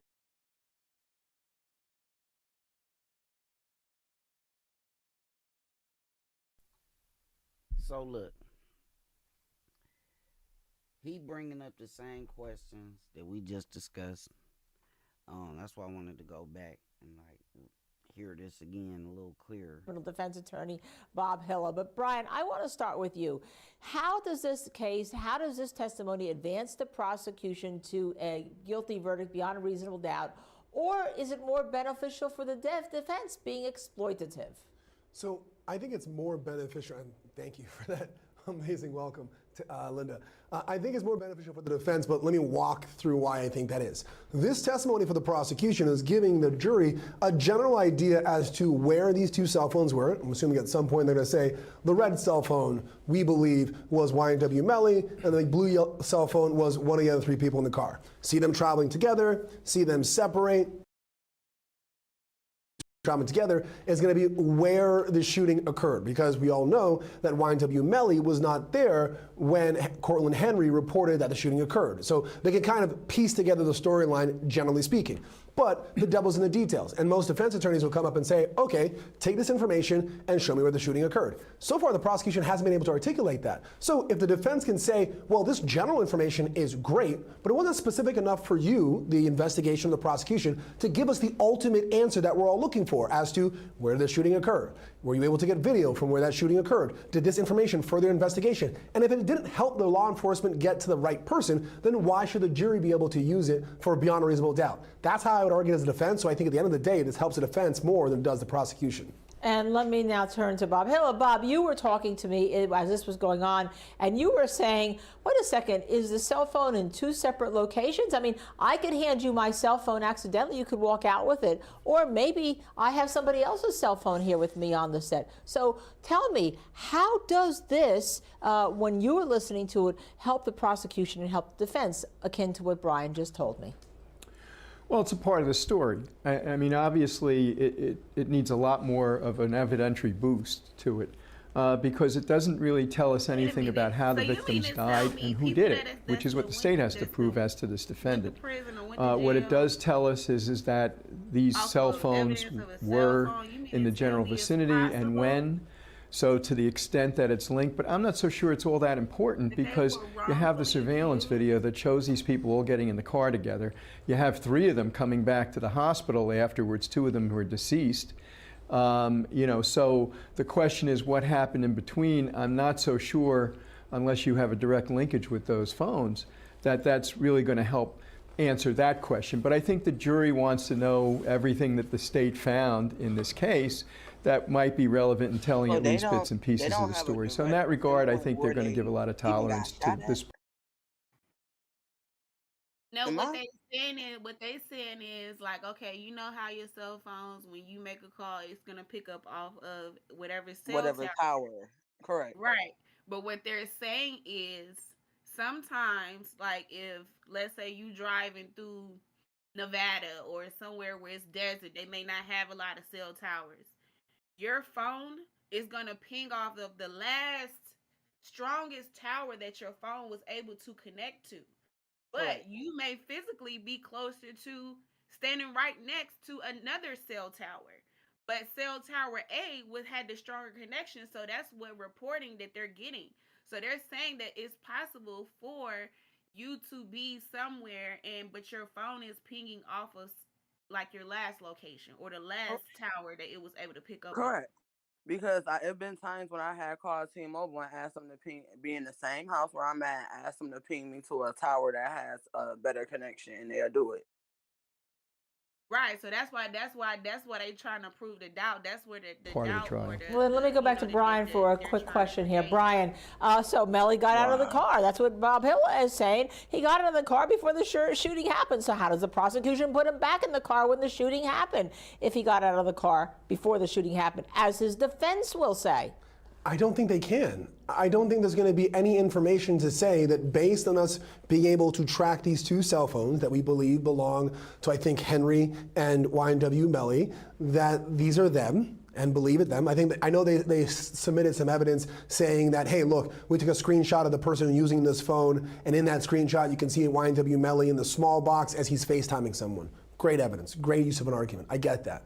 But saying that these two phones travel together and then at some point in time they were not traveling together, and the inability to pinpoint exact locations, because what you're really doing is you're pinging off of cell phone towers. You're not triangulating exactly where someone is. You can give a general idea of where they are in that area. So saying that at some point they're close and at another point they're a distance away, it doesn't say where the shooting occurred, when he got out, if he was in the car during the shooting or outside the car during the shooting. It leaves more questions than answers. And Bob Hiller, let me just talk to you about one final point then on this. So you have Henry, who brings the two decedents to the hospital. But does that mean that he's saying, well, this, please help them? Or is that saying, hey, I'm trying to set up, like, it's not an alibi, but a cover story that I really wasn't the shooter when I was the only one in the car with the two other people and Melly is nowhere to be found? Well, and Henry's the interesting part of this puzzle because, the jury can still reject this idea of a drive-by and can still acquit the defendant if they believe that the state didn't rule out that Henry didn't shoot these people, or that the defendant somehow played some part in that, or even had knowledge that he didn't just take out a gun and shoot these people and then he just split from the scene. So the jury is going to look at everything here, and it could acquit because of the role that Henry had in this and the unexplained role that maybe he had in it. And the unexplained role that Henry had. And, Henry, there was a shell casing that they couldn't necessarily match. Found, well, let's see, a lone one in the car under the front seat, and that's where Henry was sitting. So I think that we should all ponder this, because when that jury goes back into that jury room, they're going to be doing the same thing, pondering, and they're going to say, what did I just hear? Even if they can't talk about it, does that help me get closer to the football touchdown the prosecution wants, that it was Melly who was the shooter, or does it just give me a more reasonable doubt? In any event, we're going to take a quick break here at the Law and Crime Network. When we come back, we'll go right back into that courtroom, right back into that testimony that the jury is hearing, and let you assess it, and then we'll talk about it some more. Stay with us.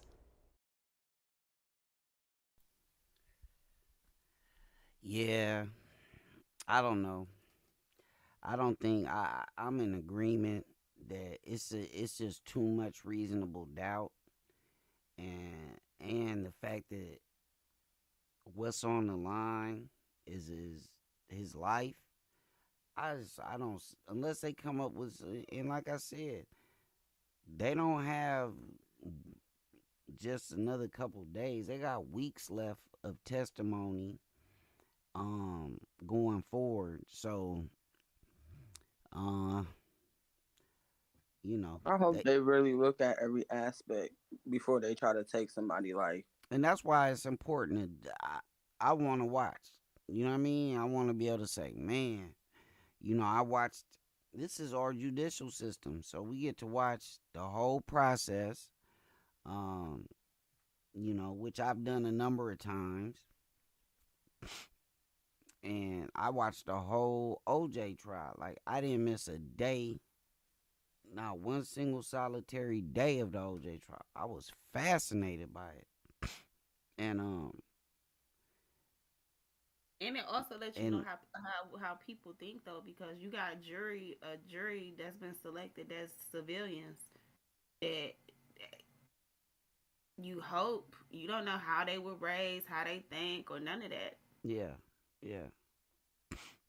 And we always would hope that the jury is impartial and unbiased, but we know that's not always the case. I don't think I know the makeup of this jury. Like, I have to look that up. Because, you know, that always plays a factor, because they say you want to be judged by a jury of your peers. So we're going to see how this evidence plays out. Like I said, I don't have a horse in this race. I'm not rooting. Because, you know, when we go back to the OJ trial, unfortunately, a lot of us were rooting for the justice system not to work. Because I don't really believe, too many of us really believe OJ was not guilty. That's not why people celebrated. People celebrated because a black man finally beat the system. Facts. You know what I mean? That's what people celebrated. Like, oh man. But he also had a black attorney who was not letting up. Yeah, it was so there was a lot of different things to celebrate. It was the first case where like DNA was like, you know, they really like DNA was even made it like messy okay, to where you really couldn't figure out what was going on. Like that was their strategy. Like we just gonna confuse the hell out of everybody. You don't know what's going on. So then at the end of the day, you like, well, shoot, maybe he didn't do it. I can't tell this DNA stuff and but then because the justice system didn't work in that case. I mean, yeah, people got the verdict they wanted because of some other stuff, some personal feelings, some civil rights feelings. But the justice system didn't work in that case. And what other case I watched all the way through? The Ray Caruth trial. The justice system worked. Yeah. It worked. Everybody that was involved in that case went to jail. It wasn't no innocent men got locked up in that case. Everybody that we just talked about that case not that long ago. You remember? Mm-hmm. But like, you know, did he get a just sentence? That's another question. But Ray Caruth is out now, today. For real. The actual killer, Van Brett Watkins and all of them, Van Brett, he's still locked up. But you know, the justice system worked, and I got to watch it work. You know, through all the little evidence that they collected and the interviews, and you know, they catching them in a lie and all that. It was and fascinating. That's what I'm saying. The punishment is too much. Just like, you know, Els was saying, like that man who went into that grocery store out there where she lived at, whatever his charge was, whatever, it wasn't even as hard as this. Like, this is crazy. This is too much for something that they just trying to put on somebody. Like, people done got killed for less. And it's been proven that they got killed for less in a lesser fashion. So, like, I don't understand why they got to go so hard on him. It's like they got some underlying stuff that he did. They trying to throw, you know what I'm saying, throw another something in there along the way. Like, it's just too harsh. And I feel like because he's a celebrity, they're trying to make it a big thing. But what happened to all these innocent children and these schools and churches and stores and all that? Why they don't do this big situation with that? This man to death. They all get plead crazy or insanity or something, and then they get a smack on the wrist. And I'm not saying what he did or what is going on is right, but be fair. Yeah, I get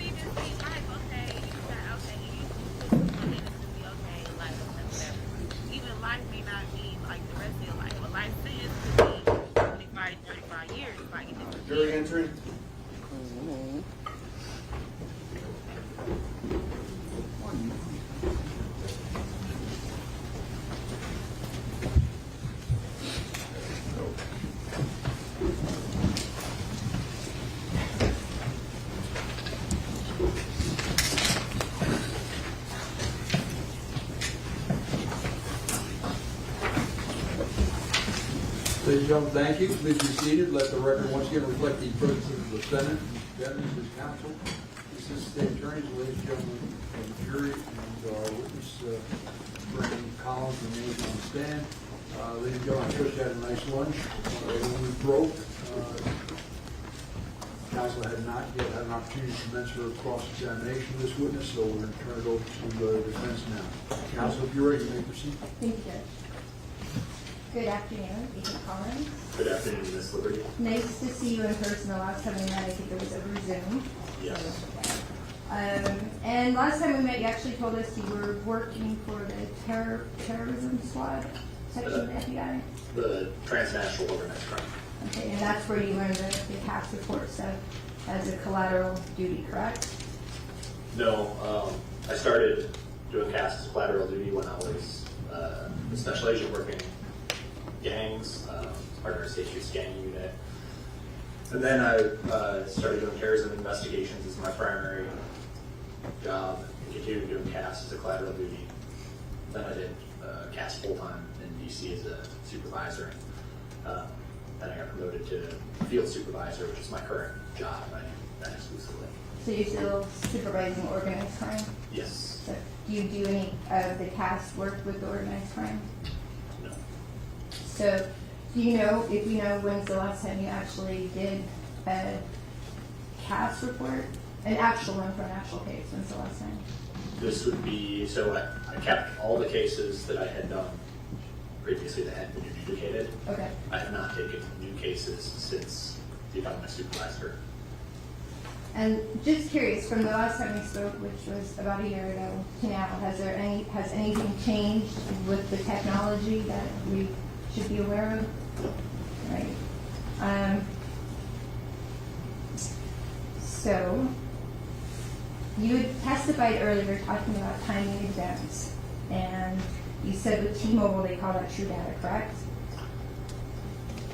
Timing advance is the principle where the network is able to calculate the distance from a tower. T-Mobile has a brand called TrueCall that they use to do that.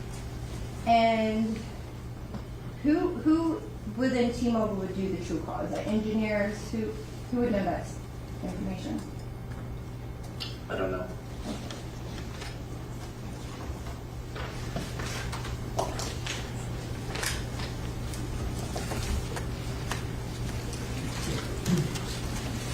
So I'm going to put up your report. And looking at this band. Hold on a second. You want that? Oh, I do. Sorry. Thank you, Gary.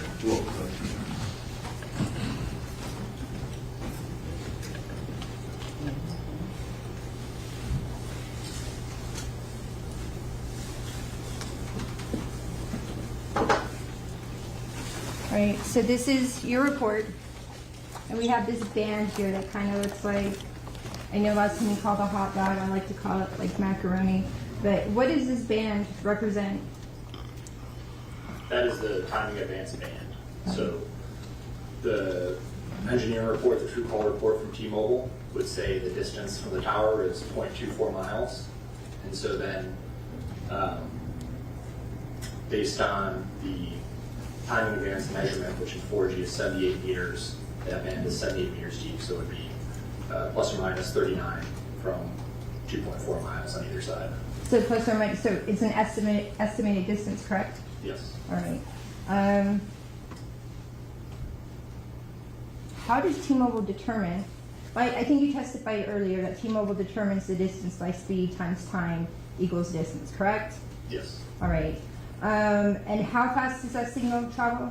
At the speed of light. All right. And you had testified earlier that the speed of light is a static number, correct? Yes.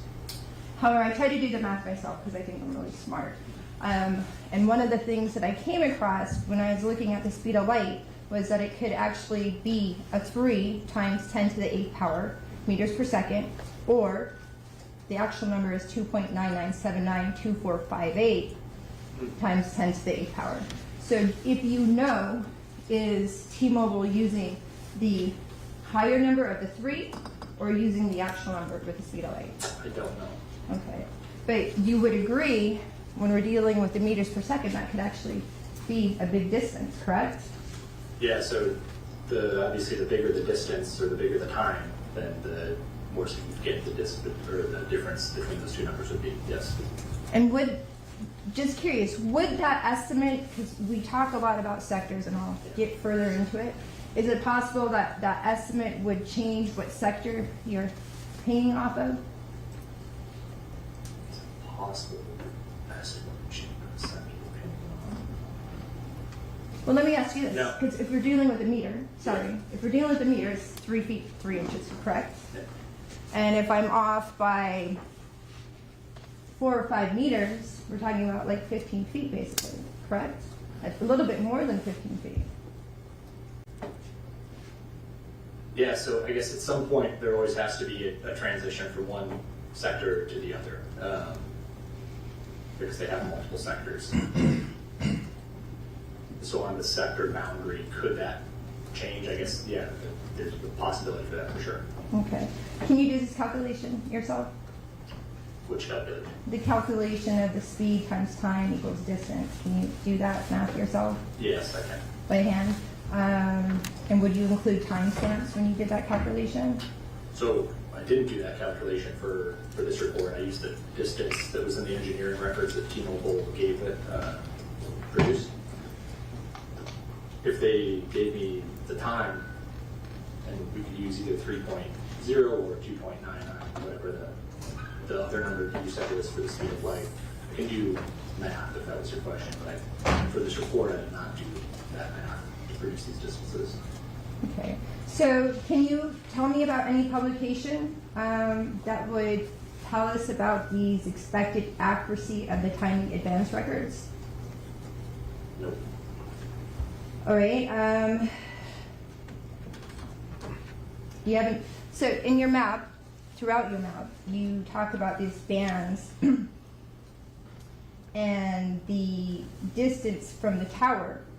Is there any publications or any other data that you have that would explain how accurate that is?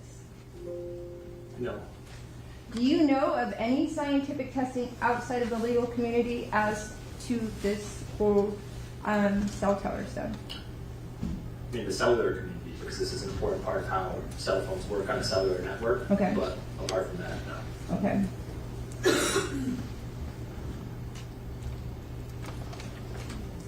And you show that band as a plus or minus 10 miles, correct?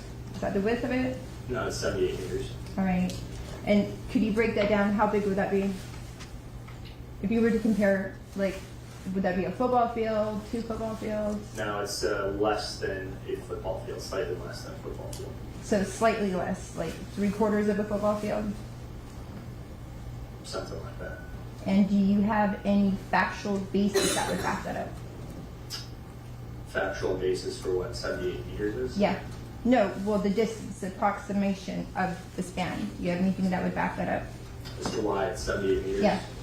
Because that's what based on how the technology works, based on 4G, that's what the timing advance is. I mean, that's just what it is. So did T-Mobile tell you this in your training, or how did you figure it out?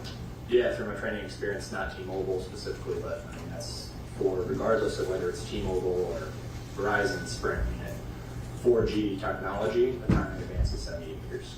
All right. So is this an estimate that's being made by T-Mobile? The distance? Yeah. The tower? Yeah. Yes. Yeah. All right.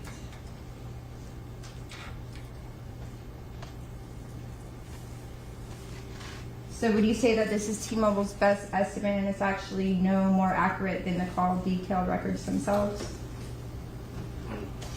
Well, so I think that in my opinion and experience, generally the timing advance is accurate. The call detail records are accurate. I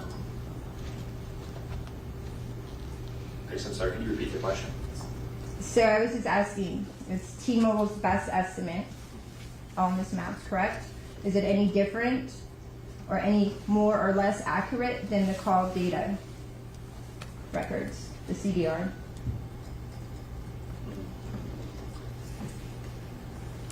Well, the call detail records will have to be more accurate because they are less precise. So without a doubt, that is the sector that the phone chose.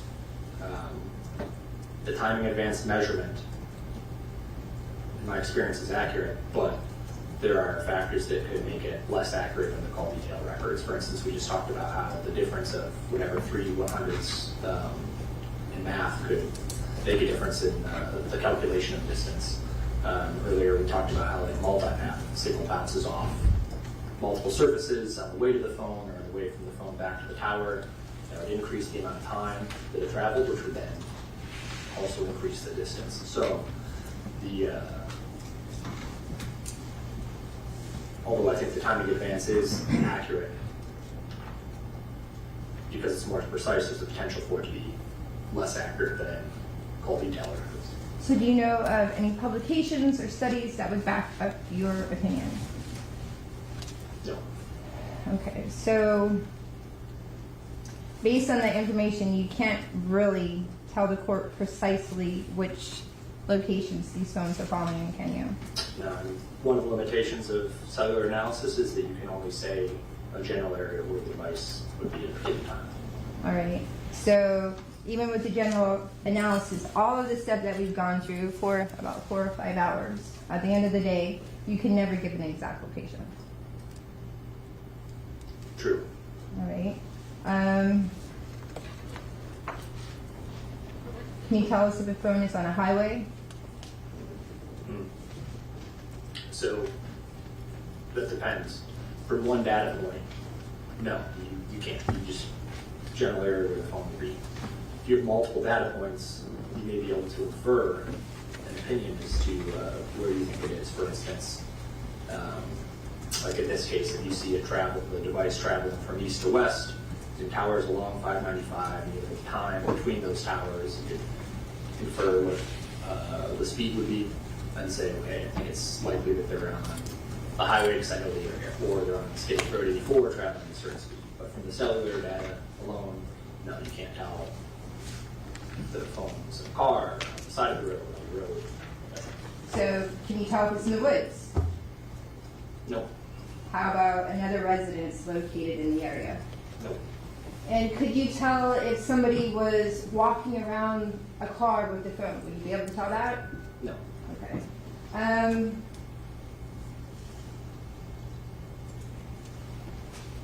Go back to your report. So it'd be your testimony that this phone, 9807, could be from here to here, correct? Yes. And what was the distance from here to here? Oh, I don't know what the distance is from one end of that illustrated arc to the other. Okay. Well, can you actually guarantee that the phone is in that arc? No. And why can't you guarantee that it's in this arc?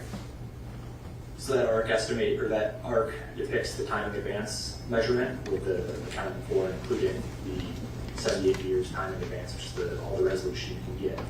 Why I can't guarantee that it's there as well. One, the sectors themselves, the sector itself. So that's an illustration. It's an approximation of the sector, right? Like talked earlier about it being a flashlight to illustrate the direction that the cell signal is going.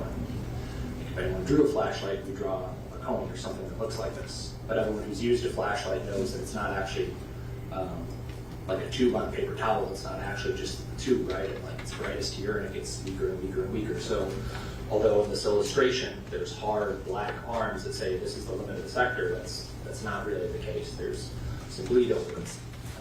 So that's the first point, is that it could be, in this instance, potentially over here, potentially over here. Second instance is, as we talked about, if there was something that delayed the signal traveling from the tower to the phone or back, that would make the distance longer than where the phone actually is. So it's a depiction of the records, but with 100% accuracy to say that the phone has to be in this band. No, I can't say that 100%. Okay. And I did switch the page, so we're looking at your page 12 of your report. And looking at this, can you tell the court if the phone is between these two bands, at any given time? Well, I infer, in my opinion, yes, because it had to have been at some point in time between those two bands, because it was here at 350 or somewhere within this area at 352, 58, and somewhere here at 353, 48. So to get from here to here, we had to be somewhere between them at some point. But didn't you tell us earlier that you don't always necessarily connect to the tower closest to you as the one with the best signal? So could it be possible that this is actually the tower with the best signal and the phone is nowhere in that sector? So this is from the engineering report. And so the engineering report had two measurements for this tower and sector, the 0.58 miles and the 1.16 miles.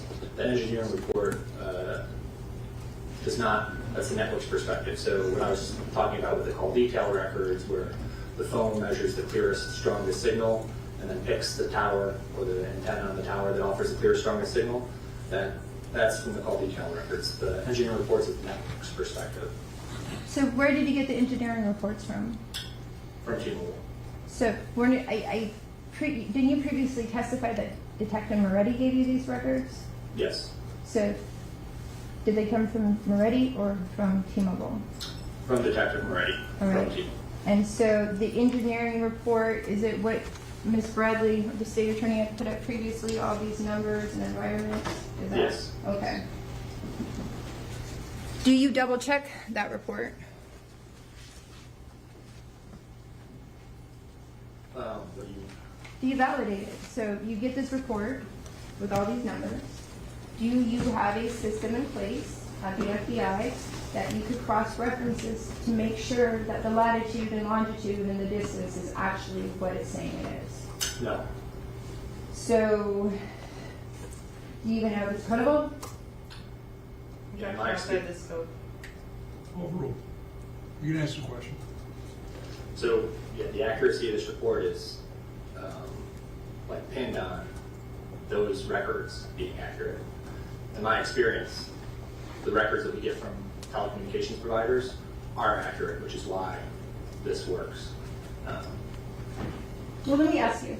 So, have you ever had an engineer come through on any of your cases, the 130 cases that you had, and have them validate the information that you got from T-Mobile, Sprint, or whatever carrier it is? So, I've had cases where there was actually, no, not for me. I know of other cast assets who had cases where there was a red flag or a problem, and then we contacted the engineers and said, hey, there's something that it's not making sense. We need to look more into this. But for me, no. All right.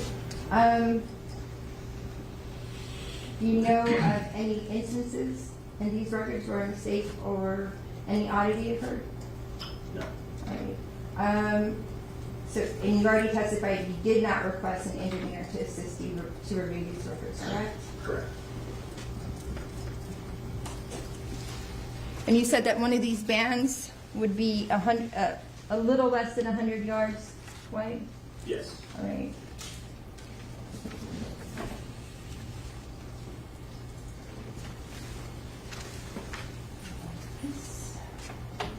I want to show you this engineering report that you're talking about.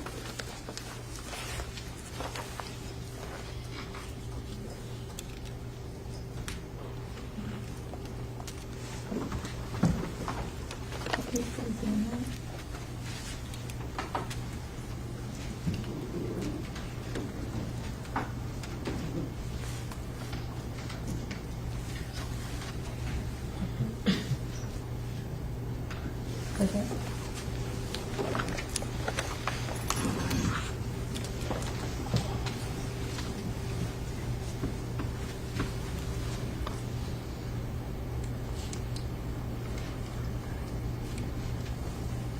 So there's a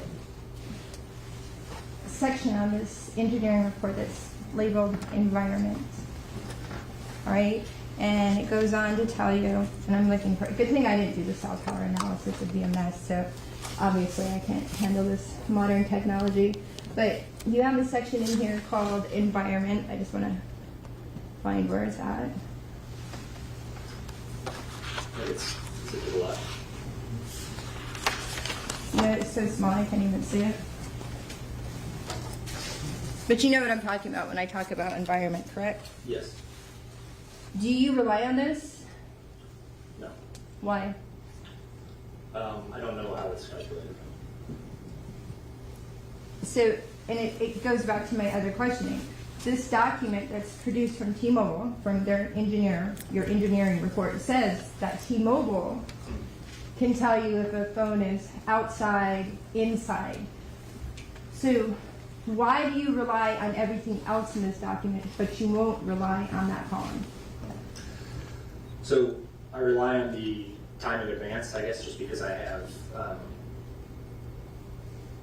well, I think it really comes down to two things. One, because I understand it, right? I understand speed of light times time equals the distance. And two, because I've done that and I've been able to validate that through my real world experience. That's why I have confidence in time in advance. When it comes to the environment and the latitude and longitude coordinates and their associated confidence level, why don't I use that? Well, I didn't use them in this report because I don't know all the factors that go into calculating those. And I don't have real world experience validating those or disproving them to speak to them myself personally, whether they would be So exact. you had previously testified that in your training you actually get invited out to different cellular companies, correct? Yeah. And did you get invited to T-Mobile? Never been to T-Mobile. Okay. Do you know if any of your cast people went to T-Mobile? I don't know. Okay.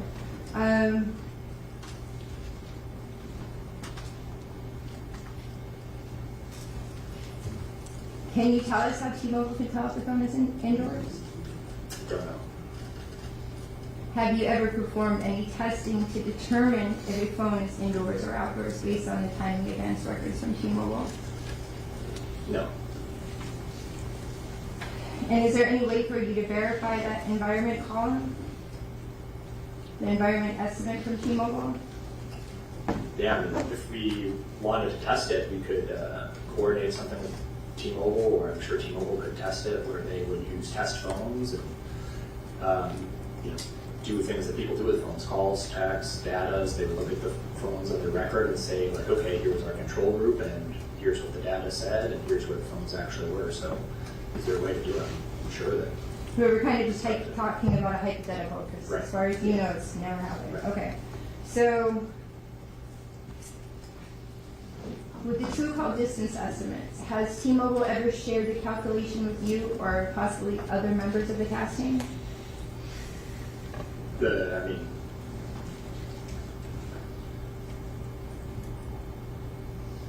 calculation is the speed 3.0 or 2.997, whatever times the time. That's the calculation. So have they shared that with you guys? Have you gone through to find out what exact number is, how they're coming up with these formulas, anything like that? Yeah, and that's that calculation for time in advance. Again, that's not unique to T-Mobile. That's how all phones have to function on cellular networks. They have to have time in advance measurements of. It's like we'll talk about multipliers and. So it's just T-Mobile gives it to you. You have 100% trust in T-Mobile and its records, so you just get them and you go off of that, correct? I plot the data from T-Mobile and do an analysis. I don't take anything for given as I'm doing my analysis. But you don't know if the numbers are correct because you don't have an engineer validating or rechecking anything, do you? So you're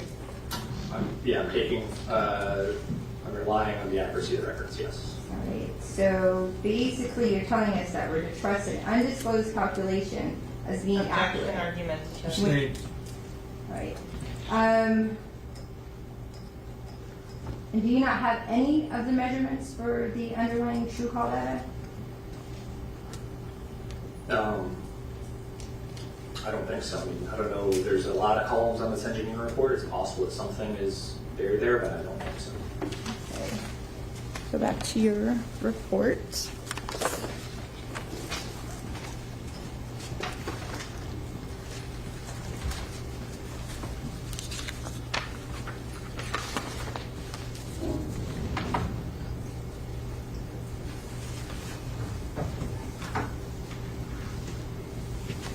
So in this report, you say that the measurements of phone number. Zoom out. Just like on the phone. I'll move it up here. So your report says, you can come in and state if you want to help me. Of course. That these two phones, 9807 and 9081, are in the area of the crime scene, correct?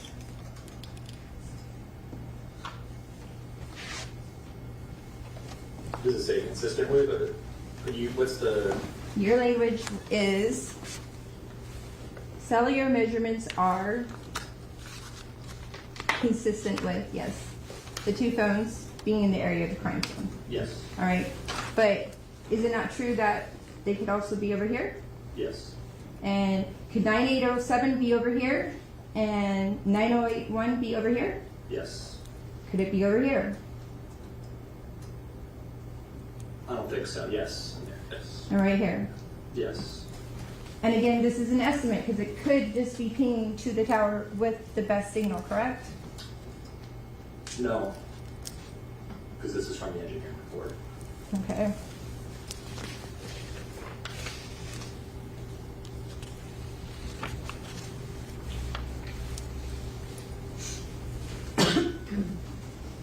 So, page 14 of your report, you say that phone number 9807 is within this area, correct? Yes. But would you agree it's not actually touching any of the points of interest? At that time? Yes. Yes. If you find points of interest, if you mean the locations that were highlighted earlier in the presentation, yes, it's not overlapping the Montessori Academy or any other place at that time.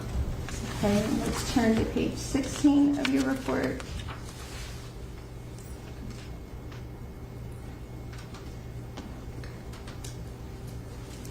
So does this show phone number ending in 9081 near the hospital? Yes, that's consistent with the phone being at the hospital. But this science is not actually precise enough to pinpoint the location of the phone, correct? Correct. So while you say it's consistent with it being at the hospital, you actually don't know that, do you? From the cellular data alone, no. Right. Go to 17. Here you've mapped again the data for 9807. And again, would you agree that this macaroni does not touch any of the points of interest? Yes.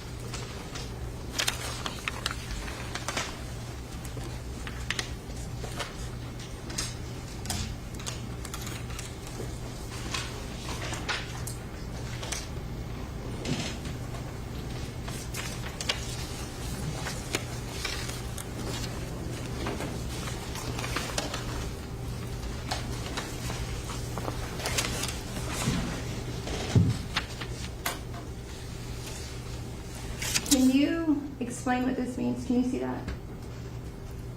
340, the text box that you're pointing to? Yes. Yes, so that means that there were multiple data points on that tower and sector between 3:43 a.m. and 3:52 a.m. Okay, so 3:43 to 3:52 a.m., that phone number was pinging off of this tower. So it's from the engineering reports, and that tower saw the phone multiple times between 3:43 and 3:52. Okay, so let's go over here, and what's this mean? The same thing. All these cell sites that are shown are from the protocol measurement data from Sprint's engineering reports, and those towers in that sector on that tower saw the phone at whatever time is indicated. Do you know the difference from this point to this point? I'd imagine it's a couple miles. So from this report, we're showing that there's a couple miles difference, but the phone is pinging over here at 3:49, but according to your report, between 3:43 and 3:52, it's pinging here. And what does this one mean right here? 3:48. So it's pinging from this tower at 3:48. That tower saw the phone, yes. All right, and then down here? 3:50. So again, back here, between 3:43 to to 352, it was pinging off of this tower, but at 350, it was down here. No. The phone wasn't down there. It wasn't up here. The phone wasn't in any of those places. That's not what the data says. The data is saying that these towers at those times saw the phone. This is all from the engineering reports, which means that the towers, these towers that see them, are not necessarily the tower with the very strongest signal. It's not necessarily the serving cell that saw it. If we had distance information at these times, we'd see like a band, just like we did on the T-Mobile record. So for instance, at this one, 349, we'd see a distance, whether it was an arc like this, or like this, whatever. The distance column on that engineering report for all these data points was blank. We don't have distance. So we know that these towers saw the phone. And we know that they were not necessarily the serving cell. It could have been. Any one of them could have been, but we don't know that. And we don't have any calls on the call detail records to, to cross-check and say, okay, well, which tower did the phone reach out to and did you make a call? So we're left with the question then is, well, what's this mean? Because as you were just asking, as we were just talking about, 349 falls between 343 and 352. How could two towers in two completely different areas both see the phone? Well, they both did see the phone at different times because they registered that connection with the phone. So if you ask me what's my opinion, what's that mean? It's like, well, the phone was someplace where all these towers could see it. And I note that this one is pointed generally west, this one's pointed west-southwest, this one's pointed southeast, this is northeast, this is this way. So my conclusion would be that this data, which it's hard to form a conclusion from because you don't have I don't have the distance information I want. It's not going to say, okay, the phone is, generally it's in Miramar. We know that, right? It's not in Fort Lauderdale or Miami. It's probably somewhere in the middle of all these towers. So if I'm asked a specific question, like, hey, is this consistent with the phone being in Silver Lakes? I would say yes. Is it consistent with the phone being in McDonald's? Yes. I mean, this is a... So it could be anywhere in Miramar, basically. I don't think it could be anywhere in Miramar. I think it could be anywhere kind of in this map area. I think it's a fair statement. Okay. At any given time as well, correct? Because I just for the sake of my knowledge, when we look at this item that says 343 to 352, so I know it's hitting that tower throughout that time, right? But it's then also hitting this other tower at the exact same time, and 30 seconds is hitting this other tower. Is that a fair statement? The network's hitting the phone. The phone isn't hitting the network, but yes. Okay, and then how far can a phone go? Is it 1 mile? Could it be between 1 mile and 20 miles? Or could a phone ping off a tower that's 50 miles away? Do you have any background on that? Yeah, so it depends kind of what you're asking. If you're asking how far away can a phone be from a tower when it makes a call, well, that depends. If you're asking how far away can a tower see a phone, which is a different thing, because the phone choosing the tower is going to rely on the phone's clear, strong signal, and that also depends. Generally, I see something in the range of like a couple miles, but I've seen in extreme cases many miles that a tower can see a phone. Okay. So even with this is again based on that. Yep. Any area could be in this ping. To try and make a conclusion about a precise location for a phone on this data is I don't think possible based on this data. So wouldn't it be more accurate just to show a range of where it could be at rather than trying to do these curves and pinpoint the precision?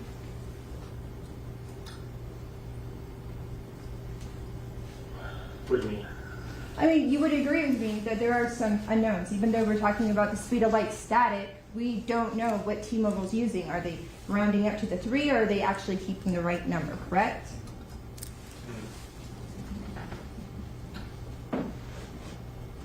Well, regardless of what they're doing, they're giving us a distance, and that's the distance that's plotted. So we plot the distance, applying the records that T-Mobile gave us, not saying, okay, the phone's, here in this phone or something like that, or saying, hey, this is what the records show. Well, it seems like you're giving testimony that it's precise, but when we get to the data, how it's used, that it's actually really just an estimate. So is it precise, or is this an estimate that you're giving us? I guess it's not an estimate like a, hey, just some number that's made up, just a ballpark, hey, out of 10,000 or something like that. Yeah. But if you're asking, I think you're asking about really the accuracy, not the precision, because that number, like if it's the number is 0.54 miles, that's a precise number, right? That's down to the hundredths of a mile. You're asking how accurate is that number? And we'll say, okay, generally that's accurate. And that's why with my testimony, even when I have a precise number like 0.54 miles from a tower, I still say, hey, it's consistent with it being at this location, where it's generally in the area of this apartment complex or something, because the possibility it may not be precisely there. So based on that map, could it be possible that you had two phones registered to the same person on the same carrier being operated by two different people who were sitting next to each other? Can those two phones ping off different towers?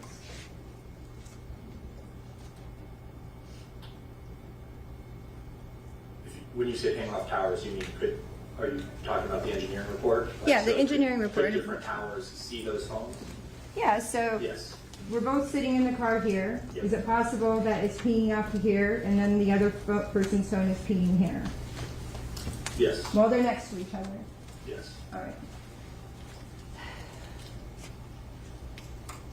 Can you tell if this phone's in somebody's pocket? No. Can you tell if it's left on the car seat? No.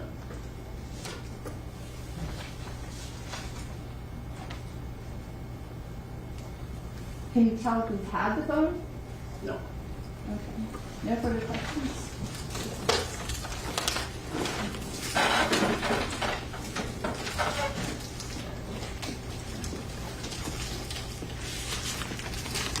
Counsel, thank you. Thank you, Judge.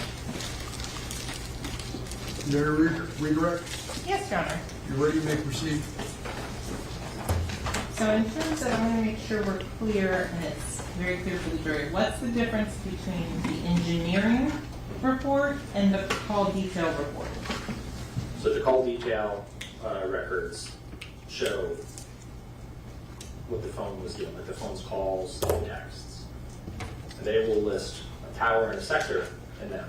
And that's the tower and the sector that the phone identified as the one that offers the clearest, strongest signals. That's the tower that the phone chose to connect to when it needed to make a call or send a text. That's the phone's perspective.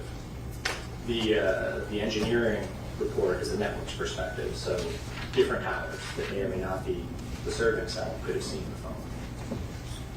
Why is it important to differentiate between those two? Because, so if I'm plotting your own report, and I plot the phone that was the serving, or the tower that was the serving cell, then I'm showing, okay, wherever the phone was in this coverage area, it saw this is the one, the best tower, the best, the strongest signal point. With the engineering report, like the slide we were just looking at, none of those may have been the best one. So if I'm looking at something that I plotted because of on the call detail records, I would infer that that's probably the tower that's the closest or the best line of sight. With the engineering data, that may not be the case. Okay, and so in the one we were just talking about, that was under the 3717895, that phone, correct? Yes. Okay. So if you can explain to the ladies and gentlemen of the jury, there's discussion about the accuracy versus the precision of the records. Is this a precise estimate of which towers saw that phone? Yes. And how can you say that? Because it listed, the records listed specific towers that saw the phone at a specific time. Are you ever going to say, based on the data that you have here, precisely where that phone was? No. What conclusions can you draw from this map based on your training and experience? That the phone is generally somewhere in the area shown on the map. In my opinion, it's likely to be in the center of the map here, because that's where the the direction, the antennas and towers that saw the phone report. So council asked you about the latitude and longitude columns that are on the call records from the engineering report. Yes. And so you mentioned that you do not validate these particular records. Yes. Could they be accurate? They certainly could be accurate, yes. Can you explain as to the ladies and gentlemen of the jury, if you call 911, what does a cell phone provider send out to law enforcement? At a minimum, it has to provide the tower and sector. All right. And at maximum, what can they provide? I don't know. In terms of those coordinates and things of that, is that also collected for the purposes of location for 911 emergency? Maybe. Okay. You said that, and counsel asked you a lot about validating your findings, your records, your analysis. When you are doing the training and experience, do you validate the records that are given to you by going out and finding a specific phone in the field? Yes. Okay. Would you be able to validate your records with other corroborating information? Yes. For example, a video, would that help validate your records if the phone is seen in the video? Yes. Okay. If there is video or surveillance footage of locations and the phone is seen in that area, would that validate your information? Yes. Is, for example, on the cell phone records that have been placed in the mapping of the 772-713-9807 and going to the 248-9081, 4:40 to 4:52 a.m. If that phone is found at the Miramar Memorial Hospital, would that validate your findings? Yes. Is cell phone technology new? No. How long has it been around? Decades. Okay. The materials and things that you were relying upon, how long have those been used? A long time. More than a decade. In terms of the difference between the 2.99 and 3 to the 10th, what types of difference in distance are you looking at when you're making those tiny advance bands? So, that's not a huge number, a huge difference between them, so that would be generally a small difference between the distance estimates there. Are we talking meters or miles? Meters. In terms of the distance, you said it's 39 meters plus or minus each direction from the center of that location. Yes. The specific location that's plotted is based on the location of the tower. Yes. Is the tower a known quantity? Yes. Does the tower move? No. I mean, it can, but as of the records, no. With regards to publications and trainings and things of that nature that you rely upon, are you trained in this area? Yes. What types of resources and materials are you used during your training with the FBI CAST analysis? Yeah, so instructors from Florida Institute of Technology who teach cellular theory and network engineering, network engineers from all the major service providers, other related fields, certain like manufacturers, the ecosystem, and then also we have a lot of peer instruction as well. In terms of if a child is kidnapped in Miami, are they going to call an engineer to find them? No, they'll probably call the police or the FBI. Council asked and brought up a lot of things about the distance and the measurements in the records. Is it possible to go through the CDRs or in the instance of the Sprint, or for example, the engineering report on the 9807 phone number, and highlight instances of exactly where on your records it corresponds with the records as provided from T-Mobile? Yeah, we could go through line by line and say, here's the map that I made, here's how the corresponding line and the T-Mobile report accounts. And in terms of the records and things that were sent to you, were they forwarded with a T-Mobile email address attached to them? Yeah, I got them on a thumb drive, and they had a certification from T-Mobile or Sprint or In terms of, there's a lot of discussion, I want to make sure it's clear for the ladies and gentlemen of the jury.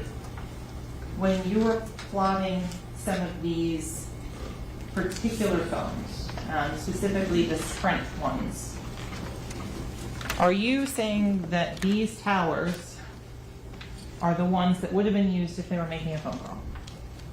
No. What are you saying? These towers saw the phone. Can you give any more indication on the direction or anything on that specific issue? On the direction, you can see the side of the tower that saw the phone, but that's it. Has this type of analysis been used to solve crimes? Yes. Has it been used to locate missing persons? Yes. Judge, I'm going to object since the line of question is outside of my cross-examination. Hey, overruled. In terms of the data that you rely on, has it been validated in your personal experience and training? Yes. Nothing further, Your Honor. This witness excused. Yes, Your Honor. Thank you, sir. You may step down. Excuse me. Counsel, want to call your next witness? Yes, Kurt Rhodes.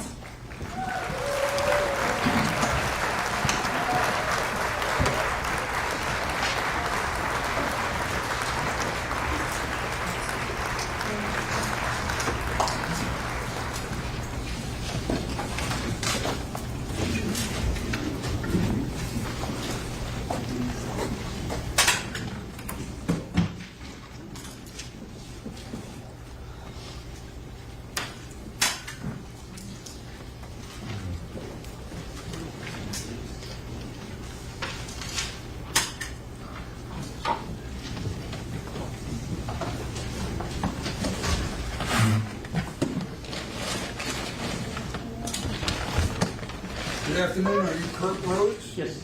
Welcome. Come on up. This is our witness stand here. When you get there, you can put your things down, remain standing, and raise your right hand and be sworn. Do you solemnly swear or affirm the testimony you should give in this case should be the truth, the whole truth, and nothing but the truth? I do. Please state your full legal name for the record. Kurt Rhodes. Please spell your first and last name for the court recording. KURT-RHODES. Thank you, sir. Please have a seat. Mr. Rhodes, that microphone in front of you will adjust up or down, but it does not move back and forth, all right? Are you ready to proceed, sir? Yes. Counsel, you may. Thank you. Good afternoon, Mr. Rhodes. How are you today? I'm well, how are you? Very well. Thank you for asking. Could you please introduce yourselves, ladies and gentlemen of the jury, and tell them how you work? My name is Kurt Rhodes. I am a DNA analyst. I work in the BSO Crime Laboratory as a DNA analyst. And what are the qualifications to be an analyst in the BSO Crime Lab for DNA? I have a Bachelor's of Science degree in Forensic Science from the University of Central Florida. I have completed the Sheriff's Office training program for DNA analysts. I hold certification from the ABC or American Board of Criminalistics in molecular biology. And I am required to complete at least 8 hours of continuing education per year. And so how long have you been employed for the Sheriff's Office? I began in 2004 as a DNA technician. I went into DNA training in 2005 and began DNA casework in 2007. Can you explain to the ladies and gentlemen of the jury what's the difference between a DNA technician, like you were in 2005, and when you transitioned to 2004, and transitioned to 2005 to be the DNA training? As a technician, I would do instrument maintenance, quality control checks on the chemicals and reagents, do ordering, record keeping, things of that nature. So you briefly mentioned a little bit of your educational background. What types of coursework and classes did you take when you were getting your initial degree from in the sciences? The program that I did through the UCF was the DNA-based program for forensic science. So there was genetics, molecular biology, biochemistry. There was a statistics course, mainly dealing, or the coursework towards the end of the degree requirements were mainly geared towards genetics and microbiology, biochemistry and molecular biology. So do you have specialized training using statistics to interpret DNA? I have completed the statistics in my college coursework, and I have attended courses throughout my career in the Sheriff's Office dealing with statistics and how they relate to DNA case reform. You mentioned that you're required to do 8 hours of continuing education. Is that on a yearly basis? Yes, perfect. And approximately how many hours of continuing education have you completed since 2005 when you started your DNA training? Again, it's at least 8 hours. Some of the courses, use the term loosely, range from 8 hours to 40 hours. So 1 year maybe 8 hours, another year maybe 48 or even 60. It just depends on the year. So in terms of the DNA section that you work for, what does it do on a day-to-day basis? As a DNA analyst, I examine evidence that's submitted by investigators in an attempt to develop DNA profiles from question samples and ultimately compare them to known standards to see if the individual that is being investigated or even the alleged victim would be included or excluded from the evidence that's submitted. In terms of the DNA analysis, do you do that yourself, hands-on? I do. And the training that you started to talk about, you said you started training in 2005. Could you talk and explain to the ladies and gentlemen of the jury what that training entails? It entailed readings, hands-on processing of the samples that we did, time, extraction methods, quantitations.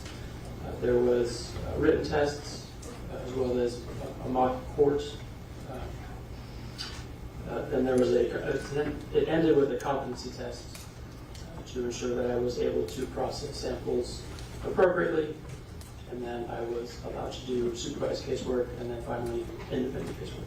So let's explain to ladies and gentlemen, what is a competency test? A competency test is given to an analyst after they have completed a training program for whatever subject. It could be as simple as an extraction method or maybe a quantitation method. So the laboratory will then provide a test that the analyst would conduct. They would process this test and return the results to the agency to see if the results that they've gotten were appropriate for what was given. And do you have to pass these competency tests or examinations before moving on to the next steps? The competency tests are done to ensure that you are competent in the technology that is going to be employed in the casework. So once you pass that initial testing, is there additional yearly or biannual proficiency testing done? As a DNA analyst, I am required to do 2 proficiency tests per year. In our laboratory, the agency will purchase proficiency tests from a provider. I process them, generate my results, my answers, and those are then sent back to the provider to ensure that I'm getting the correct answers. Are those done in-house in terms of the scoring and completion of that proficiency testing twice a year? I process it in-house, it's reviewed, and then it's sent back to the test provider. Does the proficiency test require and include statistical interpretations? They do. And has the statistical interpretations changed as the way they've been doing in the field of DNA over the last couple of years? In my laboratory, yes. It went from statistical calculation with known as random match probabilities, single source samples, and CPIs, which were combined probability of inclusion. We've transitioned from those 2 methods to a likelihood ratio method. And can you explain in as simple of terms as possible, what is a likelihood ratio? A likelihood ratio is a comparison of two hypotheses. Hypothesis 1 compared against hypothesis 2. In terms of casework analysis, the initial hypothesis is that a person is included as a contributor to a sample, and the competing hypothesis is that the evidence or the DNA profile is coming from an unrelated unknown individual. So that is how the likelihood ratio is set up. Person 1, or person of interest, is the contributor to the evidence versus it's coming from an unknown, unrelated individual. Okay. So I want to go back, and so can you describe to the ladies and gentlemen of the jury, when you're doing a DNA analysis, what is it that you're looking for? For the analysis that I'm doing, I am processing for STRs, or short tandem repeats. These are small fragments of DNA that are located in our DNA genome. They repeat a certain number of times. When I first began DNA casework, I was processing 15 STRs plus the amelogenin or sex determining marker. And now the technology has gone to 24 STRs. So when you say short tandem repeat or STRs, do they code for something like eye color or hair color? These are non-coding fragments of DNA. Why is it important to look at those areas as opposed to eye color? The locations that we're testing, or that I'm testing for, the locations that I'm processing, they're robust. They're polymorphic, meaning that there are differences. There's not just 1 or 2 variations. There could be 10 to 12 different variations, and they are independent from each other, meaning that the result that I get at location 1 will not affect the result that I would get at location 2, or the DNA profile at location 1 isn't affected by the DNA profile of location 2. Is that a genetic marker? Is that what you're talking about? Yes. Okay. And just so it's clear, can you define exactly what a genetic marker is from the DNA analyst perspective? As it relates to what I do, it is the STO, the short tandem. That is the specific DNA fragment or DNA marker that I'm processing or testing for. Can you explain what an allele is? The allele is the genetic trait or characteristic. In terms of STRs, as I mentioned, they're short fragments of DNA that repeat. So they're measured in numbers. At location, I'm just going to say location 1, an allele or characteristic of gene may be a 7, or an 8, or a 9, or an 11. So a DNA profile that I generate is actually just a series of numbers based off of the alleles or traits that I obtain at each DNA location. You said they're identified by numbers. What does that mean? Could you explain like where the numbers, what do you say? Is it 274? Is it 11? As I mentioned, the 7, 8, or 9, that refers to the number of repeats. So with the STRs, it's a repeated fragment of DNA, ATCG, and that ATCG may repeat a certain number of times. It may repeat 7 times, or 8 times, or 9 times. And so that is what those numbers that I'm expressing represent.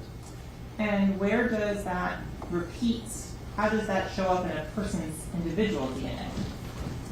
It is located on the DNA chromosome.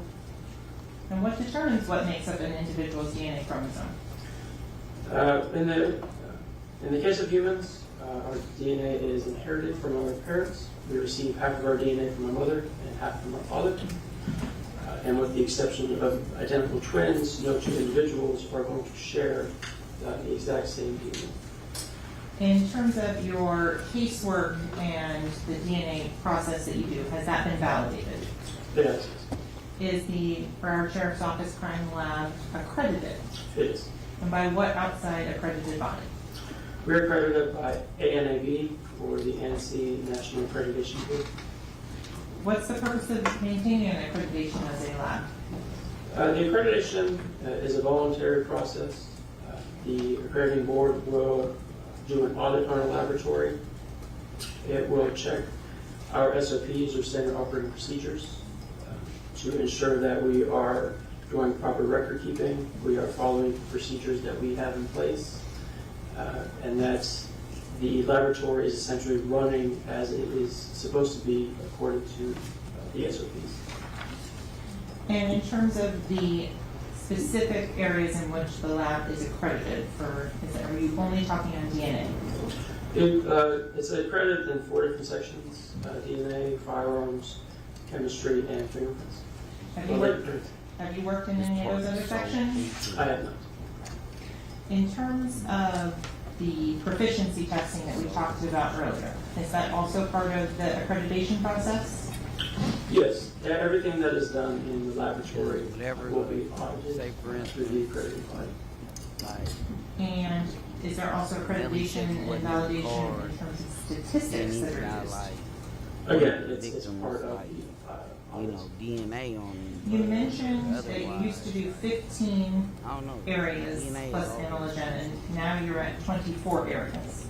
Can you explain what made that change occur? The DNA analysis is a science, and as the years go on, the science advances.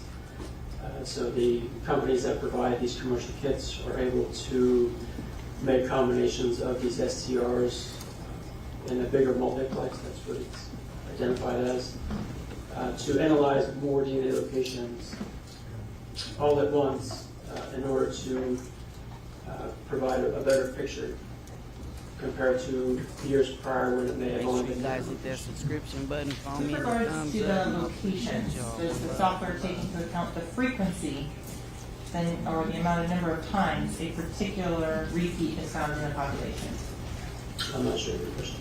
And previously, when you were doing random population, random maps, or CPI, is it important to know how frequently a specific allele was shown up in a population of individuals? Yes. At the end of the analysis, if I am, let me start over again. After I look at the evidentiary samples, I'll determine if it's a single source profile or a mixture, and then do a comparison to a known standard.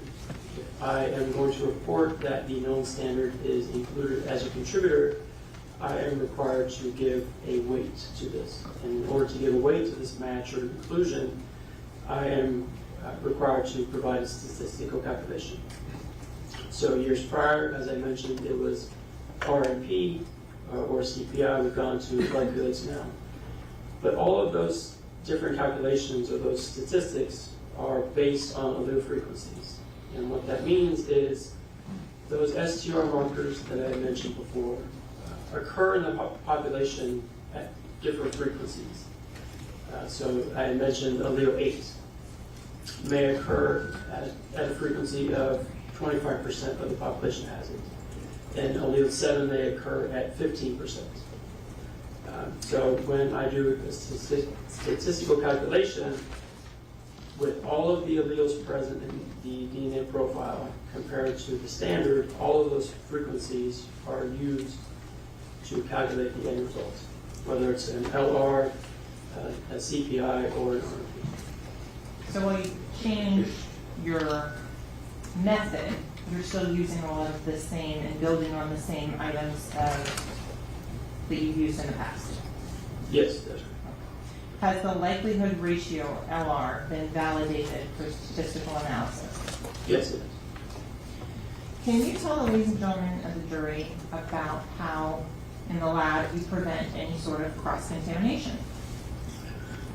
When I process evidence, I am processing one case at a time, and when I refer to that, screening evidence.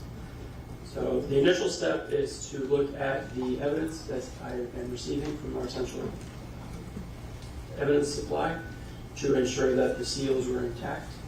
I will do an inventory of the evidence compared to the submission form and property receipts. Typically, the items are packaged all together, kind of like a big brown bag. I'll open that bag up and do an inventory And then again, process one evidentiary sample at a time while leaving the other samples in a drawer or a cabinet. What do you do in between each sample to your workstation? And the workstation is cleaned with bleach and alcohol. As I'm doing my screening, I do wear lab coats, gloves. I work in what's called a dead air box, a big plexiglass box about the size of this bench here. And I do all my processing on the bench. I'll clean that up after I'm done with the evidence, change my gloves, and then move on to the next piece of evidence. When the next step would be extraction, which would be after I've taken my sample and my cutting of this evidence, I place it into a tube and try and elute out or purify any DNA present that's on that sample. They know this is going to be like. At that point, I'm working little test tubes. A lot of them. So I would again be changing gloves, wearing a lab coat, a mask, and I would only be working with one sample at a time, or only open it one sample at a time to avoid sampling sample contamination. In terms of, you mentioned the test tubes, are those sealed? Yes.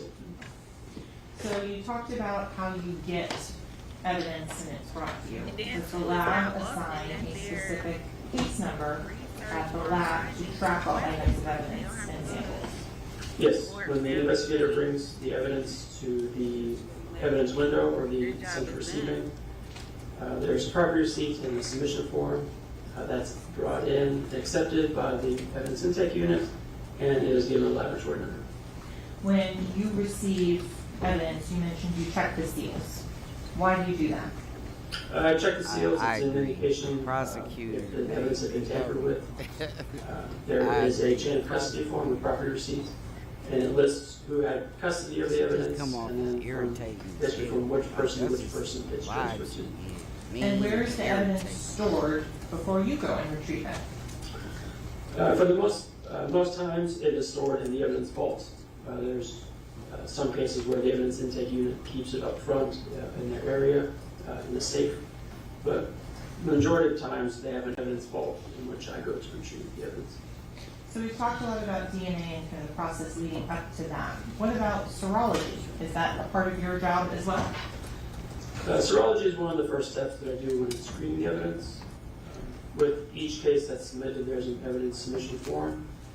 It gives me an idea of the type of evidence that I'm going to process. Sexual assaults. Years prior, I would screen for semen, looking for sperm cells.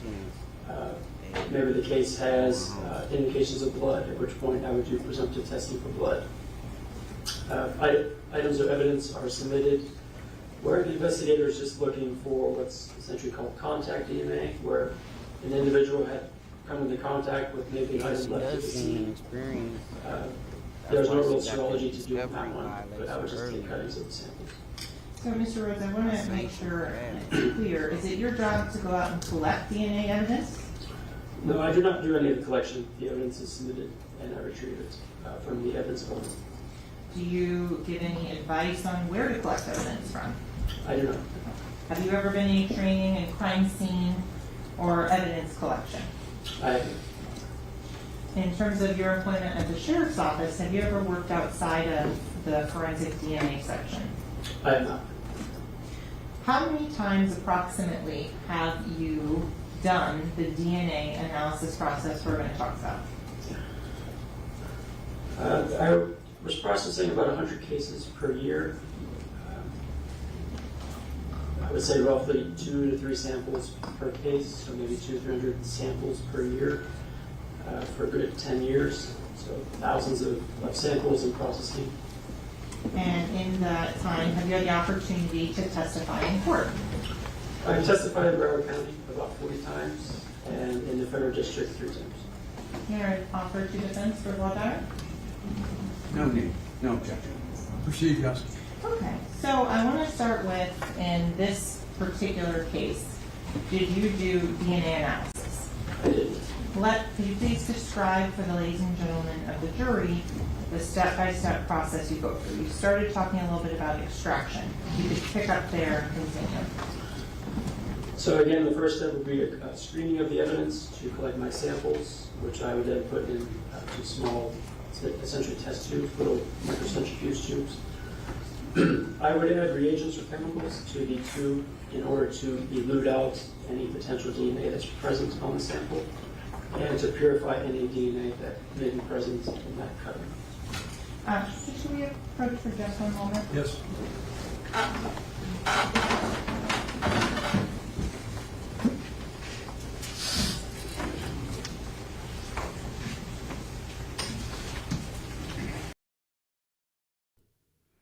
So they got a quick little sidebar action.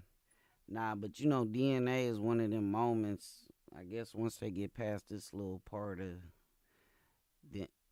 them teaching, you know, how to collect and all that kind of stuff, which is just 2023. If you don't know how DNA operate at this point, you definitely shouldn't be on no jury. But they got to go through this process.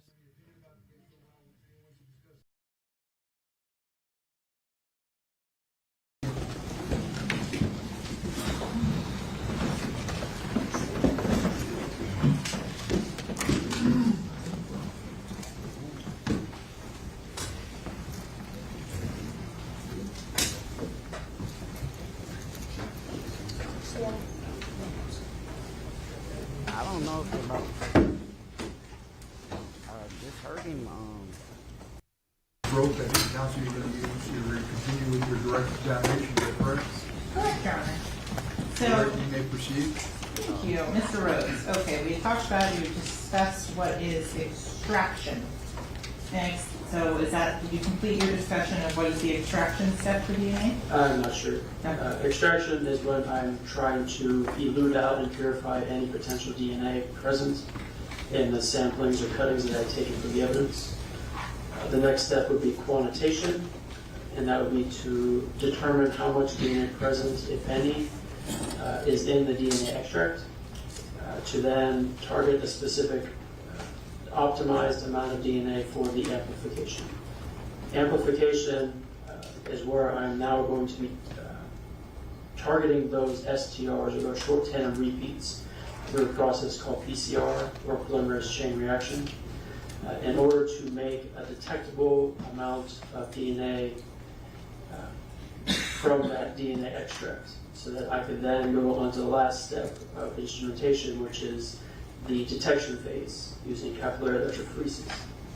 So I'm going to go back and talk about the PCRs, the polymerase chain reaction. Does that change the underlying DNA sample in any way?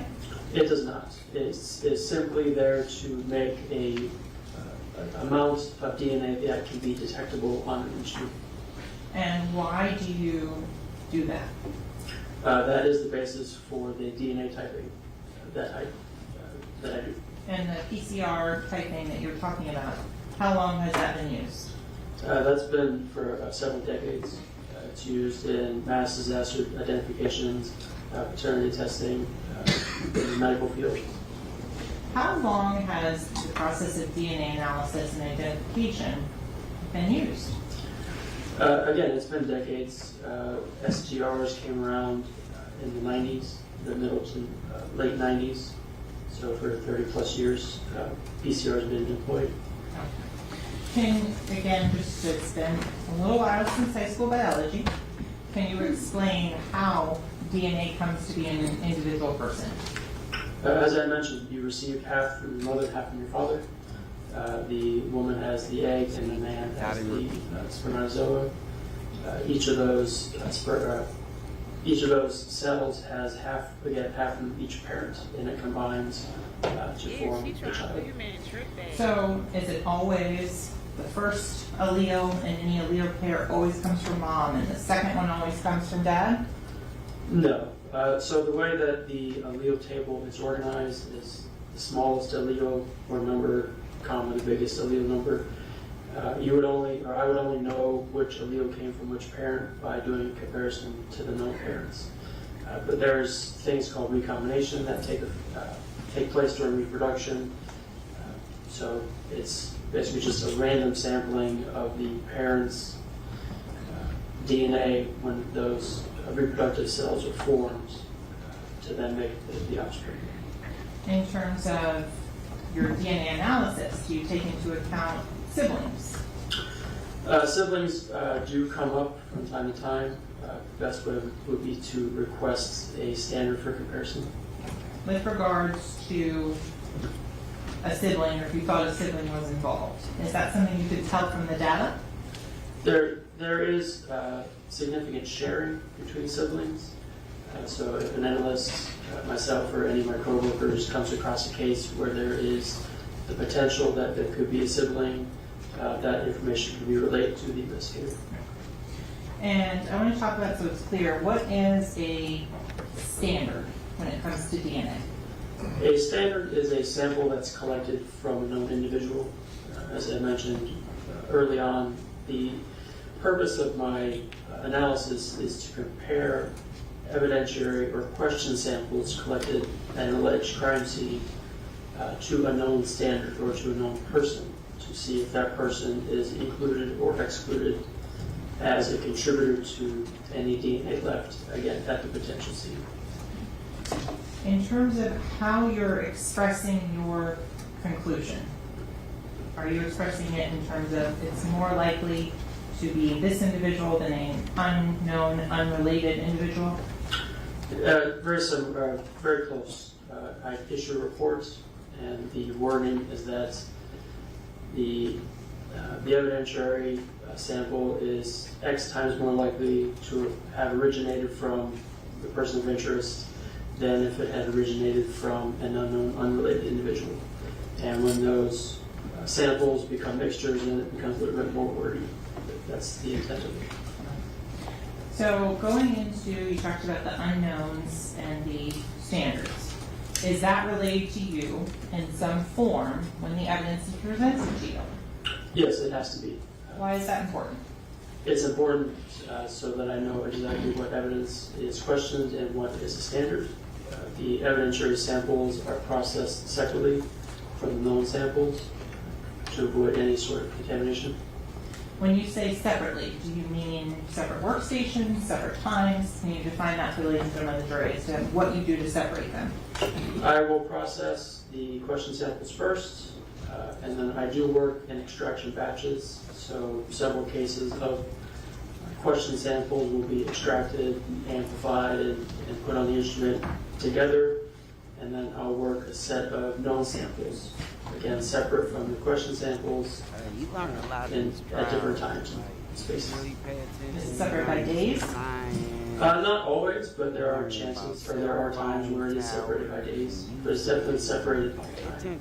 So the last step of the process that you were talking about, the capillary electrophoresis, what is that?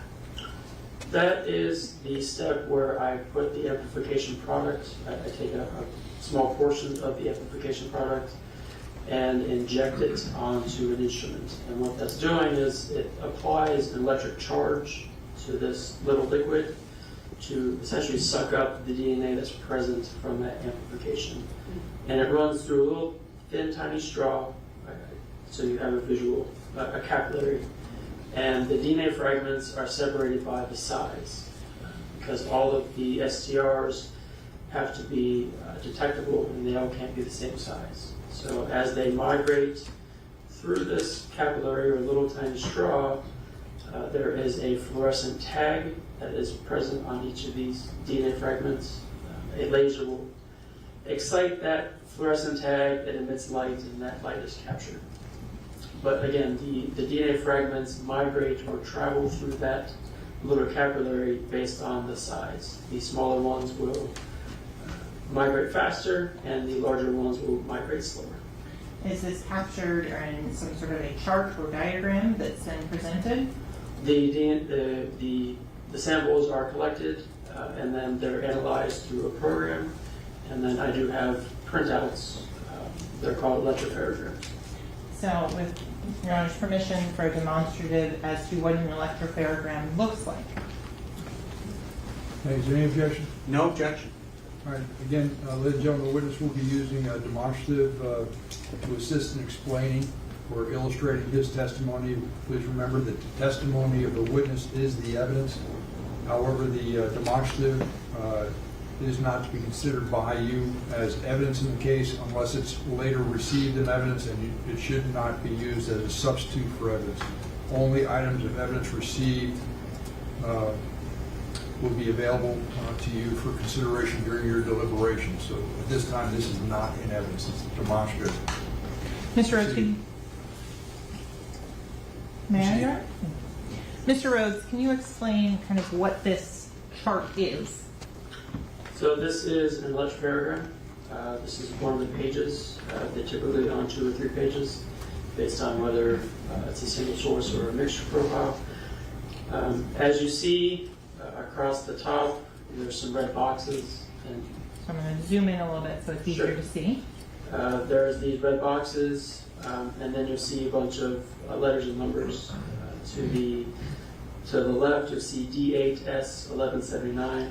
That is one location that I am testing for. It's on the 8th chromosome. I would call it D8 for short.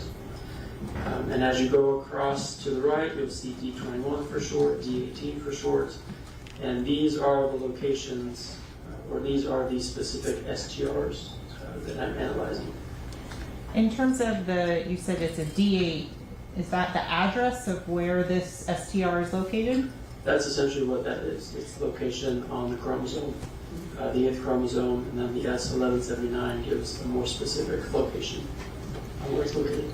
Can you describe that like in terms of a house address? If the address is 123 Main Street of a house, how would that correspond that to what you're looking at here? The best I can do is, again, it's on D8, would mean that's DNA on the 8th chromosome, and the S1179 gives a more specific location on that chromosome. Again, we have 23 chromosomes, so there are multiple chromosomes. And do you test and sequence every single marker on every single chromosome when you're doing DNA analysis? No, it is only the select set of STRs that is used for each specific commercial kit. And in this particular kit, I use what's called global filer. And what is global filer? This specific DNA kit used for these STRs. And how many specific locations are you testing for in global filer? There are 24. So in terms of the specific evidence that you did in this case, I want to kind of just go in order with your reports, if that's okay. The items that were submitted to you and processed on that. I'm going to start with the lab number items 16 and 17. If you need to refer to your report. Yes. Okay.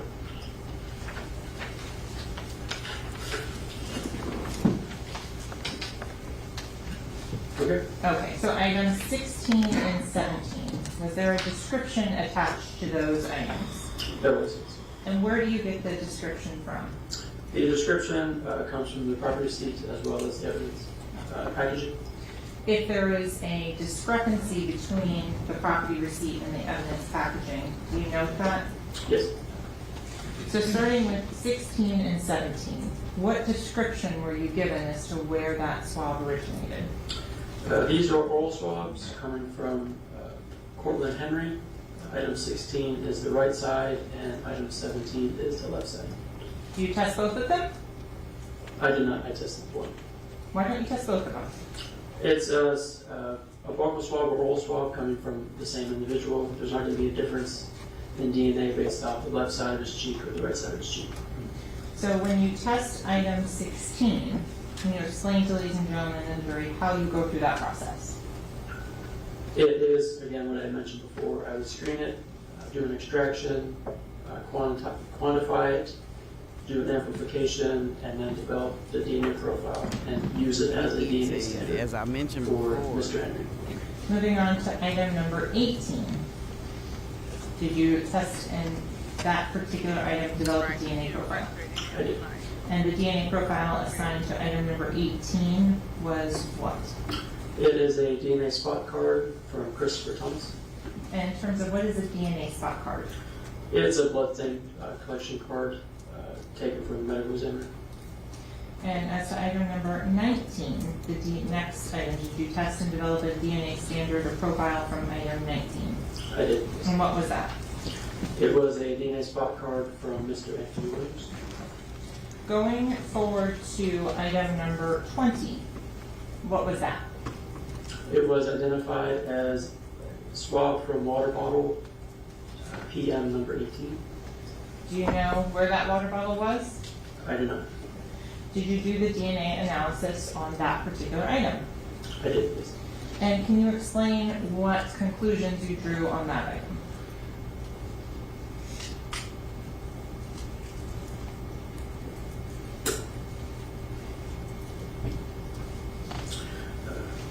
The DNA profile obtained from item number 20 was uninterpretable due to insufficient data. Can you explain to the ladies and gentlemen of the jury what does it mean by insufficient data? After I do the analysis of any DNA product, after I run it through calculated electrophoresis and look at the electrophoregram, I look at the data and I have to determine, is there enough data to determine the number of contributors? Is this a single source profile? Is this a two-person profile? Or a two-person mixture? Is it three-person? After looking at the results, I deemed that there wasn't enough information to even determine how many number of contributors were in the profile. So I deemed it insufficient or uninterpretable. So does that mean there wasn't DNA there? It means that there was DNA, but I was unable to make any sort of comparison. You mentioned that you have to determine the number of contributors. What would help you determine the number of contributors to a DNA item? The number of contributors, it's based off of the DNA results. One of the things that I look at is the number of alleles that are present. As I mentioned, we receive half of our DNA from our mother, half from our father. So at a specific location, I would expect to only find a maximum of 2 different alleles per location. So if I'm looking at, let's say, D8, as you had seen, and there was 3 alleles or 3 different peaks present, it's a pretty good indication that it's coming from at least 2 individuals. If I had seen 4 peaks or 4 alleles, maybe 5 alleles, now there's a potential that there's 3 people that could be contributing to this profile. And after I do an overall analysis of the entire electrophoregram, I would then come to a determination of whether it's 2 or 3. So when you're said overall, do you look at each area or each address that you're looking at individually? Individually first, and then overall to get the final interpretation. And is that something you have training and experience in doing? Yes. How often do you have to analyze mixtures as part of your DNA casework? Mixtures usually come up, I would say, at least half of the time, and DNA samples that are processed. So going on to what was labeled for your DNA report as item number 21, what was that listed as? It's listed as swab from spent casing laser 40 S&W PM number 18. Were you able to get any DNA results from item number 21? I was not. Why not? There wasn't sufficient DNA present in the extract to obtain DNA results on the electrophoregram after I did the amplification. Okay, going on to item number 22. What was that described as? Swab from Gucci sandals, PM number 19. On number 22, were you able to determine the contributors on that particular swab? That result was interpreted as a mixture originating from 3 contributors. And were you able to identify the 3 contributors? I was not. In terms of, are you able to say and give a statistic as to each of the 3 individuals that you identified on item 22 as to their likelihood of being a contributor to that mixture? Yes. So every sample that is deemed to be conclusive or whether interpretable single source mixture, I would then do a comparison to any known samples submitted.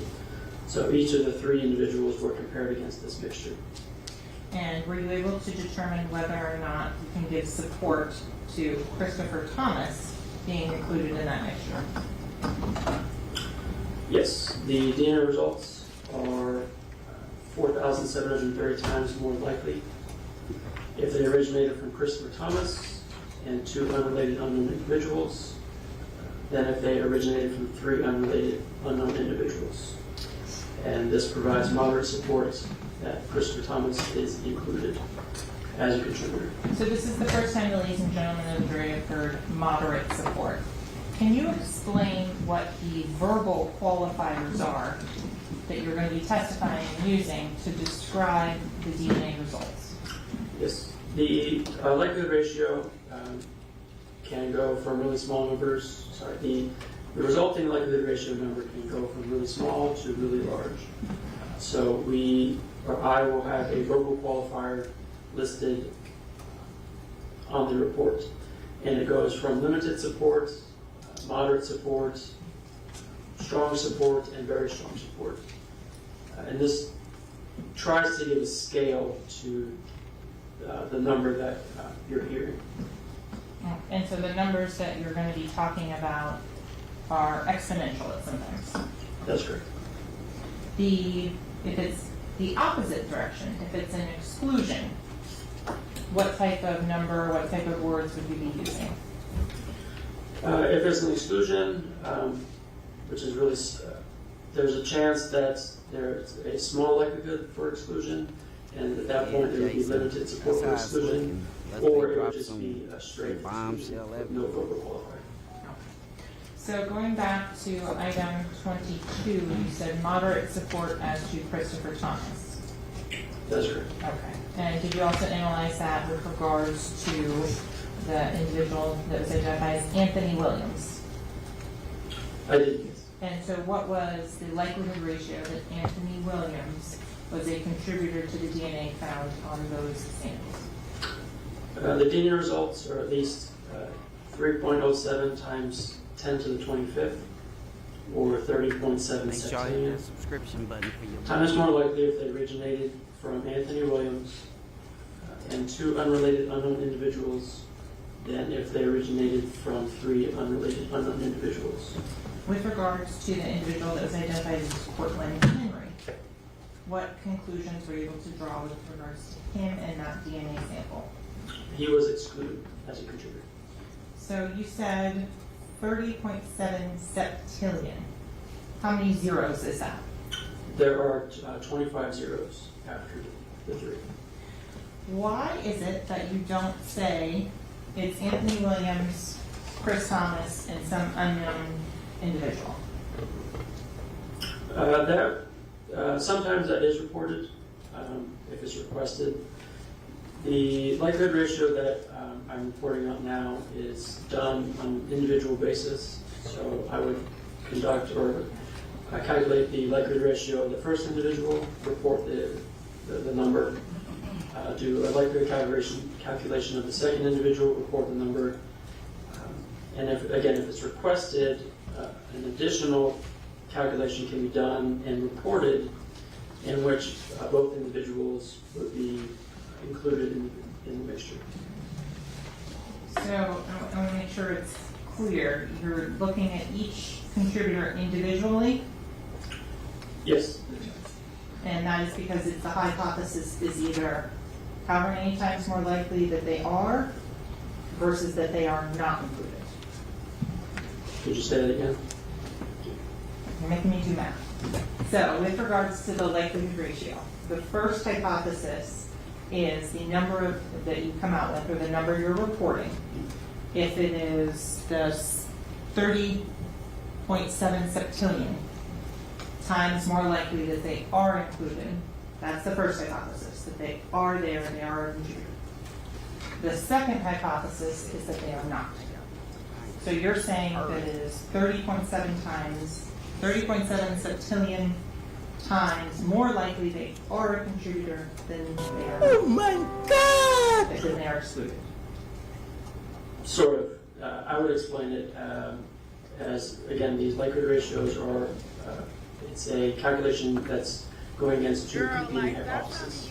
So there is more support that Mr. Williams, in this case, would be included, along with two other unknown, unrelated individuals, than if the DNA results were coming from three unknown individuals. And so for item 22, the swab from the Gucci sandals you testified Portland Henry was excluded. That's correct. Okay. Moving on to item number 23. What was that?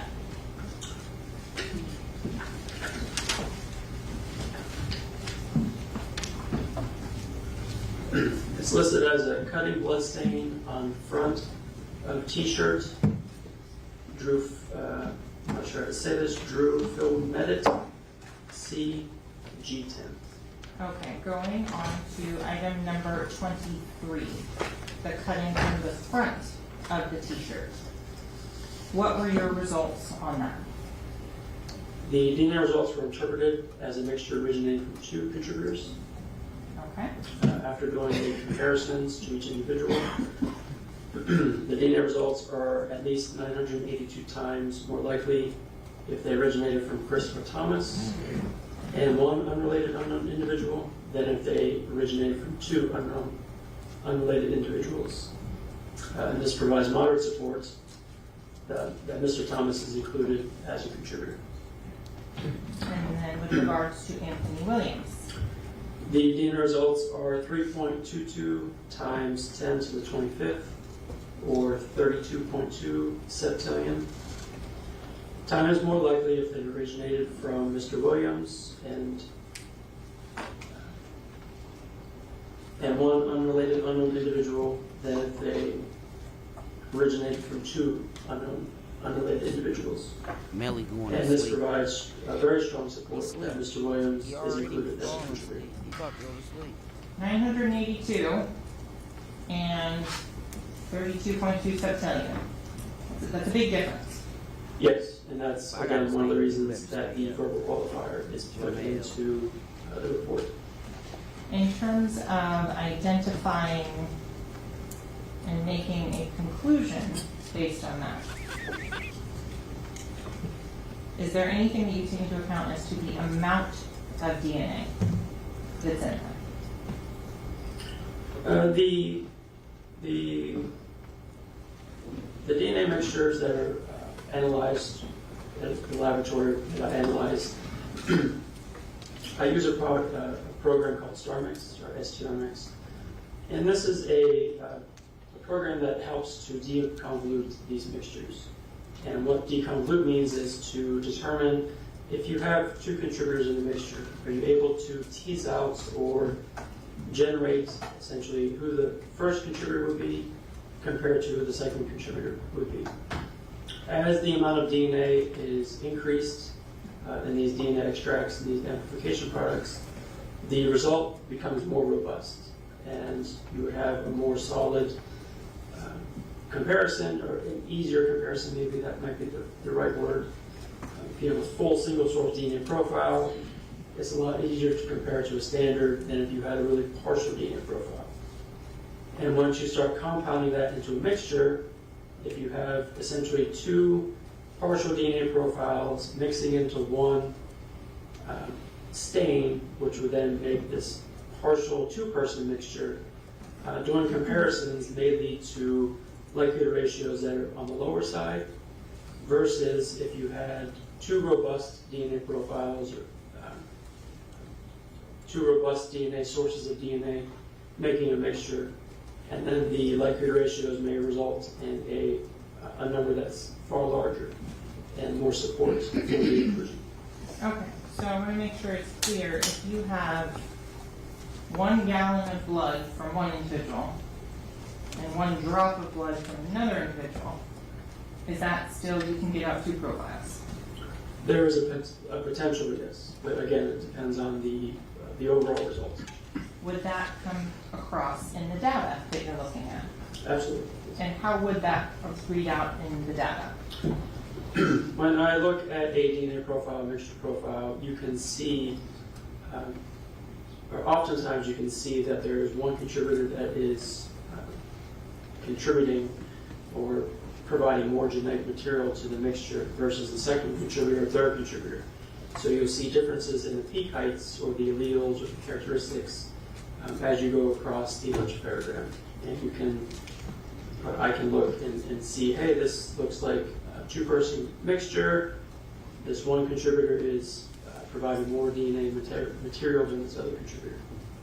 As to item number 23, can you say which individual contributed more genetic material to that cutting on the front of the t-shirt Drew filmed it? I cannot specifically say that, but the likelihood ratio would provide the verbal qualifier that there's very strong support that Mr. Williams was included as the issue, or actually the issue. So going, and then in terms of, did you also analyze that cutting against Portland Henry? I did. Mr. Henry was excluded as a contributor. So I want to also take a moment here to talk about different types of DNA and serology. Did you do serology on this particular item 23? I did, yes. I did a presumptive test for the indications of blood, and it was positive. If there are blood genetic material and epithelial genetic material, does that change your analysis in any way if you know they're commingled? No. And why not? If a stain has potential blood on it, I'm going to take a cutting or a sampling based off of that size of that blood stain, because I can't saturate my DNA extract with all the blood DNA or DNA from the blood stain in hopes that I obtain enough or there is any second contributor from any potential epithelial cells. And epithelial cells are basically the skin cells on the outside surfaces of your body. So if I were to rub this bench top here, deposit some of my DNA from my skin cells from my hand, and then there's a blood stain that comes up next to it. If the investigator swabs this, essentially this mixture of my DNA plus the blood stain, the blood is going to, for the most part, cover up or provide a majority of that DNA, because the blood is a far richer source of DNA than the skin cells. Is a person's DNA the same in every cell in their body? It is. So going on to now item number 23. What is that described as? I'm sorry, 24. We just finished 23. Item 24. What is that described as? The cutting blood stain on rear of t-shirt, Drew filmed C G10. That he did it. Did you do a DNA analysis on item number 24? I did. It was interpreted as originating from a single male contributor. And were you able to make a reasonable or a likelihood ratio as to which individual contributed to that blood stain? I did the comparisons to the three individuals. Did it? He definitely. The DNA results are at least 1.59 times 10 to the 25th, or 15.9 septillion times. More likely if they originated from Mr. Thomas, Christopher Thomas, than if they originated from one unrelated, unknown individual. Were you able Mr. Henry and Mr. Williams were excluded as contributors. That's my next question. So with regards to item number 25, were you able to conduct a DNA analysis of that item? I did. What was that item identified to you I as? want to see some evidence that, because swab, blood stain, G12, Air Jordan, sneaker E. Were you able to come to a conclusion as to the source of that blood stain? I obtained a DNA profile and interpreted as originating from a single male contributor. Mr. Williams, or all three individuals were compared. In comparison to Mr. Anthony Williams, the results are at least 9.3 times 10 to the 25th, or 53 septillion, times more likely if they originated from Anthony Williams than if they originated from one unrelated, unknown individual. Mr. Henry and Mr. Thomas were Now I was saying that So I want to move on to since the punishment is so severe, in terms of I really want to see them have to prove that he did it. You know what I mean? You know, I want to see some actual evidence. Evidence is submitted. We have a submission policy. So based off of the type of incident that's being investigated, there's If you go by what you hear in the media and social media, and you know, it's easy to just say like, oh yeah, he did it, he makes music about it, and you know, that part easy, but I want to see some actual evidence and the whole process play out. for their investigation first, and then move on after that. With the cases of maybe a non-suspect burglary case, you may only get 2 evidence items worth. in terms of limits on homicide cases, is there any limit to the number of items that can be worked? There's no limit as far as I know. Again, it's worked in series of samples so that 100 or 150 items aren't submitted all at once. Again, to try and have the investigator determine which would be the most appropriate evidence for the investigation. And in terms of your role in that process, do you know the underlying facts of the investigation as it's progressing? Sometimes yes, but mostly no. I'm typically just assigned the case. There may be some communications between the unit supervisor and the investigator as to why more evidence is being submitted or reasons why the investigator is requesting more evidence. In front of you, there's a stack of items that have already been admitted. Hold on, now she just jumped in and said, yeah, he did it. She said, yeah, he did it. The evidence, if I may approach on her. Yeah. We've talked about a few already here. Do you recognize the green sticker on this item that's already been admitted as State 58? Please. Yes. And how do you recognize that? On the back, it has my laboratory number, my initials, and all the other numbers as they were submitted to the laboratory. Y'all think that his co-defendant gonna testify against him? Yes, the numbers are assigned based off our record-keeping system. They're a sequential number, so the first item gets number 1, and then sequentially down the line. Okay. Moving on to what's been placed into evidence as State 53.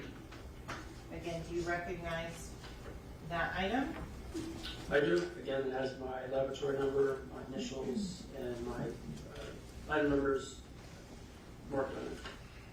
What's been previously admitted into evidence as State 33. Do you recognize that item? I do. Again, it has all my markings on it. Okay. As to what has been admitted as State 46. Yes, again, the items are marked and my notations are on the evidence. Okay. And as to item State 32, did you ever get this one? I don't think so. So the answer is no. No, I do not, because my markings are not on here. Okay. As to what's been admitted as State 26, have you reviewed that item? Yes, I have.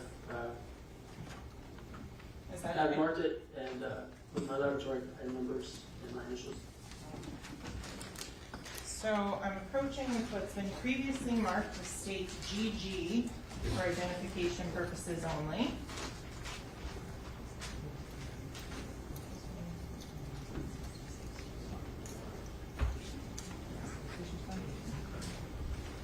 Okay, I'm showing you what's been previously marked as State GG for identification purposes only. Do you recognize that item? Please. It is open. Yes, it has my markings on it, case number, item numbers, initials. Did you analyze the items inside of that package? Yes, I did. Hold on just a moment. So showing defense counsel, it's been marked as states triple T. Correct.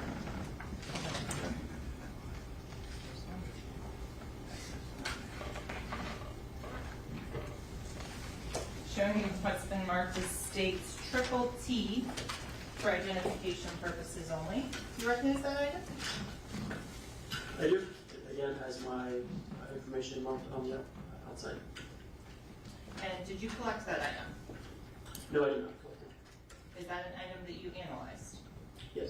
Okay, and we'll come back to that. Thank you so much.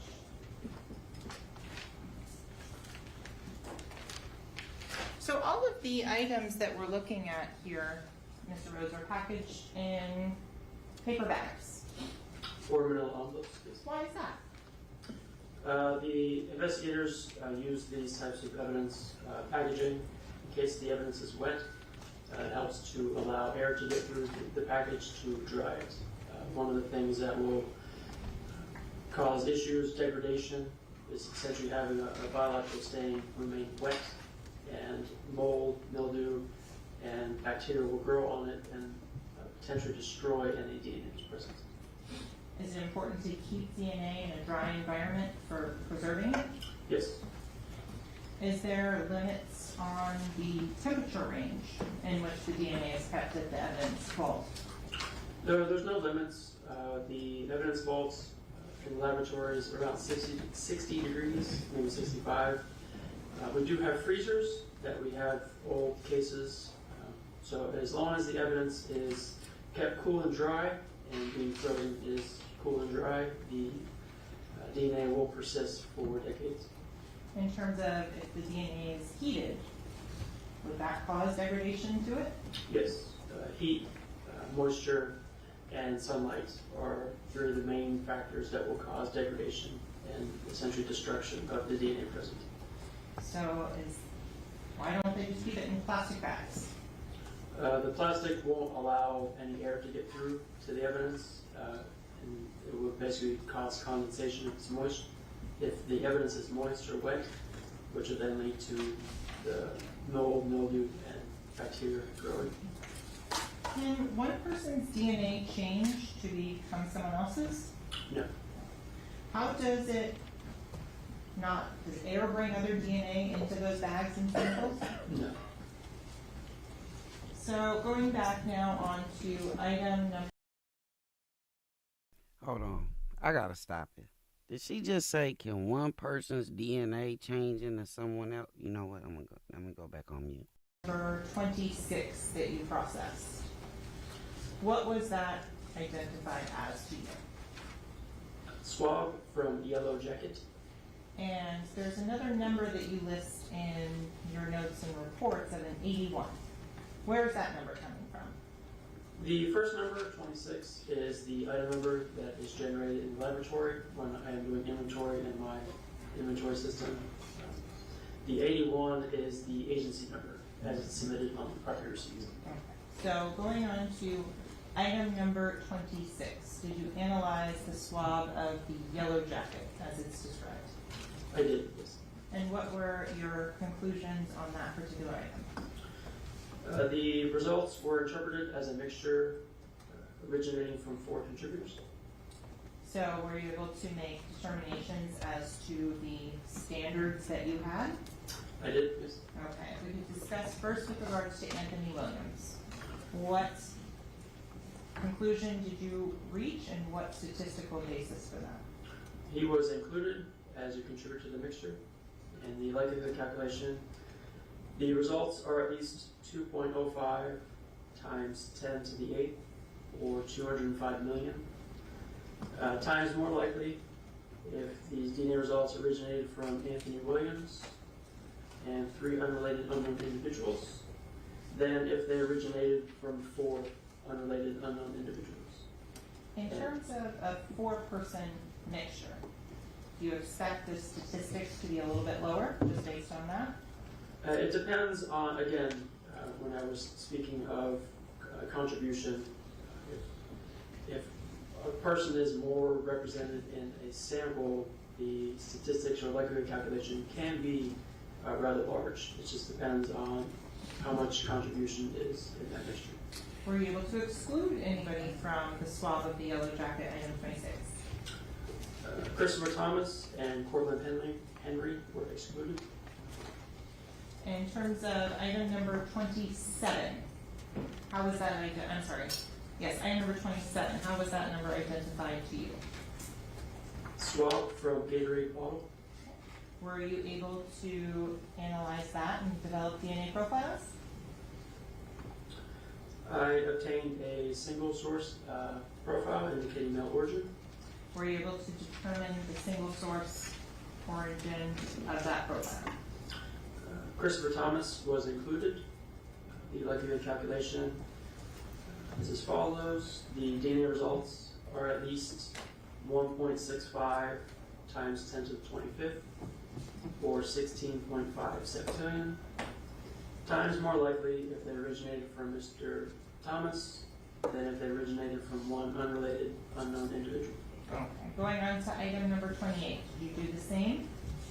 I did. And what was that listed as? Swab from Gatorade bottle. And that swab, who were you able to determine, or what DNA conclusions were you able to make? The DNA results were interpreted as originated from a single male contributor. Mr. Anthony Williams was included.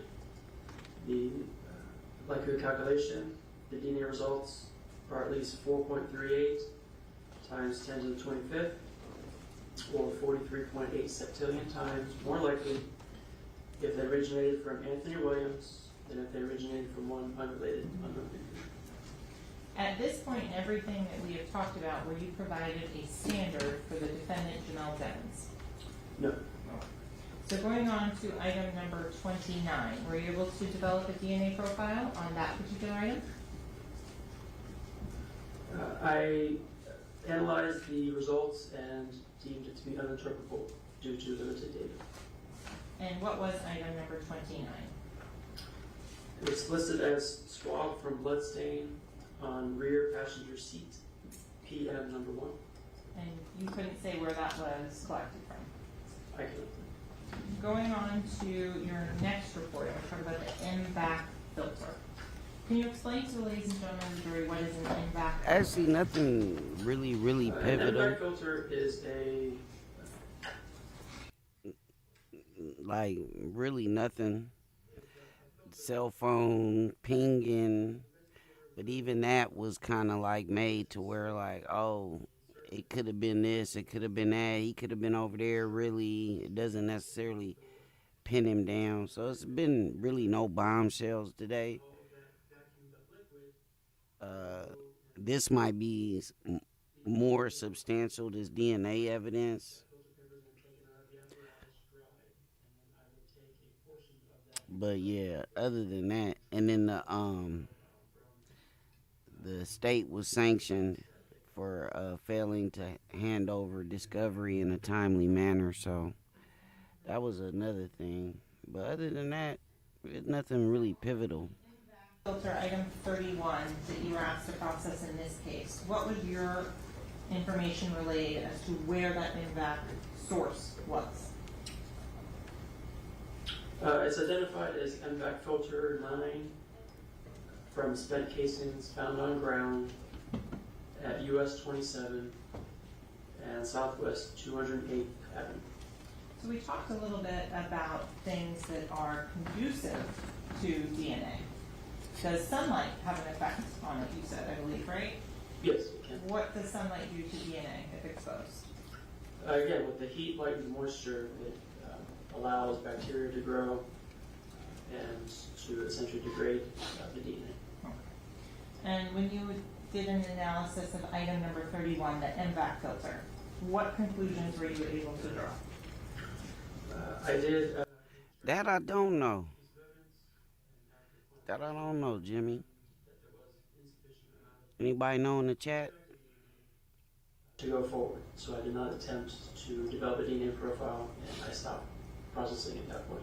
And if you remind ladies and gentlemen of the jury, what does it mean if you stop it at that second step? The extraction, meaning I would not obtain a DNA profile that could be used for any sort of comparisons there just isn't enough genetic material in the extract. What is the information, what are you relying on, and what training and experience to make that conclusion? It's the quantitation results, the type of sample that I have obtained, or that I analyzed. So I'm not surprised that MVACs from casings yield very little DNA. Moving on to your next report, item 32. Was that item provided to you for DNA analysis? It was, yes. And that is in evidence, I believe, if I may, as states 46. Yes. Okay, so if I may, publish for the jury. It says Melly, he wasn't never picked up. He turned himself in. So he never was picked up. He turned himself in. These are oral swabs or standards from Jamell Demons. And with regards to item number 32 and 33 in your report, are they the same? Item number 32 is listed as the right cheek, and 33 is listed as the left cheek. Similar to we previously talked about, did you just pick one to test? Correct, I did, just the first one. Is there any rhyme or reason as to picking the right versus the left? Nope. Yeah, nothing's been proven Going on, so and far. so once you got this standard, did you go back and look at the other evidence you previously analyzed? Yes, so comparisons were made to all the previously analyzed questioned evidence. So going to item number 22, the swab from the Gucci sandals. Were you able to compare the profile from Mr. Demons as opposed to the profile developed from those sandals? I did, and he was excluded. The blood stain on the front of the t-shirt, item number 23, were you able to compare Mr. Demons' profile to that? I did a comparison, and he was again excluded. What about item number 24, the cutting on the blood stain of the rear of the t-shirt? After comparisons were done, he was excluded. Okay, then on item number 25, the swab of the blood stain from the Air Jordans. Again, an exclusion. Going on to item number 26, the swab from the yellow jacket. An exclusion as well. And in terms of the item number 27 and 28, the swabs of the Gatorade bottles. What were the results on that? Those were both exclusions. So going forward to what's been shown to you but not yet admitted into evidence for identification purposes is states triple T. What was that item told to you to be? I'm sorry, could you repeat that? Sure. On your item 34, what's been shown to you for identification purposes only as states triple T. What was that item described to you to be? Well, he definitely got a ride because the evidence shows that he was calling people to get picked up. He called Frito Bang. He called his girlfriend. So that kind of was already, proven to some degree that he did reach out to get a ride after it happened. So I really don't know what happened with that car. A foot squared. There were some small red brown stains on there. So there's oftentimes where the evidence itself is better to be submitted as opposed to moistening a cotton tip swab and then swabbing it, just in case the small blood stain becomes too diffuse on the cotton tip swab.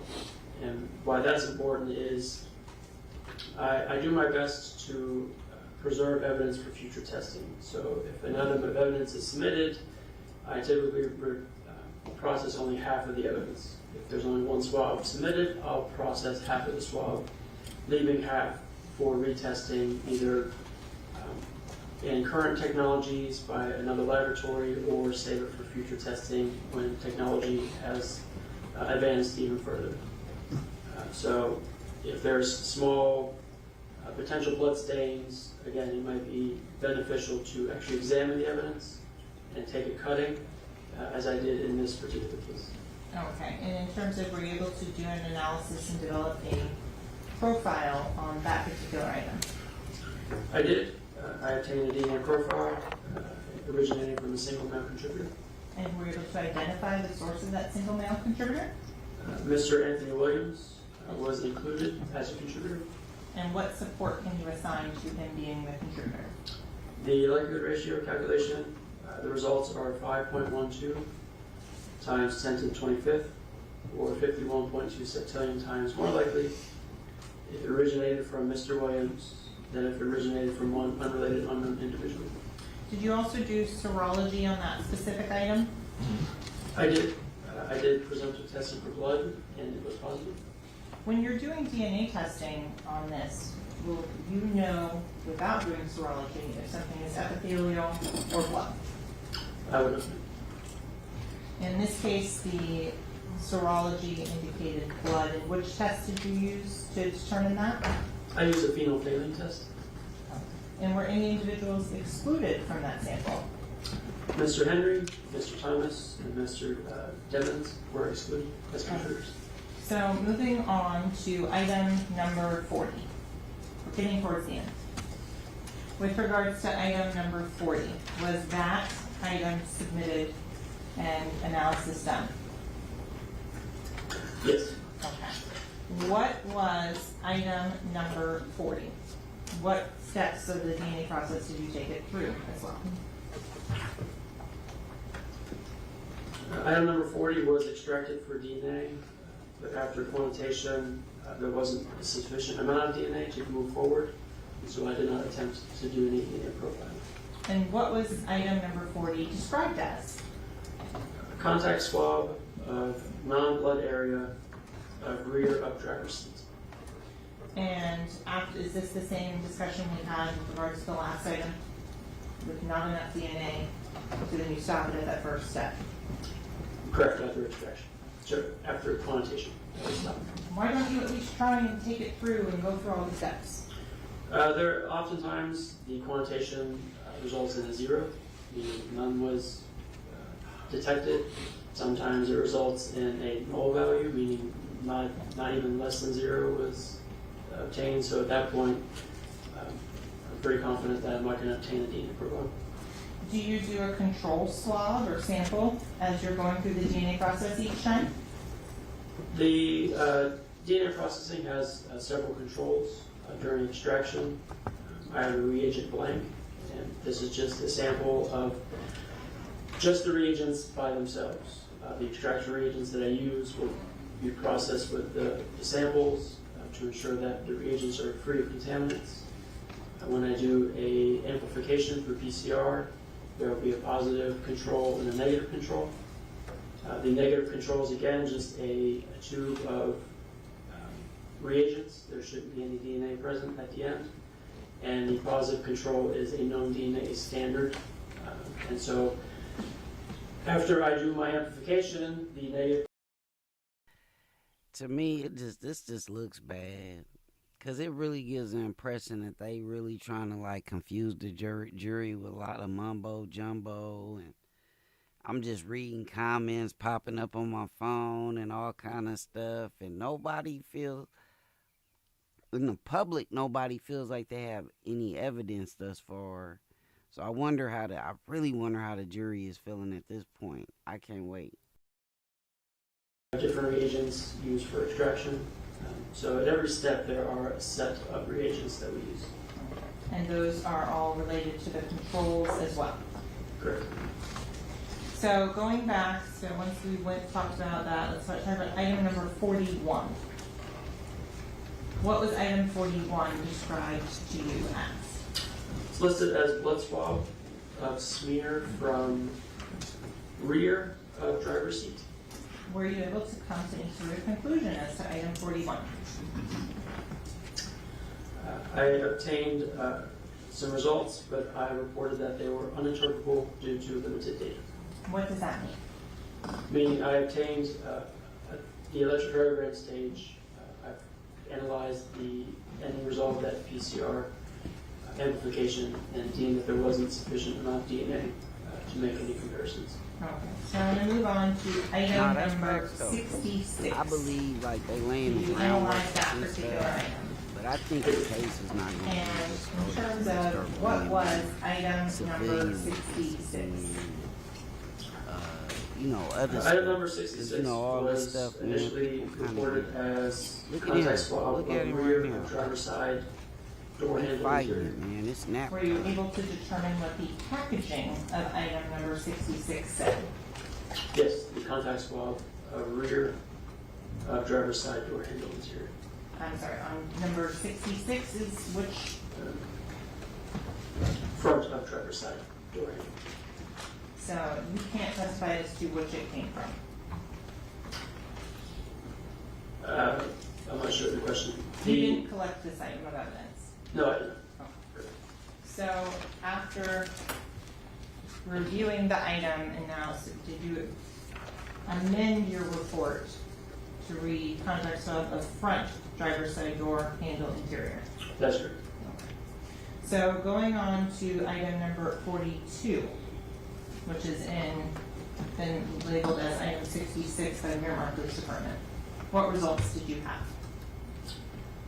Again, I obtained. Well, I was jail on the guilty. You know what I'm saying? Everybody talking about free this person, free that person. If that's the case, we just gonna have all our communities just overfilled with maniacs. And I'm not trying to live in a society like that. So if people actually did something, yeah, they gotta, you know, suffer the consequences. That's how I feel. I'm not with all this free everybody, free this person, free that person, man. To avoid any sort of bias, I want to make my interpretation calls of those unknowns absent of knowing what the known standards are. Does the computer do any of this analysis or say, hey, it's person A or person B for you? No, it does not. So moving on to item number 43. Is that the last item you tested in this case? Yes. So with regards to what was item number 43 listed as? Swab, rear driver's side door handle interior. Were you able to do DNA testing on that particular item? I did. Yes. Did you develop a profile? I did. And can you explain what DNA profile you developed? In this particular case, I reported out both a 2-person mixture and a 3-person mixture. And so explain why you would report out 2 different hypotheses. When I did the initial interpretation of the question sample of this item 43, there was the appearance of a 2-person mixture. Oh my God! After doing a comparison to the known standards and doing the likelihood calculation, the result was essentially unintuitive. There was a lot of contribution being attributed to an individual, but then resulted in an exclusionary likelihood ratio. So can you Hey, the explain one what that thing, means? y'all, like, I just can't get over is like how you even put yourself in these positions, man. How do you put yourself in this position? Like, that part, you know. My technical leader, I determined that we both came to the consensus that it would be best to report out or then interpret it as a 3-person mixture and then report out both results. So with regards to when you're saying it's an exclusion, is there a certain number of loci that it has to not match for you to report it as an exclusion? When it comes to likelihood ratios, as I have mentioned before, it's doing it's comparing 2 hypotheses, essentially that a person is included versus a person, an unrelated unknown individual is included. And it does this at every specific location. So going through all of those locations, there's the potential, if have 16, 17, 18 locus-specific likelihoods, likelihood ratios, and at the end of it, those are all multiplied together to get the final result. So if one specific location results in a 0 likelihood ratio, but everything else is inclusionary, it's an indication that there's an issue with how the software was set up. And so as an analyst, I would go back and see what the issue was and then rerun this deconvolution and redo the calculations. In this particular case, after doing a visual comparison of the standards to the mixture and then looking at the resulting likelihood ratios, again, I spoke with. I definitely don't think he's guilty. I definitely don't think he's innocent. I have not made any determination based on the evidence. If I had to go one way or the other right now, I would say not guilty, because it is the burden of the state to prove to me that he's committed this crime. That's my stance. Cortland Henry, Anthony Williams, and Jamell Demons were excluded. Who was included on the initial proposition? Christopher Thomas was included. When you were looking at it as 2 contributors, how did you exclude the defendant in this case, Mr. Demons? How did I exclude him? Yes. So again, after doing the visual comparison and then running it through to generate the likelihood ratio, it resulted in an exclusionary likelihood ratio. When you looked at it again as a 3-person mixture, were you able to make a determination as to whether or not Christopher Thomas was included as a source of that mixture? Yeah, he was included as a 3-person as well. And what were the statistics on the 3-person mixture for Christopher Thomas? The results are at least 8.15 times 10 to the 24th, or 8.15 septillion times more likely if they originated from Christopher Thomas and 2 unrelated unknown individuals than if they originated from 3 unrelated unknown individuals. In terms of as to Cortland Henry, were you able to do? I don't think he gonna get that. I think even if found guilty, I believe that the jury, I don't think that they give him that. I don't know though. You may be right. I might be wrong. I don't know. I don't want that. I ain't gonna lie. I don't want that. It's more likely if it originated from 3 unrelated unknown individuals than if it originated from Cortland Henry and 2 unrelated unknown individuals. So is your conclusion that Mr. Henry is excluded from that sample? Yes. Okay. Going on to Anthony Williams, were you able to make a conclusion as to whether or not he was included or excluded? I did. He was included. The Eller calculation, the DNA results are at least 41.2 times more likely if they originated from Anthony Williams and 2 unrelated unknown individuals than if they originated from 3 unrelated unknown individuals. And in terms of the verbal qualifier that you would give for Mr. Williams being included in that sample, what verbal qualifier would you give? Limited support for inclusion. Is that the lowest for inclusion? Yes. Okay. I believe I forgot to ask you with Christopher Thomas, what verbal qualifier would you give if he is included on that? It is the highest at very strong support. And at last but not least, were you able to analyze the profile of the defendant, Jamell Demons, in this case? Well, y'all make sure y'all subscribe, because I will be on this thing every day, and we're going to go through this day by day. I hope y'all have the same opinion at the end of the trial. The DNA results are at least 2.12 times 10 to the 8th, or 212 million times more likely if they originated from Jamell Demons and 2 unrelated unknown individuals than if they originated from 3 unrelated unknown individuals. And what verbal qualifier did you give to that particular item? of Very- Mr. Dimmons being included? There is very strong support for the inclusion.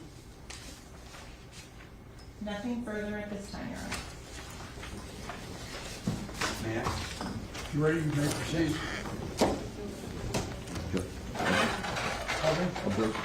Sure.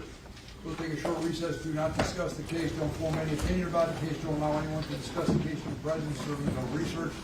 Just leave your notepads on the chair.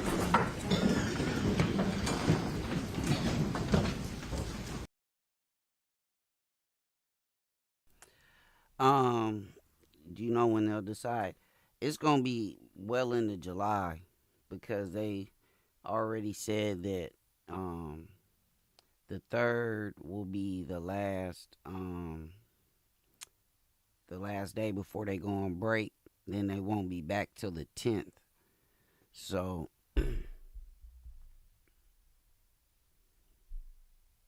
nah, the motion for mistrial was denied yesterday. Look, my dog over here snoring. Get up, 50. 50.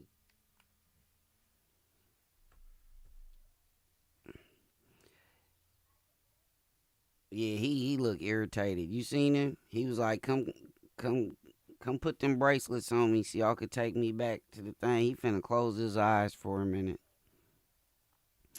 Is Melly winning? I would give him a slight edge at this point, to be honest with you. But all the little stuff, like, people have said in the chat earlier, all the little stuff, they haven't, woven it together yet. Like, they haven't, put together the tapestry. Right now, they just keep putting little bits and pieces. And I think at some point, they're going to try to, start connecting the dots. Oh, okay, there was DNA on this.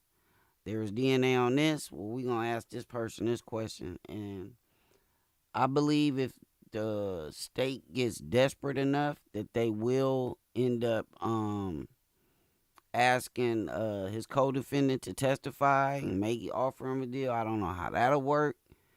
So it's a lot of stuff yet to be played out. I mean, honestly, that'll be the most dramatic day on what? If that brother got up there and testified in this trial with everybody watching, oh man, what?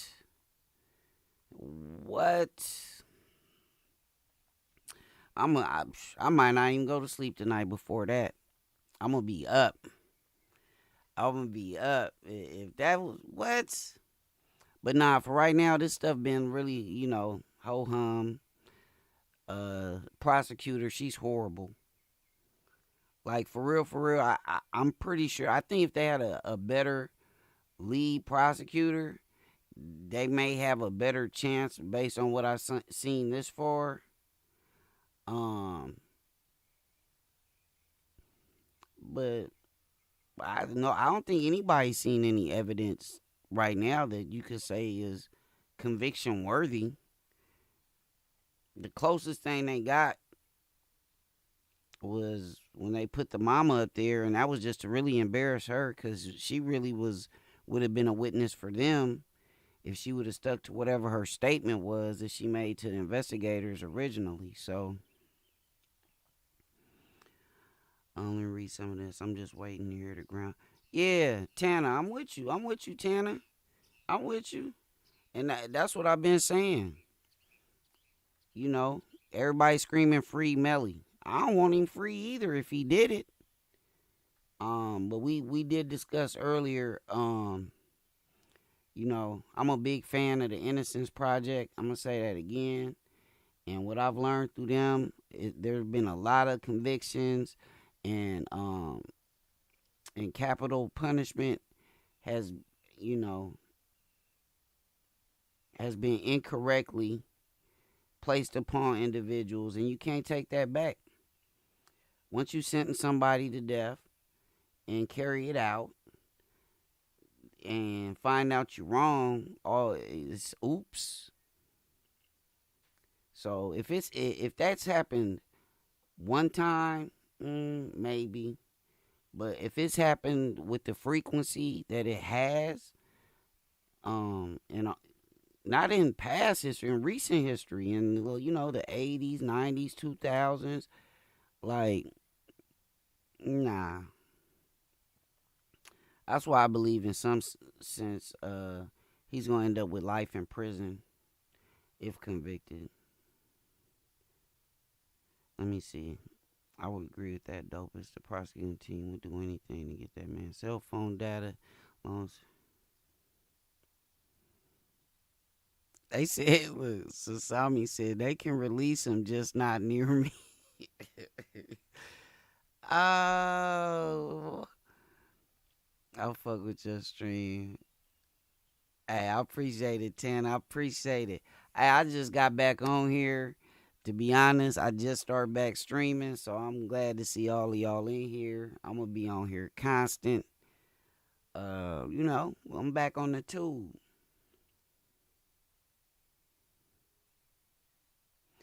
I mean, do you believe... Okay. Well, let's talk about it then.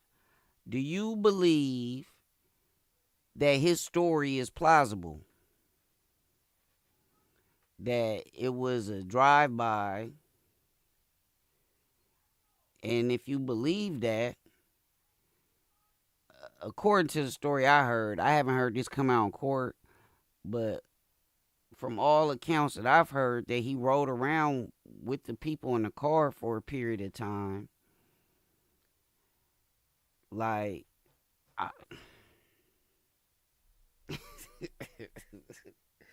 I don't know, y'all. I don't know. It's driving me crazy. It's driving me crazy. No plausible story at all. Have you heard about Ocean Gate? I did. I'm following that. Yeah, I am following that. I actually was over here on my other monitor watching that. The submarine. Bro, y'all gotta pay attention. Let me see. The drive-by. Yeah, the drive-by was staged. Okay. There was no drive-by.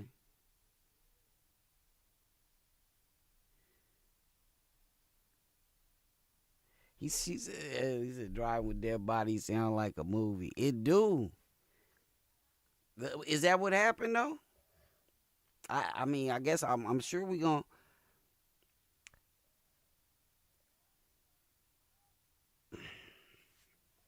I don't know.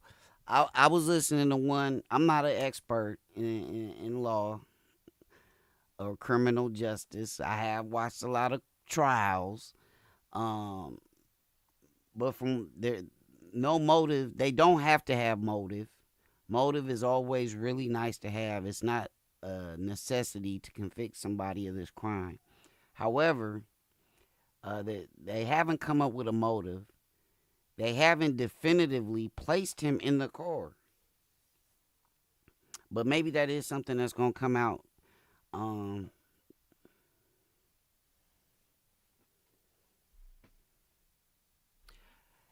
Yeah, but that's without him snitching, he low-key is snitching. Because his defense is basically that I wasn't the only survivor that was on the scene. So he almost was pointing a finger at the other guy without saying, well, the other guy did it. You know what I mean? He's saying, I didn't do it.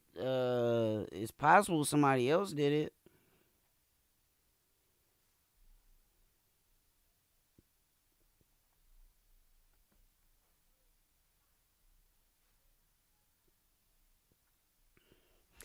Yeah, but as far as the steps, did you see where his attorney said that they did a test on somebody that was, or they had somebody that was typing, and a person was typing for like an hour, and then when they looked at their the steps, they had took 20,000 steps and hadn't took a step. So that's what the defense is trying to say, that this is unreliable technology. They're saying the same thing with the pings and the location of the phone. you know, that's what they're challenging the credibility of this technology.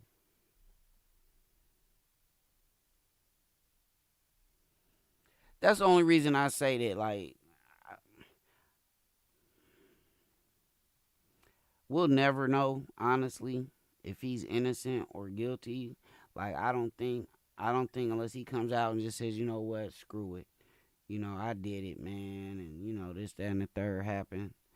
But as long as them two dudes is both saying, I didn't do it, and there's no evidence to prove that it was actually done by an unknown assailant driving by, it's tough, man.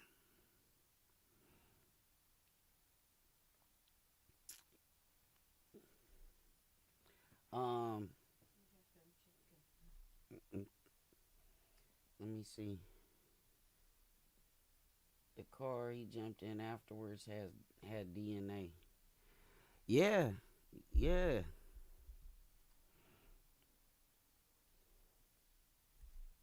Melly not winning right now to me. That's just my opinion. That's what I love about this. It's the opinions. Because y'all might open my eyes to something I'm missing. That's valid, but even if the step counter was off, GPS puts his location. Yeah. I mean,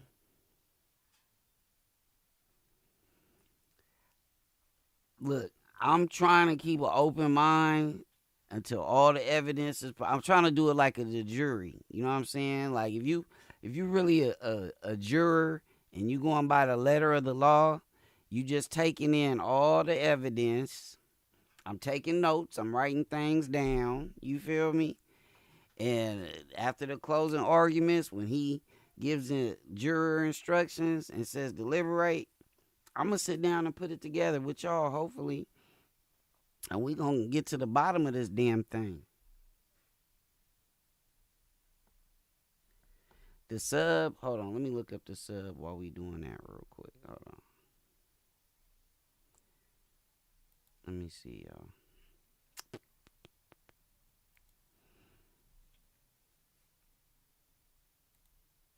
Let's see what they talking about with the sub.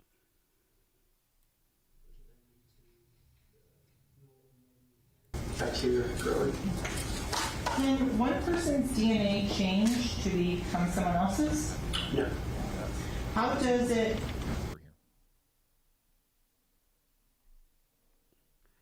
We're talking about potentially carrying it to the Polar Prince to open it, and maybe, but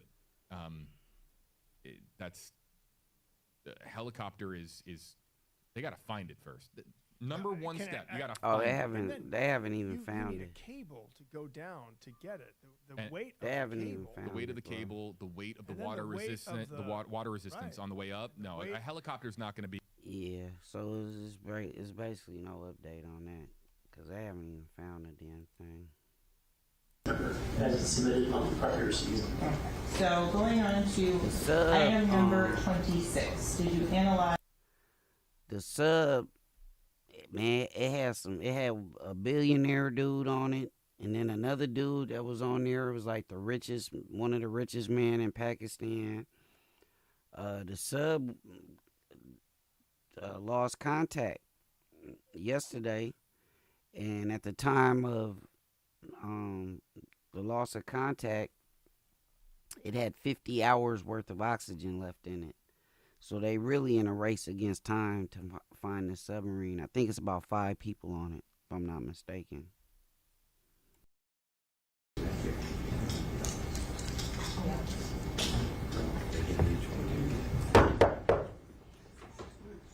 Jury entering.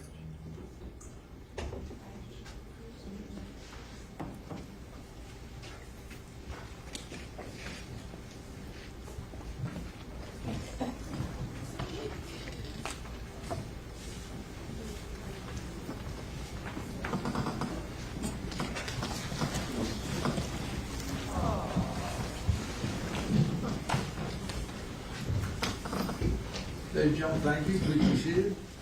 Let the record once again reflect the presence of the defendants, evidence, his counsel, and assistant state attorney. So, ladies and gentlemen, the jury, witness remains on the stand. Counsel, this is your opportunity for cross-examination. If you're ready, you may proceed. Thank you. I'm going to say good evening to you. Yes, good I feel like it's nighttime. By any chance, do you know George Bellow? He is the unit supervisor for the firearms section. Yeah. He gave us an education on firearms, and you've now given us an education on DNA. So he said he would give us some type of certificate. So I expect you also to get some type of certificate on DNA. But in any event, when did you perform your first DNA testing? The date, please. May I heard in my notes? Absolutely. Feel free at any time.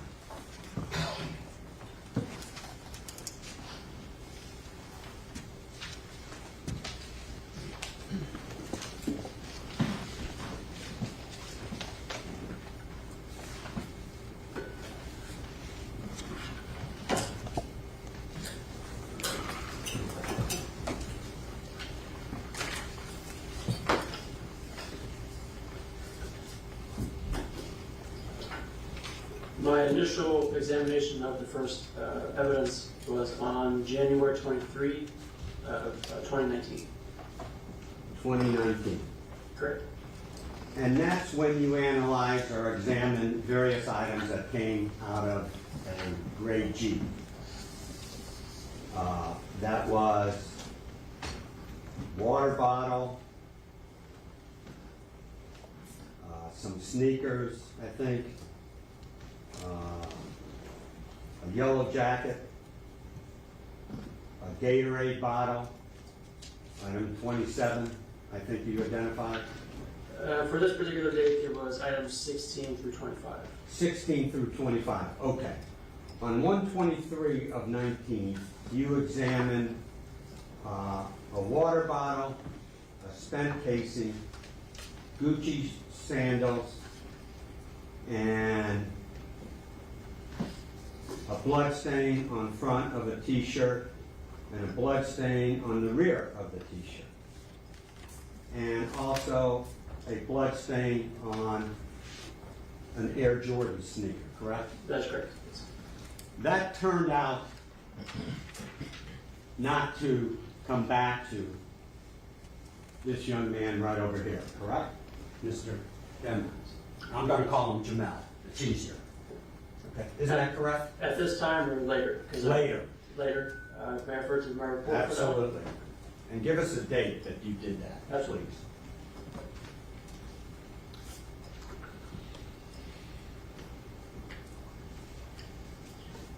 So on January 25th of 2022 is when the comparisons were made to Mr. Devins, and he was excluded from all those items. That was January of what? The report was issued on January 25th of 2022. I'm sorry. I did my analysis on January 24th, the day before. Okay. That was approximately 3 years after he was arrested. Did you know that? I did not.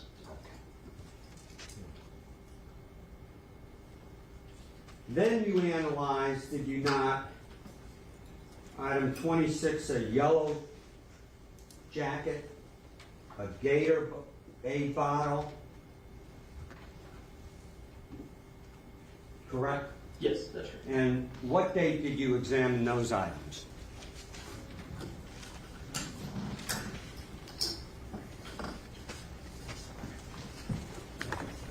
That was on August 24th of 2021.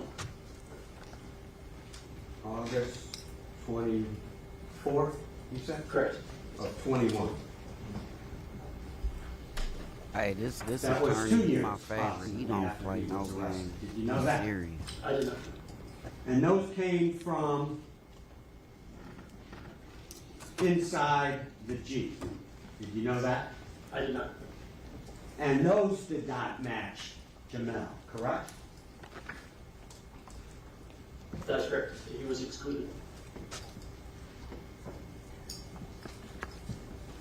Then you received some additional items,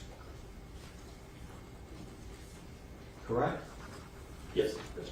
What was the date that you received the additional items?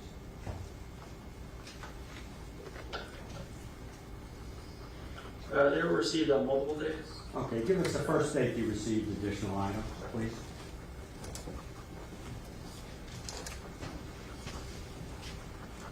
I began processing the impact filter on January 5th of 2022.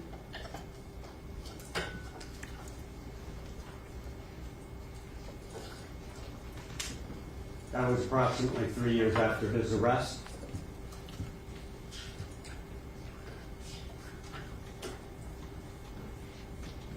The cutting of the headliner, which is item 34. When did you receive that? I began processing on January 28th of 2022.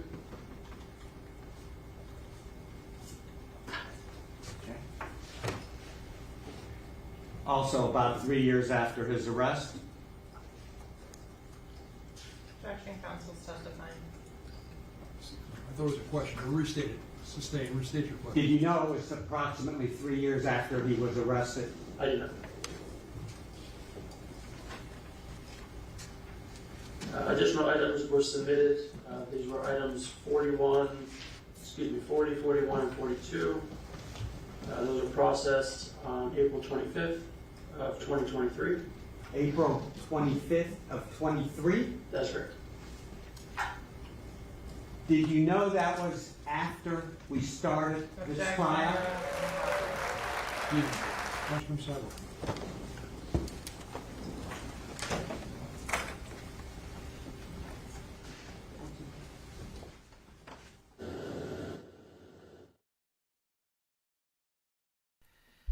Yeah, tomorrow, y'all, I think it's going to start at the same time, 9 a.m. Eastern, so I'll be on here. That's like 6 o'clock my time, so I've been on here since 6 a.m. getting it in with y'all. It's good, though. It's good. Get to see the posts of how everybody feel, because I watch all these polls, and so, like, I like to see how everybody feeling about the trial so far, you know what I'm saying? Sir, did you know that when you received the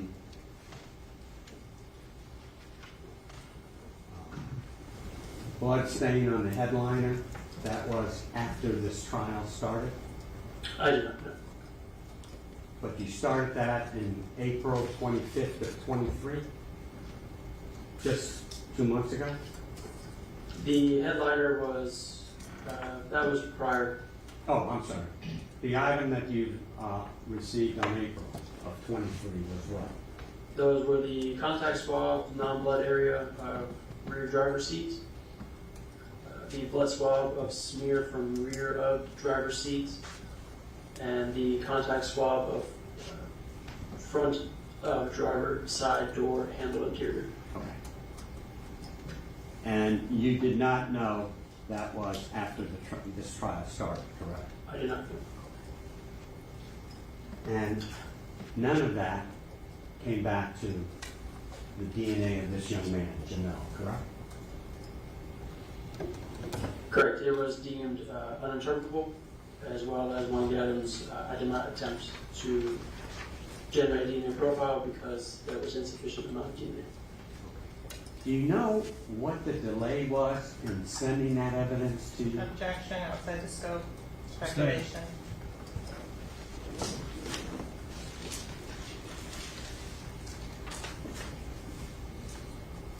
And did you receive any other items in 2023? Yes, one last item, item 43. And that was the door handle of the rear door? Is that correct? Correct. Yes. And did I hear you correctly that you first ran a test? I'm gonna put a link to my not Discord come back in the matching in the description when I get off of here. belonging to So our after I end, make sure y'all come contributor to Jamell. drop something in the comments. And did I also hear you correctly, then you discussed something about your software with your supervisor? With the technical leader, yes. And then ran another test and had a 3-person contributor? That's correct. Yes. and all of a sudden it matched, or it was labeled as Jamell may have been a contributor? That's correct. What date was that, sir?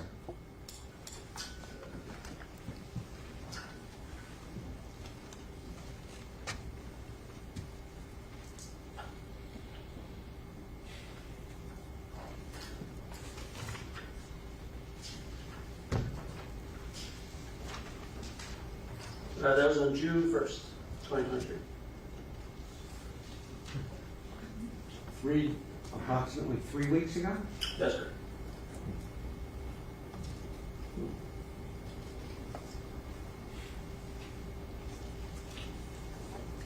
Who requested that, Objection, if you know? What's the objection? Speculation, outside the scope. Well, as far as outside the scope, so rule, if he knows, he can answer. Who submitted that item to you 3 weeks ago? It would have been Miramar, the investigators. Miramar Police Department? Yes, I can look at my Feel free. submission one.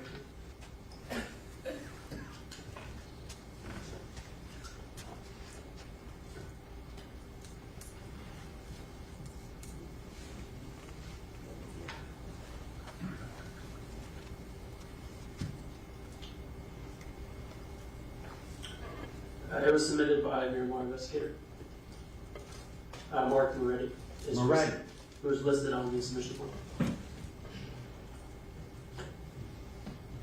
And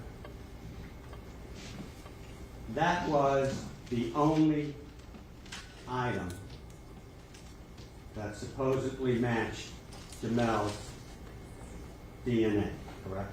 I believe so. I can look back just to confirm it. Please do. But I do believe that is an accurate assessment.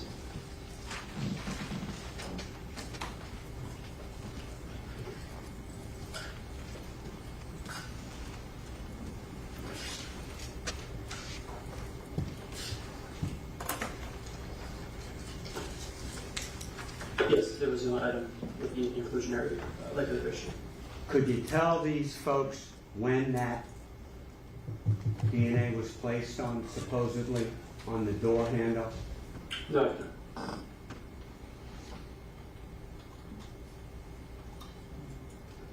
It could have been placed a week. Objection, speculation. Sustained. How long can DNA stay on an item? The DNA can persist on items. Again, as I mentioned, heat, light, moisture can cause it to degrade or become unusable. If DNA is deposited on the surface, it can last weeks, months, years, kept in a nice, cool, dry environment. Did you know this Jeep was stored in police custody in a safe, dry area? I do not. May I have one other question? One other moment, excuse me.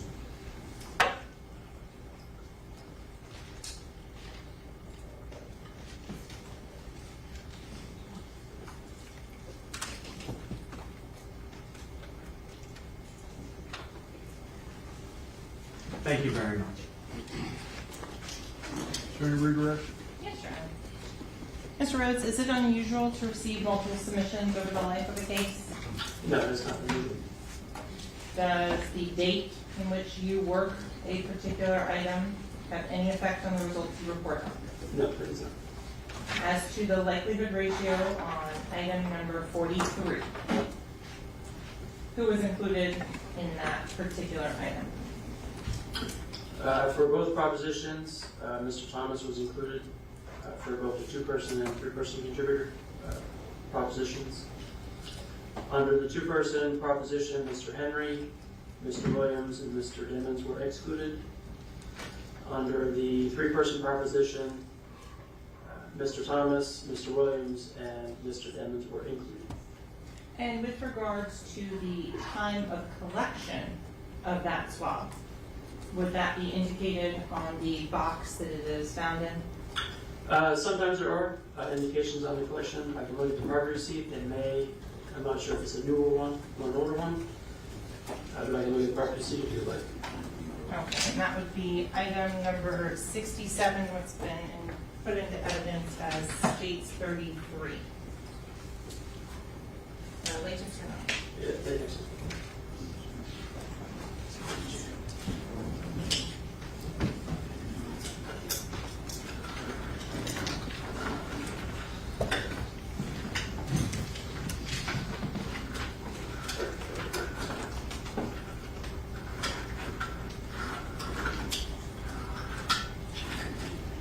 And so item 33 in evidence, is that item number 67 and you're labeling here? Yes, that's right. What was the date and time of collection according to that specific item? So it's dated at 10/26 of 2018, And the time? 1736. Okay.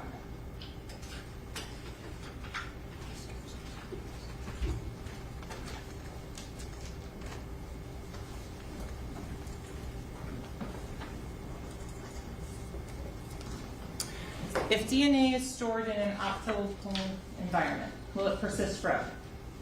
I'm not sure about forever, but it will persist for decades. And in terms of it, if it is collected on a cotton swab that is dry and sterile, is that a ideal place to perpetuate DNA storage? Yes. Nothing further. I have one or two questions based on that, if the court will allow me. Sure, go ahead, sir. You indicated it's not unusual to get multiple submissions of evidence. That's right. Do you know why it took 5 years to submit that exhibit to you to analyze? Objection, Your Honor, speculation. He knows he can answer, do you know? I do not. Thank you. Counsel, is there anything else in this witness? No, Your Honor. Is he excused? Yes, Your Honor. Thank you, Ms. Step Counsel, you're excused. Ladies and gentlemen, my understanding is that's all the witnesses we have for today, so we'll see everybody back tomorrow at 9 a.m. Remember the admonition, do not discuss the case, don't form any opinion about the case, don't allow anyone to discuss the case in the presence, and certainly no research, just leave your notepads on your chairs. Thank you, ladies and gentlemen. Thank you. Hey, Melly look happy as hell today is over. Look at that boy. He's smiling finally. He's smiling. Day 6 in the books, y'all. Quick recap. The state were sanctioned based upon failure to hand over discovery in a timely fashion. So certain testimony was not able to be given by the cell phone expert, the FBI cell phone expert. What else?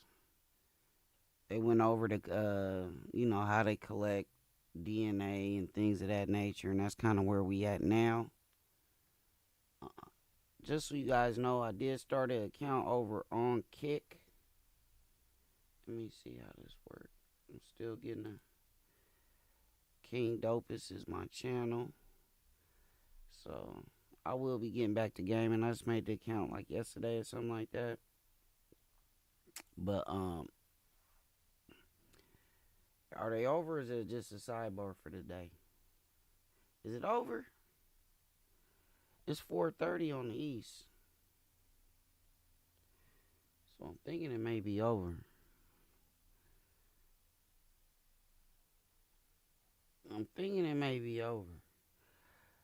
Yeah, but Kick is the new competitor to Twitch. You can also find me on Twitch. I'm actually live on Twitch right now. So you can follow me. King Dopus everywhere. King Dopus everywhere. Let me know what you guys think in the comments, man, about the trial so far. Again, I think we're gonna find out a lot more after they get a lot of this scientific and technical kind of testimony out the way. Yeah, it was really good. I enjoyed. It's a grind. It's a long trial. It's a big case. It's a lot on the line. Somebody's life is on the line. 2 people lost their lives. So, I think a lot of people want to make sure that this is done right, including the families of the victims. So I'm just trying to make sure. We've been at it for 7.5 hours. That's commitment, ain't it? That's commitment. 7.5 hours. And we'll be back at it another 7.5 hours tomorrow.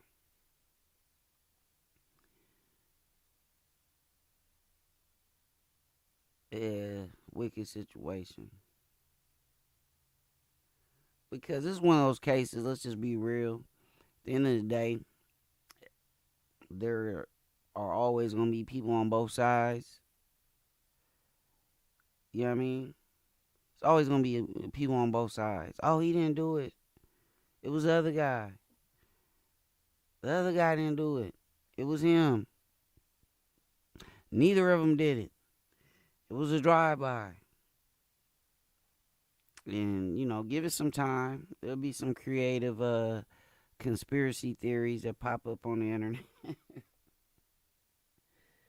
You know what I'm saying? Oh, you did? Hey, good looking out. Good looking out. I got you back. But, yeah, this our justice system. I really think the prosecutor is coming off. Like, I just, you know, I float with the comments. A lot of people just saying she Aggie. And I would be like, man, they over exaggerating, but she does come off a little bit. I think she's just done her best on this DNA evidence. I think she's better. Like, remember how OJ had Barry, Shaq, and all them dudes? They just handled DNA. And then he had the other people, they came in and they handled only the police. And then she handling everything. And I think that's kind of like, oh, thank you for the super chat. I appreciate you. Thank you. Yeah. Thank you. I think that people just getting tired of her. You know what I mean? Pretty much. I think they just getting tired of her.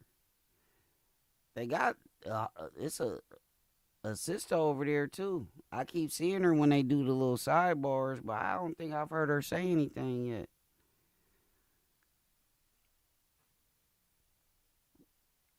You know, this like a game. For these attorneys, it's like they Super Bowl. Let's hear what some of these so-called experts have to say. Contrast in terms of what the jury saw on direct examination versus what the jury saw on cross-examination. And keep in mind, we've only seen, like you said, a couple of minutes, and already he's starting out with the strongest points, which were everything he talked about, all those items that you talked about, item 26, 27, what have you. Well, it's not connected to my client. And the fact that there was that long duration of that 3-year period before it was tested, these are very wise and very strong points that he's making from the beginning. They always say primacy and recency when it comes to cross-examination. And he is starting off with a bang, and he's starting off strong. So I'm going to ask you this last question. I know I've got to kick you loose here. At this point in the prosecution's case, you're the prosecutor now. Are you feeling good about your case? At this point, I'm thinking to myself, maybe there are certain questions I should have asked on direct examination that could have brought the jury back. Again, I'm sure the prosecutor is seasoned. I'm sure the prosecutor knows her case like the back of her hand, and she probably knows that these were weak points for the prosecution. And so it's going to be interesting to see how she ends up doing her redirect examination once the defense attorney is done with cross-examination. I'm sure she's thought of these issues, and it's just a matter of time to see how she's going to address them and how she's going to rehabilitate the witness when it's her turn. Yeah, and sometimes you know what the weaknesses are, and you get it out there, you deal with it, and you move on as quickly as you can. But certainly the cross is pointing out what appear to be some of those weaknesses. Okay, I'm going to thank and excuse you, Anna Yum. Thank you so much for being here. You were definitely most courteous, so you get to go first. We'll see you next time here on the network. Rich is going to stick around, keep working on that manifesto, Rich. We're going to go back into the courtroom now for more of that cross-examination. Sir, did you know that when you received... I guess we not done. We back. Blood stain on the headliner, that was after this trial started? I did not know. But you started that in April 25th of 23? Just 2 months ago? The headliner was, that was prior. Oh, I'm sorry. The item that you received on April of 23 was what? Those were the contact swab, non-blood area, rear driver seat, the blood swab of smear from rear of driver seat, and the contact swab of front of driver side door handle interior. Okay. And you did not know that was after this trial started, correct? I did not know. And none of that came back to the DNA of this young man, Jamell, correct? Correct. It was deemed uninterpretable, as well as one of the items I did not attempt to generate a DNA profile because there was insufficient amount of DNA. Do you know what the delay was in sending that evidence to you? Objection, outside the scope, speculation.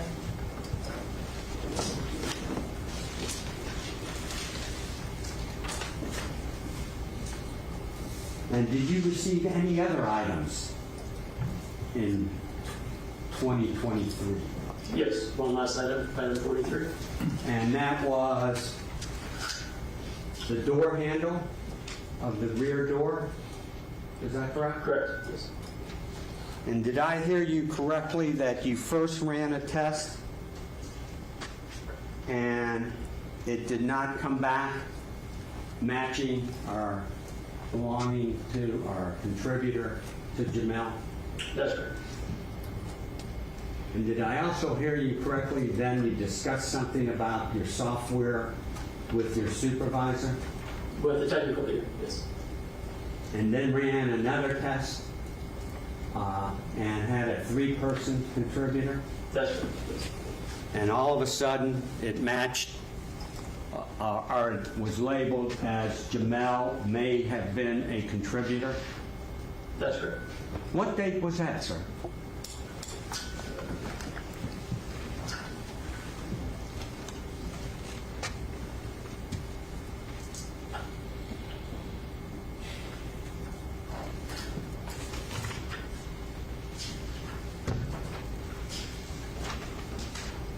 That was on June 1st, 2023. Approximately 3 weeks ago? That's correct.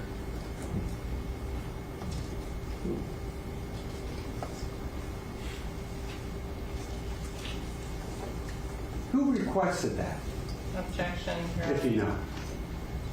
What's the objection? speculation, outside the scope. Well, as far as outside the scope, so rule, if he knows, he can answer. Who submitted that item to you 3 weeks ago? It would have been Miramar, the investigators. Miramar Police Department?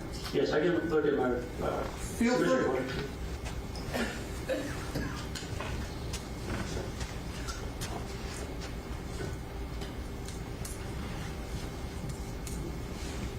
That is so wild. We listen to all this DNA stuff, and none of the stuff that they talking about even belongs to Melly. It was submitted by Miramar investigator. They making they stuff.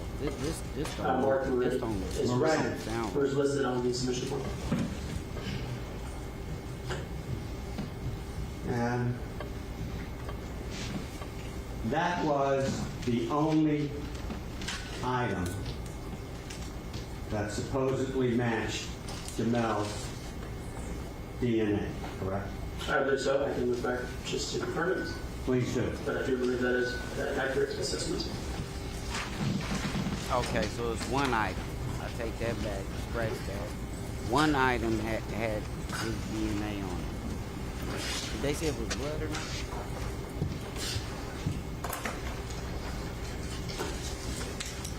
Yes, there was an item with the inclusionary likelihood issue. Could you tell these folks when that DNA was placed on, supposedly, on the door handle? No.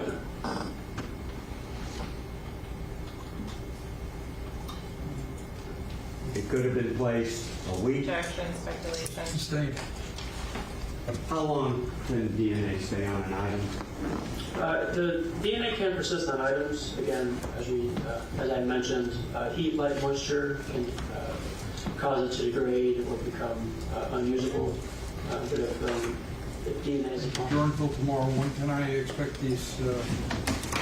They are digital. I think they'll probably take until at least Monday. Because if you want them in hard copy, they are, I think I'm conservative in saying 400 pages. Thank Now, so it's clear, it's not 400 pages like a deposition transcript.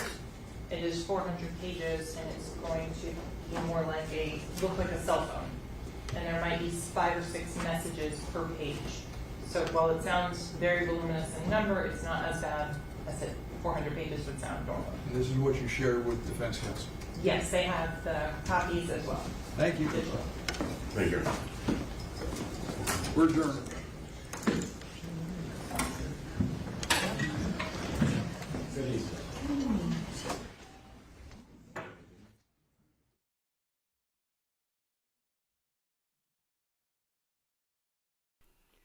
So, I believe that is officially the conclusion.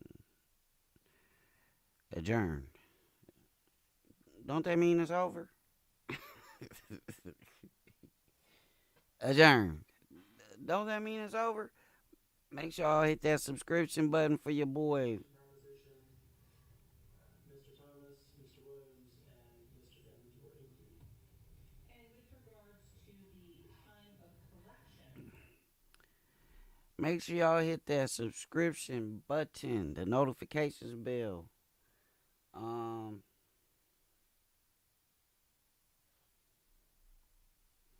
I'm not leaving until it's for sure over, because I ain't trying to miss a word. As soon as you walk away, they be like, oh yeah, man, you didn't hear what they had said, and nope. We gonna ride this out to the very end.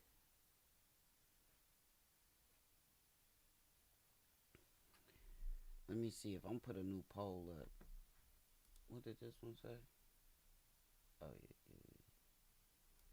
Okay, we had a lot of votes on that. No, I'm gonna just leave it up till the end. We had a lot of votes on that. The prosecution team need a miracle. Yeah, they do. But it's one of those things. Are they sitting on something? Are they sitting on something? But I have to be honest with you.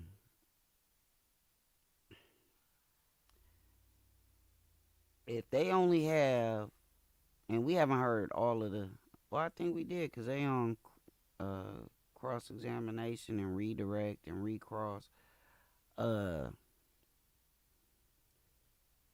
If there's only DNA, I ain't gonna lie, that kind of help his defense. Now I think about it, if there's only DNA on one article that they found his DNA to possibly be on, and that was a door handle, because like if you were in the car, that's a replay. That's a replay.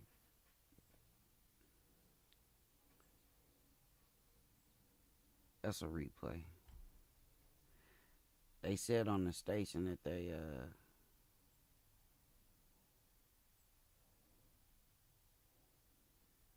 having a sidebar still with the cameras off and the jury gone. But it's so late in the day, I can't see them restarting.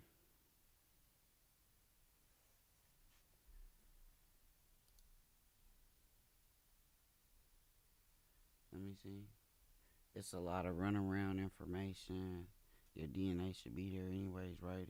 That's what I'm saying. So either they didn't get his clothes, but if they got his clothes, they know what he was wearing, because they had that video footage of them. That's kind of odd. I don't know. See, that's why you gotta listen to all of the evidence. I don't know, y'all. On cross-exam, the DNA expert admitted Melly's DNA was not found on any items in the subject car except the rear driver's side door handle. And the reason that they challenging that is because they saying originally that DNA came back negative. Wow. That's pretty deep. That's pivotal. There's no way you are in a car with two individuals and you didn't get any, like, there should have been DNA. Oh, we found several spots, but you just found it on a door handle? Sheesh. That was made it kind of like, what? Everybody keeps saying, have they said anything pivotal? Well, that was it. That was pivotal. That was pivotal.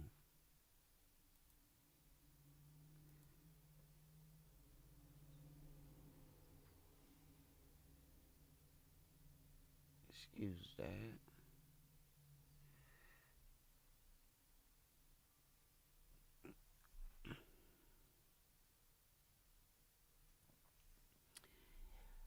Look, if you ask, the defense attorneys are doing a good job of creating reasonable doubt. Thus far, they are. I told you that dude, that attorney he have on his team, he's pretty good. That one guy, I don't know about all three of them, but I do like the one guy. Because he's like no nonsense. He cutting right to it.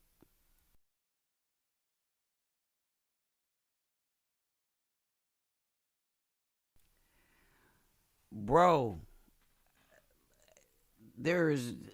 come on, man. Come on. In this day of DNA and all that, and blood splatter and all that, it don't take a rocket scientist not to figure that out. There's no way around that. It gotta be. It gotta be. I don't know. We might hear something else that'll sway me the other way, but that was pretty. I mean, I ain't heard nothing else anywhere near as good as this testimony so far. Everything else been like whatever, to be honest. A lot of technological mumbo jumbo, a lot of scientific mumbo jumbo. Because for most people, the only other good part was when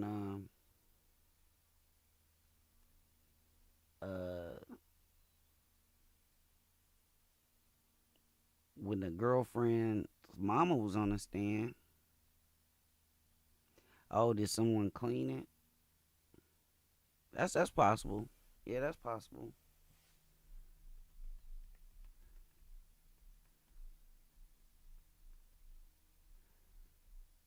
If that is the case, then the prosecutor should have said, were any cleaning agents found? Like, it should have been some other questions. I don't know.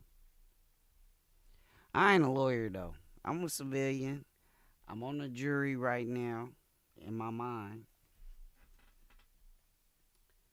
And I got to vote. let me see. This is where I currently stand. Melly did it, and if they don't convict them, they will convict Bortland, and the ex-girlfriend mom is going to jail either way. Right, they got her on house arrest, and now that she done went up there and perjured herself, the prosecutor already don't like her. So now you done went up there and you done perjured yourself? Yeah. Yeah, that's what I was saying. Like, they should be able to tell. They should be able to tell if it was clean. I wish they had come on so I can go on a lunch break. I'm trying to go to lunch.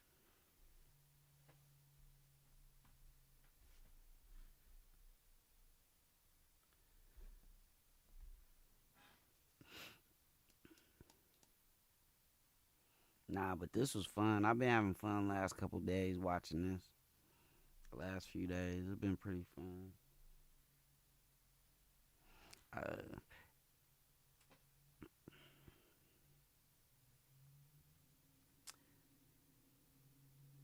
don't know what they doing.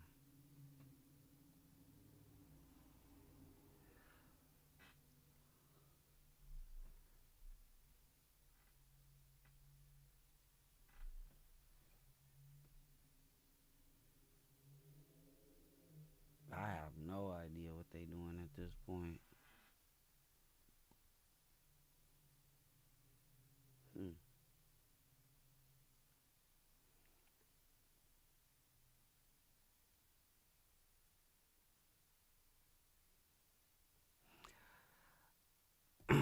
Thank you, Edwin, for the subscription. I appreciate you guys. Everybody hit that subscription button. I appreciate y'all.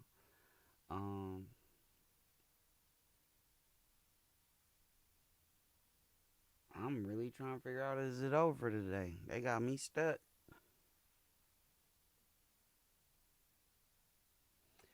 Five-star was good. Jump in the comments so I can shout y'all out. What's good? Let me see what y'all saying, man. Everyone knows Melly did it. It's not what they know, it's what they can prove in court. Okay, yeah. I agree with that. Right now it seems like whoever tried to bust it.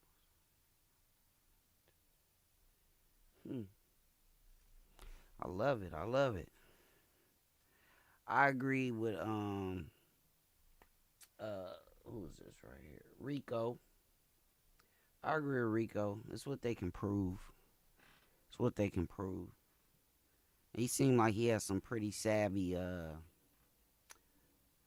defense attorneys. So I don't know. I think he got action. He definitely got action at beating it, y'all. Whether y'all believe he did it or not, the way this judicial system and the way it's set up, he definitely got action.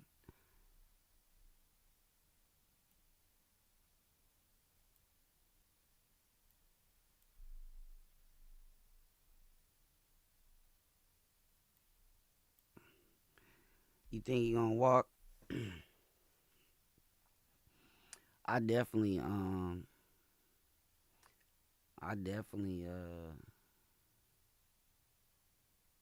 I wouldn't be surprised. It seemed like the situation had evidence on Bortland or more conclusive results for him and none for Melly, throwing me off because they were both in the same car. That's a good point. Now these are all good points though. Like real talk.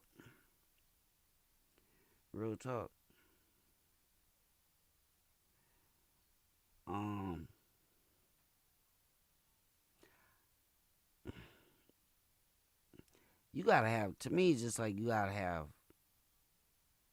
like some real strong. I don't want no maybe evidence to send nobody to the lethal injection or whatever the heck it is. You know what I mean?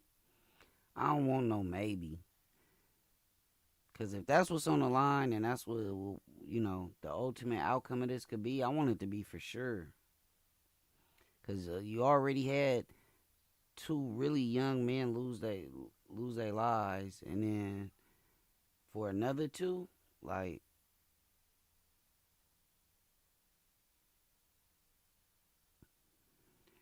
I'm going to be honest. Like, just from, like, on the street level, if you told me, like, on the streets, like, yeah, he probably did it, but that probably did it ain't good enough. You know what I mean? And even from that standpoint, if that's how I thought, which I don't really have an opinion as of yet, but that's not good enough. even our judicial system realizes that's not good enough. He probably did it. You know what I mean?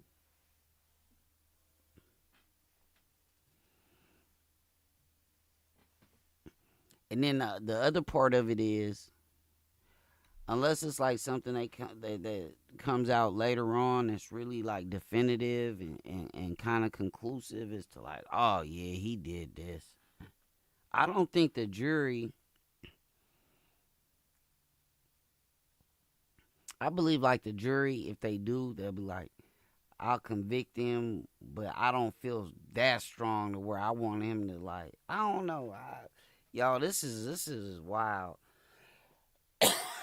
This is wild.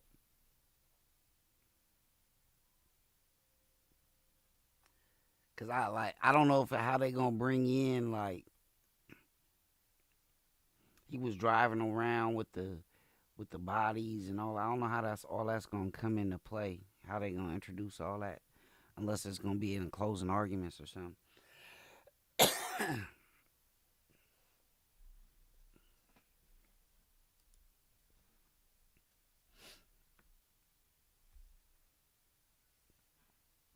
You know what I'm saying? Like, how they gonna bring that in?